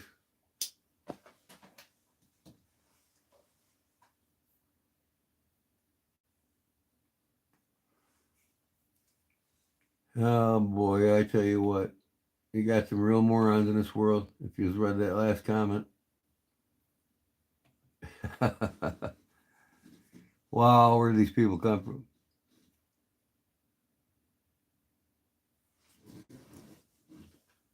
Some 12-year-old kid, mama doesn't know how to tuck in because he don't have a daddy to whoop his ass when he needs it.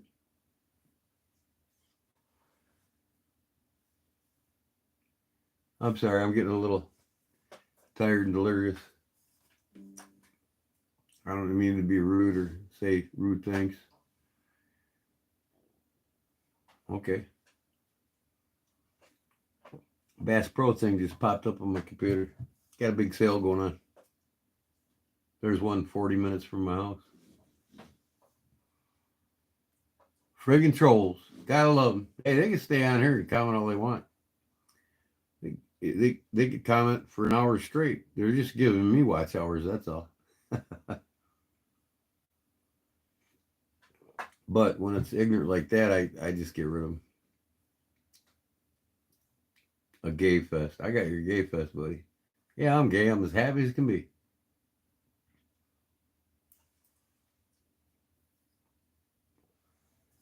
So yeah, so probably tomorrow I'll finish this up. Get this case back together. I had to put a brass in here for now because I got a 1 size too big nickel silver pin for it. So I'm gonna have to sand that down tomorrow, get it ready, and I'll show you how I pin it together.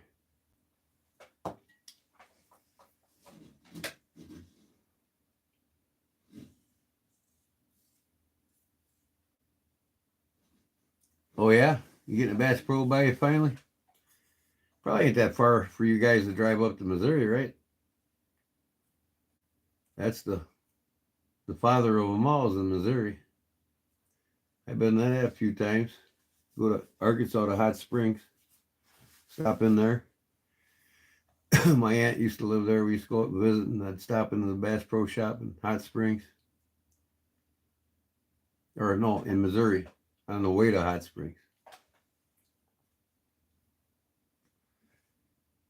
11 hours? Yeah, that's pretty good drive. I think St. Louis, Missouri for me is like 4.5, maybe 5 hours. I can get to the southernmost part of Illinois in about 3 hours. St. Louis probably in 4 hours.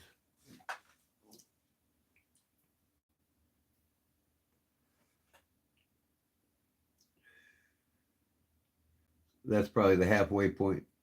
No, that's not the halfway point to you. Halfway point to you would be halfway through Alabama, right?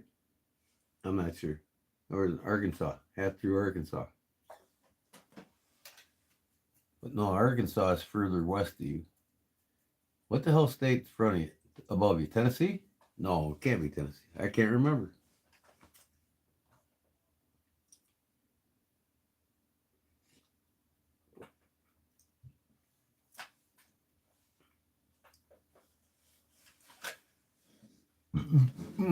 Pardon me.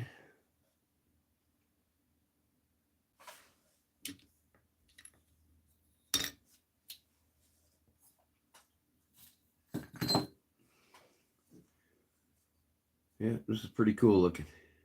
Can't wait to see it. Its shape.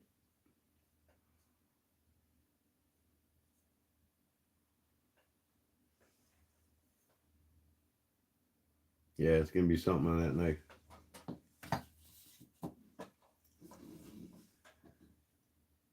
Missouri. I like in Missouri booth. Heel for a couple years. I lived in Missouri Booth Heel for a couple years. That's the name of town, Booth Heel. That's cool. It's your birthday? Or are you being a troll? If it is, happy birthday, man. What are you, 43?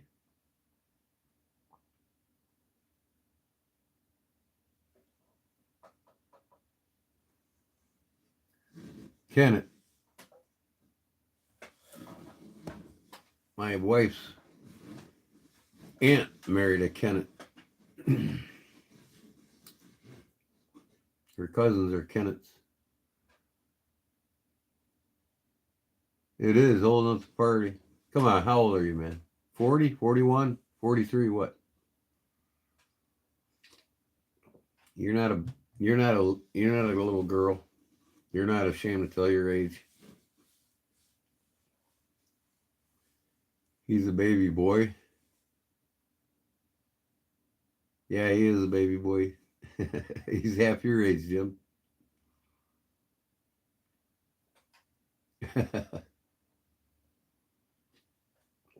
Oh man, I love this coffee, Jim. I absolutely love this dark roast coffee. It's the best coffee I think I've ever bought. You can tell Billy Ray that and stuff. And tell Kevin Stubbs accepted my friend's request on Facebook that I'm waiting to carve a knife for him. He said, "Yeah, I'll have you carve me a knife." Well, I haven't heard nothing from him yet. Talk him into it. Tell him one of the best looking knives he has.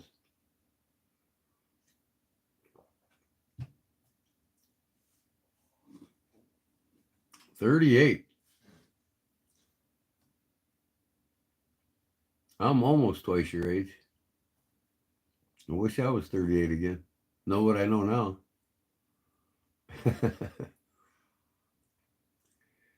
Made in Stone County, Mississippi. That's where you were made, Jim? Stone County, Mississippi? Never forget how to pronounce Mississippi, man, in school. Mississippi, PPI. How could you ever forget? Oh, Stone County, Mississippi. That's where it's made at. Stone Country, Mississippi.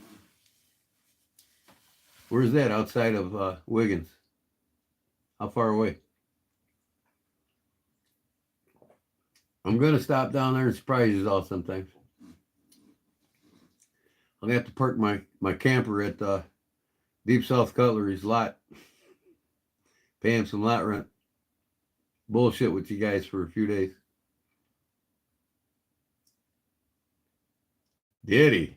What in the hell is Diddy? Here we go. 15 minutes from your house? That's cool. Well, you tell them they make damn good coffee, man. So far, Mississippi's best coffee in the country. I got this today. Over at the lodge for the Knights of Columbus.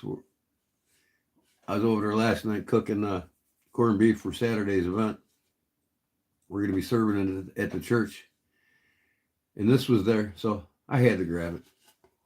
Isn't this cool as hell?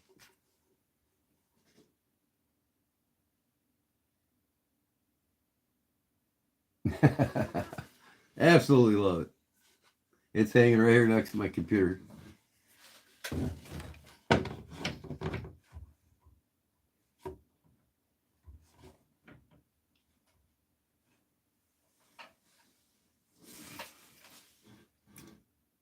Where are these people coming from, man? Oh my God.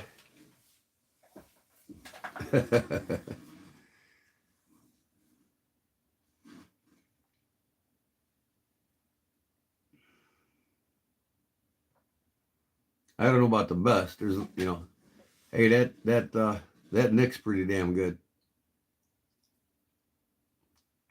Now, does Nick make knives too, or is he just a modder? But did y'all like my heaven won't be heaven if fishing isn't there?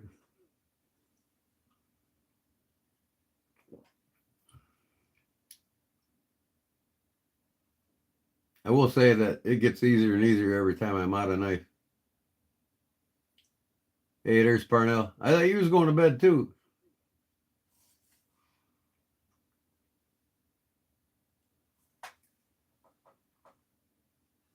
Cooler that creek water? What's that mean? Cooler than creek water?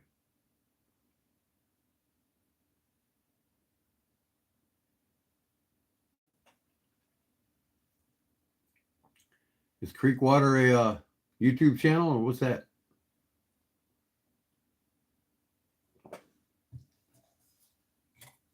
Pretty damn good knives, ain't they, Jim? I'm telling you, man. I adjusted mine a little bit. It's still no blade play, man. And 440C is the highest grade of 440 you can put on a knife. These fucking Chinese ain't messing around, brother. I mean, this is at caliber of a Civivi Plus, you know what I mean? In quality. And the same material that's on the couple of the Spyderco knives, the handle material. I have insomnia a little bit. You know what you need, Parnell? Go on Amazon and order you some magnesium oil. Or you can go on YouTube, they'll show you how to make it from crystals. You can also order magnesium crystals online and boil them. You need magnesium. 85% of Americans, if not more, are magnesium deficient, and it causes all kinds of sleeping disorders. And you can't get your daily allowance of magnesium unless you eat a whole cup of pumpkin seeds every day. Who wants to do that? Epsom salt baths, you get like a third of your daily allowance of magnesium. Remember the old timers used to take Epsom salt baths? Well, that's what that was about. Because if you took an Epsom salt bath, then you only had to eat like a half a cup of something comparable like pumpkin seeds. You can't take magnesium from a pill. It doesn't work. The best way is to be absorbed through your bloodstream and your skin, so oil is number one. Magnesium pills, 80% of it gets diluted and flushed out of your system and doesn't get used. So you'll feel even better, Jim, if you put oil on your arms or your legs. I got a bottle next to my bed. I wake up, I'm good to go every day. If you have cramps and you got that oil with you, you put that magnesium oil where your cramp's starting, and that's usually what it's from, lack of potassium and magnesium. You spray that oil on the cramp, and I tell you what, less than a minute, that cramp's gone. No pain, no nothing. It gets right into your bloodstream, and it says, see ya. Try it. I'm telling you. But you don't want to take magnesium pills. They're worthless. It's like fish oil. A lot of these vitamins and minerals you get and supplements, a lot of them ain't enough, and your body doesn't absorb them enough. The best nutrients you can get is through proper nutrition, plain and simple. But there's other things that you can eat more of to get, say, vitamin D or vitamin C, or you know what I mean, where you don't need a capsule. And another thing too, your brain's 63% fat. What causes people to get Alzheimer's and dementia is that 63% fat starts going away. It starts plaquing up, starts hardening. It just disappears. So your brain's drying up as you get older. So taking omega-3 capsules like fish oil capsules is your best way, really, if you don't eat, unless you eat a lot of fish, a lot of salmon, a lot of omega-3 loaded foods, pistachios and avocados. They're loaded in it. But as you get older, the bottles, when you buy them at the store, says take 500 milligrams daily or 1,000 milligrams daily, which is 1 or 2 capsules. Ain't enough. That's enough for a 20-year-old. As you get older, every 10 years you get older, you need 1,000 more milligrams. So if you're 30, you need 2,000. If you're 40, you need 3,000. If you're 50, you need 4,000. If you're at Jim's age right now, you should be taking 5,500 milligrams a day. That means, 3 capsules in the morning, 3 capsules at lunch, 3 capsules before bed. You know what I mean? Or 4 capsules each. So omega-3s keep the plaque from building up in your brain, and the bad fats, the trans fats from the omega-6s and 9s and, the saturated fats, flushes it out of your system. It gets rid of it. So it never gets up here. In fact, there was a doctor they kicked out of the country who lives in Canada now. He cured 39 Alzheimer's patients in some city in Florida. And they kicked him out of the country for doing it. They barred him from practicing medicine. Well, who'd want to practice medicine anyways? It's all a scam. So he had patients in a nursing home, 39 of them, practically brain dead. He put them on a high level of omega-3s, 5,500 to 6,000 milligrams a day of vitamin or omega-3 capsules, fish oil pertaining, and a high protein diet. Within a month, they were all playing cards again at the table. So it can be reversed. Your brain's 63% fat. You need good fat in it, And, omega-rich foods. I eat avocados like candy. I eat pistachios. I always got 2-3 big bags of pistachios. And I pink salmon, redder the better. Wild salmon. I eat it, salmon, 2, sometimes 3 times a week. I mean, magnesium, Jim. Your body needs it. 85 to 90% of Americans are magnesium deficient, and all these sleeping disorders and things happen because you don't have magnesium every day in your diet. Magnesium is one of the most important things next to iron, selenium, vitamin C, but more important than anything, magnesium, and it helps regulate your brain neurotransmitters. It helps regulate your blood flow in your heart. It's just all around great for you. I mean, because you need it. It's a mineral that your body needs, regardless. And people just don't get it, and then they get all these illnesses and disorders because of it, not having enough. So most people's problems will go away if they get on omega-3s and they get on magnesium.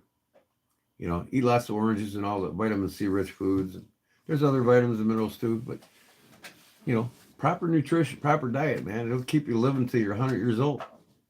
And I tell people, everybody says, what, I eat what I want, do what I want. I'm going to die happy. Well, yeah, you'll die happy, doing what you want, eating what you want, whatever, blah, blah, blah. But when you die, you're not going to die happy. You're going to die miserable on a machine in a hospital bed, pumped up with drugs and blah, blah, blah, maybe even a feeding tube, right? Or you can live a healthy diet all your life, and then when you do go, it's going to be peacefully in your sleep at home. It's your choice which way you're going to die. Everybody's going to die. So treat your bodies like better than you do your vehicles, you know. Treat them like it's your castle. Like I said, I'm slowly weaning myself off of these cigarettes, and I'll be done with it this year. Because a couple years ago, I was at 3 packs a day. I made 15 cigarettes this morning. I got one left.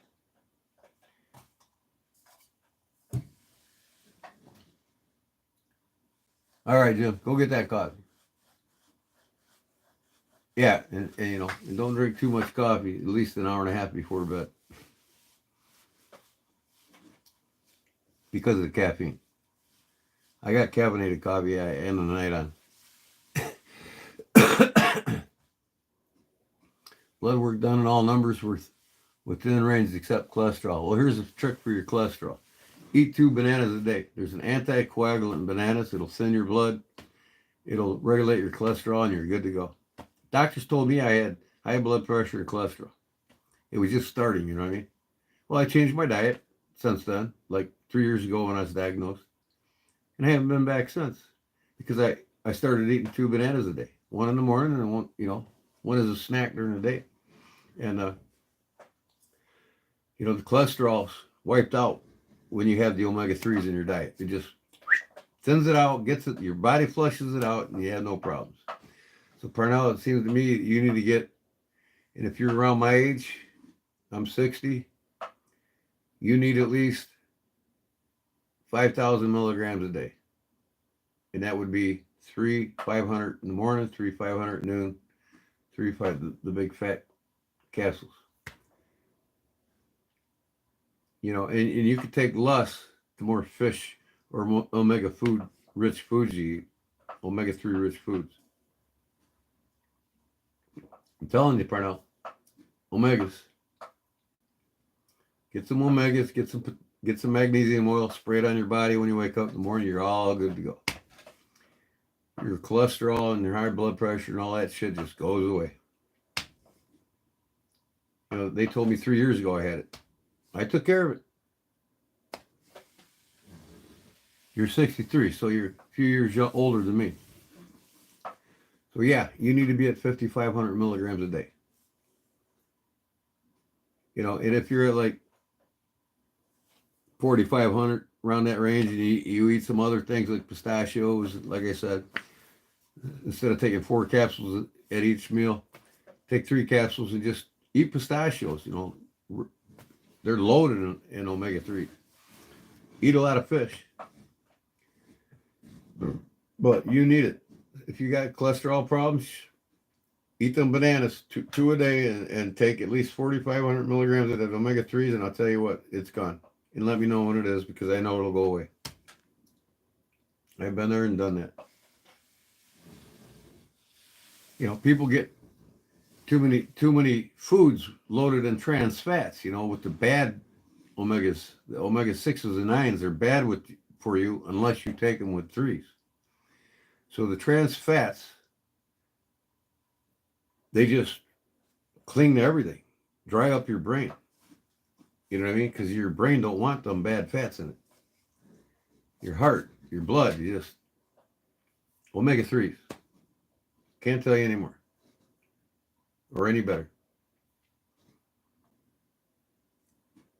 You know, because the doctors, they're not there to heal you. The medical industry was started by Rockefeller and his buddy Carnegie. And the reason they started it, they created the AMA, the American Medical Association, and they created the big pharmaceutical industry.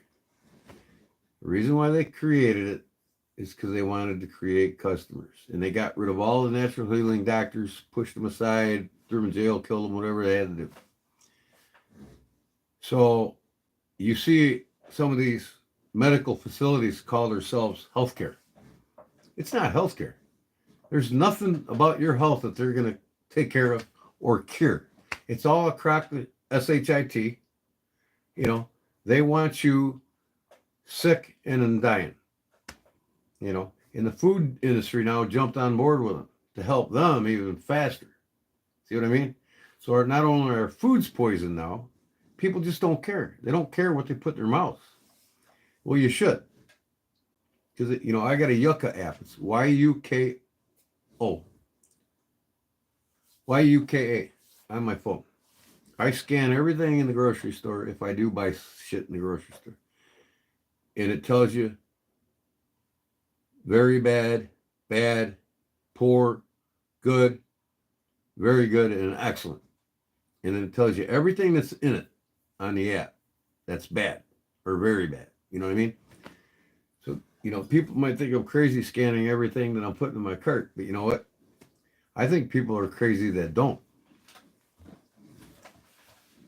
Like a lot of things I make my own ketchup. I make my own mayonnaise. I make my own butter. Butter's easy. Whipping cream.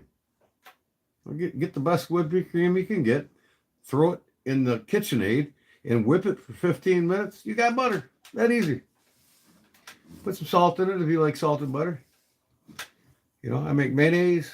I make pepper mustard and all kinds of shit out of the garden. I'm not lazy. I'm not dependent on a system that's designed to kill us all. People got to realize that, you know what I mean? They're there to make money. So Carnegie and Rockefeller basically set up the AMA so that the doctors couldn't practice above and beyond, right? Or they get their license revoked from them. And any medical facility that says that their health care is all crock of shit, they're not there. Doctors don't make nothing on cancer patients until they put them in chemo. Cancer treatments, they make nothing. But every time they put you in a chemo treatment, they're making, the insurance is paying $14,000 per chemo treatment, and the doctor gets $10,000 of it. So he wants to put you in 10 treatments before you die, and you're going to die. So he'll get $100,000 out of your insurance before you pass, and it's all good. See, the medical industry in this country is a joke. And people take it too lightly. They just don't realize what they're putting in their mouths in the grocery stores until it's too late. So I took control of that 2 years ago myself. And I'm just sharing it with y'all because you're friends. You know what I mean? And I'm trying to get hours here. No, but I've studied this shit for 40 years. I know the medical industry inside and out. I got friends and family that are actually employed by it. And they all agree with me. They all agree with me, That's right. It's just like putting women to work. Who do you think paid for solidarity and women's right to work? It was the banks. The government, backed by the banks. They use feminism around the world to dumb down societies. It's a tool that they use. So they make this female image on TV, what women should look like, what she should act like. You don't need a man. Now you got the last two generations of young men. The last two, they don't know how to be a man to a woman. And these women young women don't know how to be a woman to a man. See, this is all being created. America's getting ripped apart from the inside out. And people just don't get it. They don't see it. The government's owned by the banks, and they don't care. They own it all.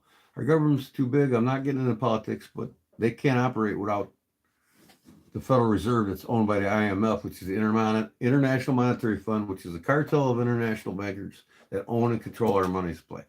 They're bleeding the wealth from this country. They're getting us all sick and dying, and that's the way they want it. And they're controlling our society and dumbing them down and making them worse and worse. Kids can't even write a check. They don't know how to spell cursive anymore. They all want you on a chip and a card so they can cut you off whenever they want to. So enough of that. That's my rant for the night. But yeah, take care of yourself, people. Take care of your families. You can enjoy yourself and live a happy life, knowing that you're going to pass it away soon, or not soon, but one day. But you know what? You also control how you do that. And I'd rather fall asleep. Good night. I don't get sick. For the last 2.5, 3 years, I don't get a cold. I've never had the flu. I got COVID and it was in my body for a day and a half and my body wiped it out naturally. No vaccines, never got them. The only fascinations I got was when I went in the military because I was government property then. I had no choice. But I haven't had any sense, and I won't. Just me and you, Parnell. Jim wanted to make coffee. I think Jim's lurking right back right now. And Cheyenne sings hi. Cheyenne sings. That sounds like a Chinese name. And she just said hi. I thought she was singing hi. I don't know. That's a pretty cool name, though. Cheyenne sings. Must be Chinese. Yeah, and I thought we were both going to bed early, right? How long have I been on? 5, 6 hours? But yeah, you know, Parnell, go get you some omega-3 fish oil capsules. And really, the best ones to get are pharmaceutical grade. The pharmaceutical industry, the best thing they do is make the best, purest fish oil capsules. And you can order them online. Pharmaceutical grade fish oil capsules. It's clean of any PCBs, mercury, and any contaminants. Fresh cut, got an orange, and happy. There you go. Get you an orange, brother. Take that orange and roll it on the table in every direction, okay? Roll it semi-hard. And when you peel it, you can peel that orange off in 2 pieces. You break the membrane away from the fruit when you roll it on the table. And man, I just cut around it with my pocket knife. 2 pieces. I'm done. You're getting off at 3 a.m.? Yeah, I hear you, brother. That sounds good. 3 a.m. is good. I'm glad to see Jim pop in. He's like me. He's got to have that coffee. It's got to be decaffeinated now before you go to bed, Jim. I think you drink so much caffeine, your body naturally falls asleep anyway, right? But yeah, Parnell, get you some omega-3, pharmaceutical grade omega-3 fish oil capsules. Eat some more fish and get some magnesium oil spread on your body when you wake up every morning or even before you go to bed every night. And your cholesterol and blood pressure shit will be gone.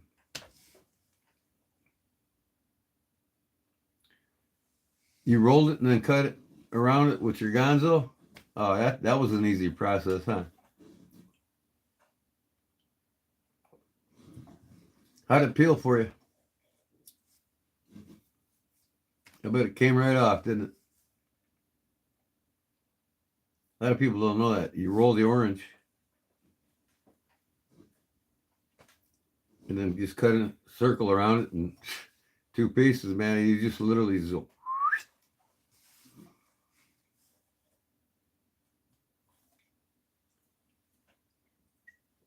Us older gentlemen here, you know, we're full of knowledge. I guess we got to share it with each other, right?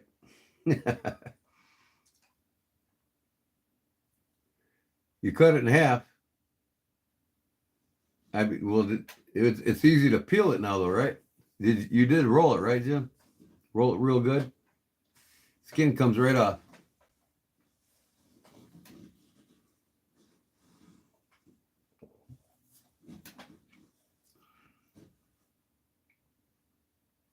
I don't usually cut mine in half. I just roll it and then, 2 peels, boom. And then I just take that centerpiece out and it just breaks apart. I don't like all that extra juice all over myself. Yeah, I can't wait to get my chickens here in the spring. Well, it's spring now, but as soon as I build my coop. I've been wanting to do it several years. My wife said, no. But now she's hooked on these farming channels on YouTube. She watches that Longhorn Lester. She loves that guy. She watches every one of his episodes. Check out Longhorn Lester, Jim. He's a goofball. You'd think he's queer if you didn't know him. He's married. He's got a good-looking wife and everything. He just got one of them voices, Doesn't mean he's a bad person by any means, even if he was queer. But, that's his decision. But no, he's not. And he's married and he's cool as hell. But his voice to me, it's kind of annoying after a while. You know, my wife just watches them all day. Longhorn Lester. He does a dance. Longhorn Lester. I think he's in Texas. He's right by you, Jim. He must have came from Mississippi, right? I'm just kidding, buddy.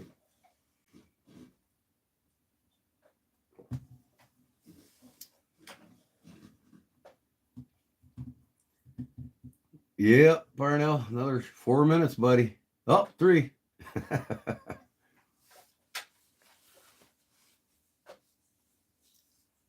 I like mine to watch, Jim.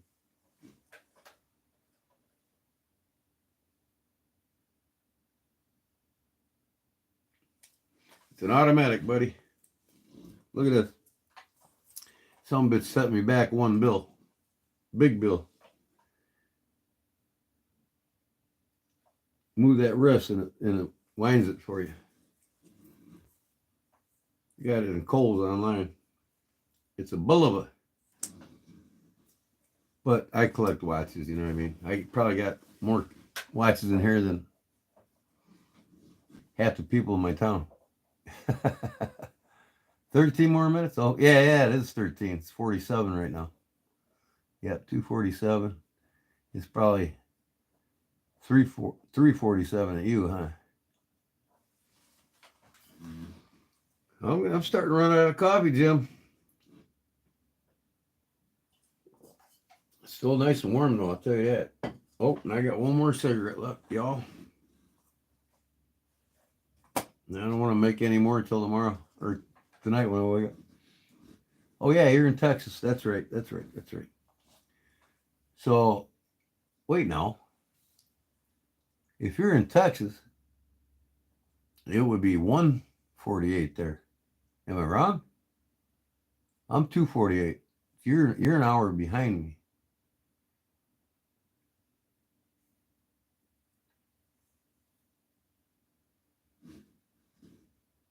Oh, you're Central Time, so then you'd be 2:48 like me, because I'm Central Time too.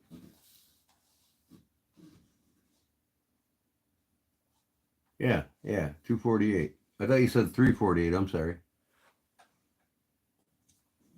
Yeah, not till you get to Arizona is an hour behind.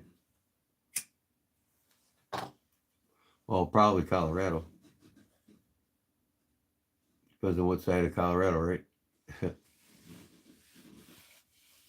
Yeah. 1 part is mountain time, yep. It's closer to the sun. So, you know, it's an extra hour, I bet. 2 hours. Or an extra hour from you.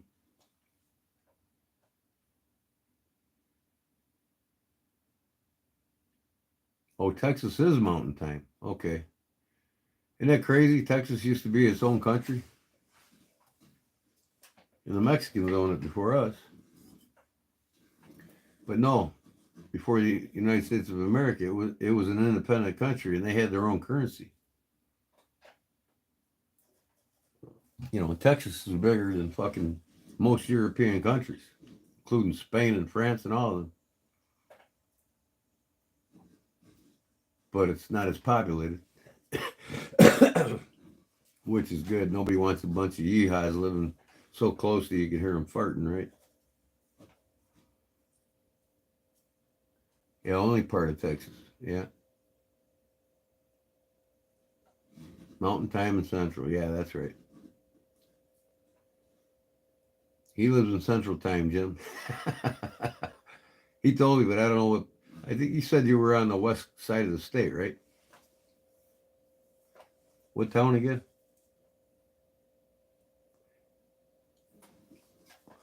I'll look it up.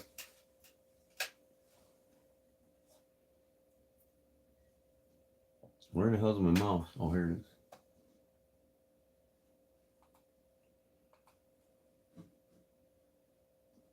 Purnell. No. Yeah. We're at Purnell.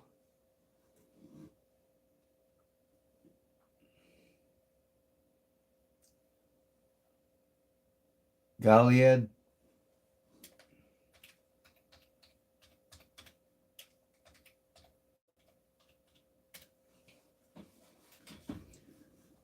Okay, Goliad, Texas.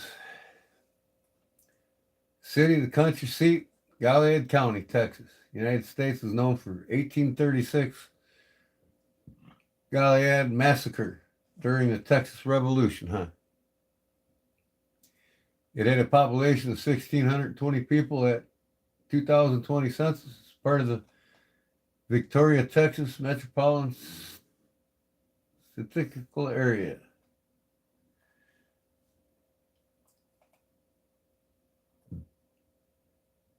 So I'm looking where Goliad right there. Okay. Yeah, you're in the western part of the state. No, you're in the central part of the state. Right there by Port Arkansas. Right by the ocean. You're closer to the ocean than Jim is. Big Jim right here. Jim's 20 minutes away. It looks like you're about 3 miles away. Goliad County, yeah. It's a pretty big county. It goes till you get about to Houston, doesn't it? So you're just southwest of Houston. And southeast of San Antonio, huh? You're close near to Corpus Christi. I've been there. Been to Galveston too. Pretty cool area.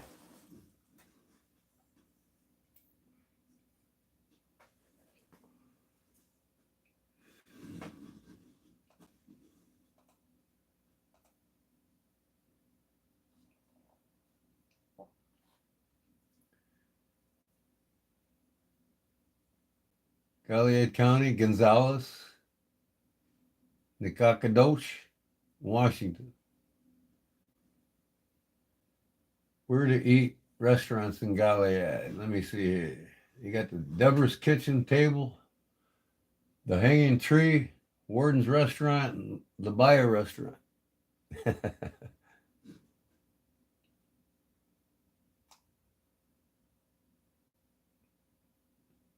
Things to do in Goliad. Goliad State Park and Historic Site, Presidio and Bahia, State Historical Site, Mission, Espiritu Santo, and the Hanging Tree. What, did people hang themselves on that tree or something?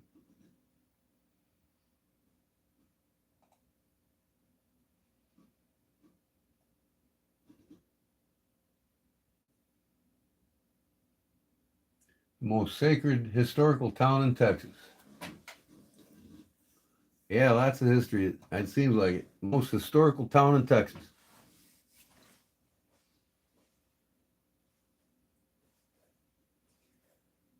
The Goliad State Park, a hidden Texas gem, huh?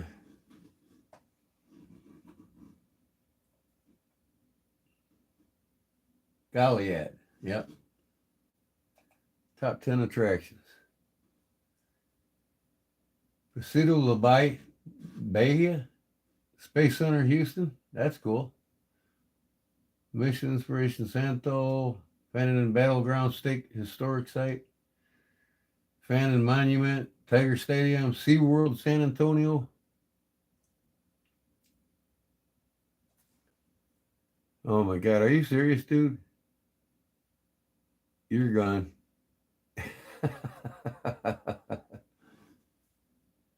It'll be somebody come out there and ask us for a fucking social security number. Branch River Park. Mount Bonnell, that looks cool with the river going through it. We got 5 minutes, Jim. 5 minutes, Parnell.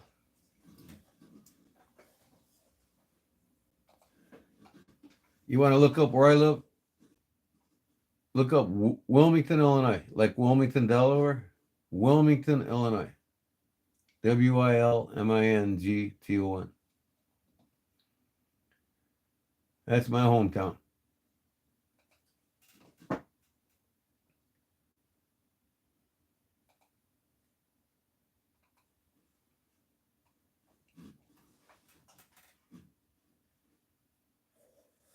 Yeah, I seen the hanging tree. That's pretty.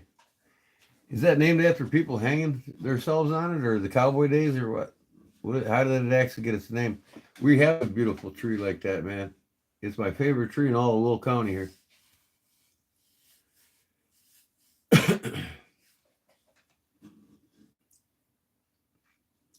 I'm on old Route 66. It goes from Chicago to California. Get your kicks in old Route 66. We got a statue in town. As soon as you get into town, it's called Gemini Giant. It was put up in 1965, the year I was born. Called at a restaurant called the Launching Pad, and it's this big statue of this astronaut-looking dude holding a rocket, and it's a famous. It's actually a historic monument now. Hung over 100 people during the Kurt Wars. Oh, I got you. Okay, yeah. And it's still up, probably 100, 250, 300 year old tree. Would have still jumped.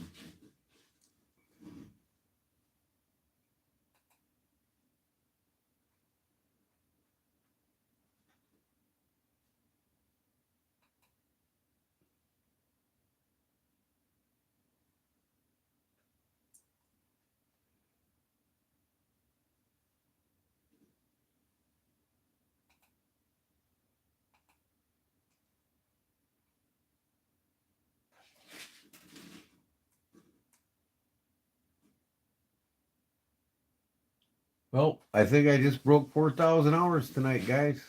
Big giveaway now. YouTube is finally going to start paying me. Yeah, Wilmington, Illinois. It's on old Route 66, Illinois 53.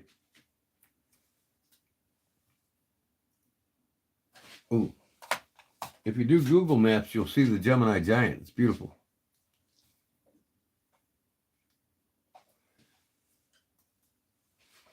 We got the Grand Kankakee River runs through here. It's the cleanest river in the state of Illinois and one of only 4 rivers that runs north in the world. There's only 4 rivers in the world. I think the Nile is one of them. And the Kankakee is another one.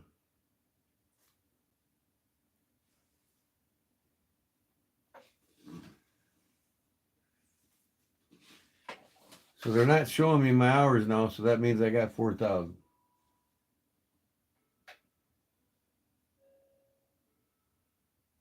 And now I got to apply.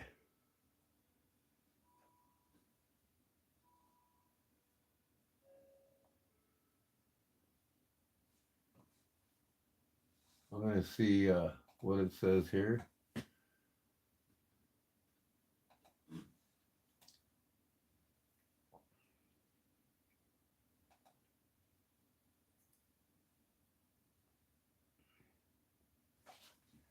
Checking you out just south of Joliet. Yes, sir.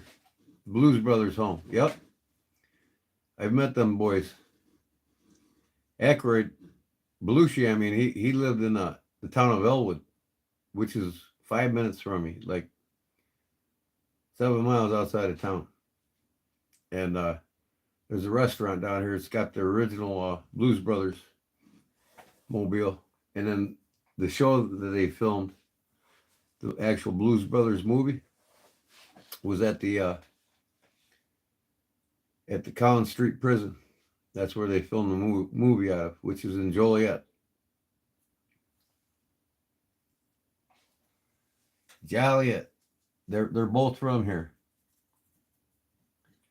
They're both from here. I met them both. You know who else I met here? And they're not from here, but remember the show Planes, Trains, and Automobiles with Steve Martin and John Candy?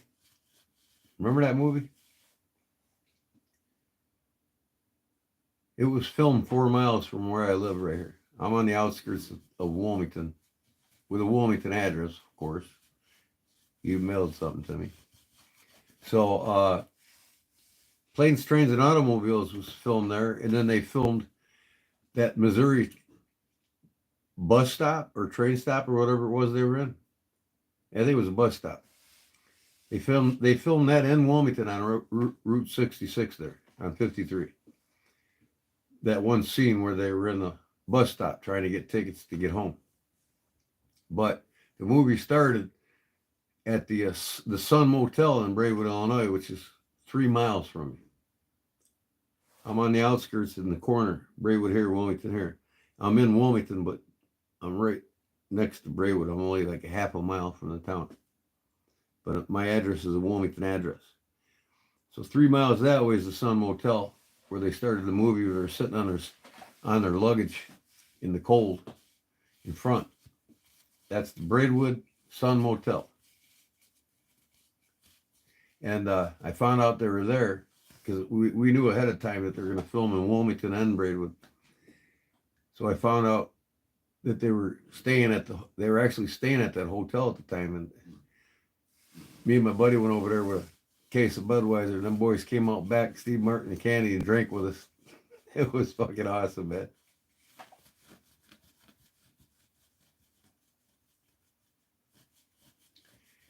He's close to Houston and San Antonio. He's in between. Right in the middle of the state. About, from what he's saying, is about probably 5 minutes from the ocean.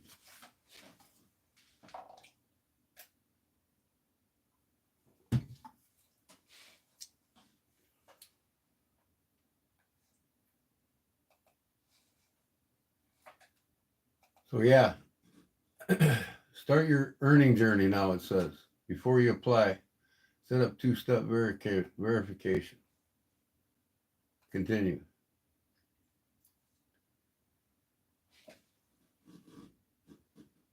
Sign in with your passkey. Okay.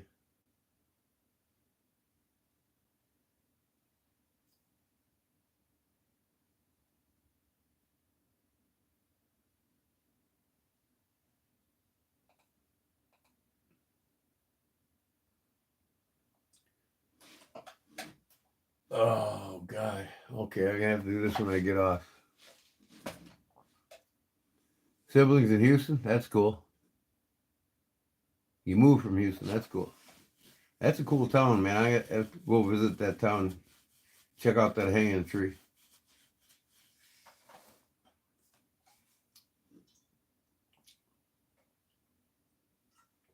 When I go to see relatives in Mesa, Arizona. I do all drive. I drive everywhere.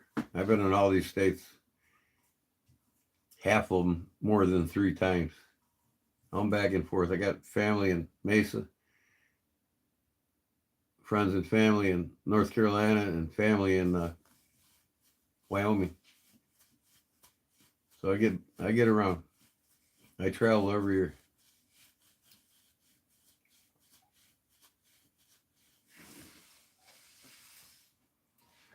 Oh, now I'm anxious to get monetized here. All I got to do is scan this barcode on the computer with my phone, and it's going to link to my bank and be all good.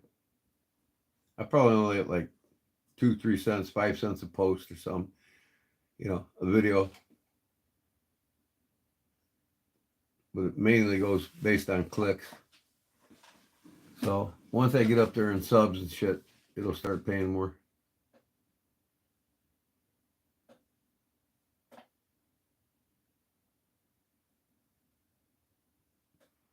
So what do you say we get off here, fellas?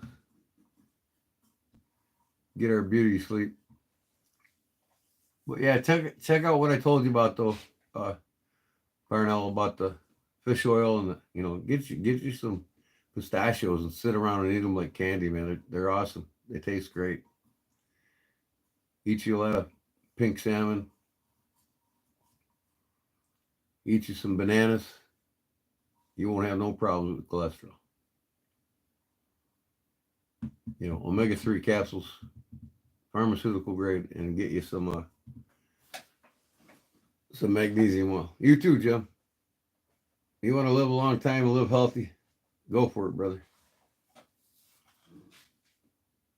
like me. I never get sick. All right, Purnell. We'll talk to you later.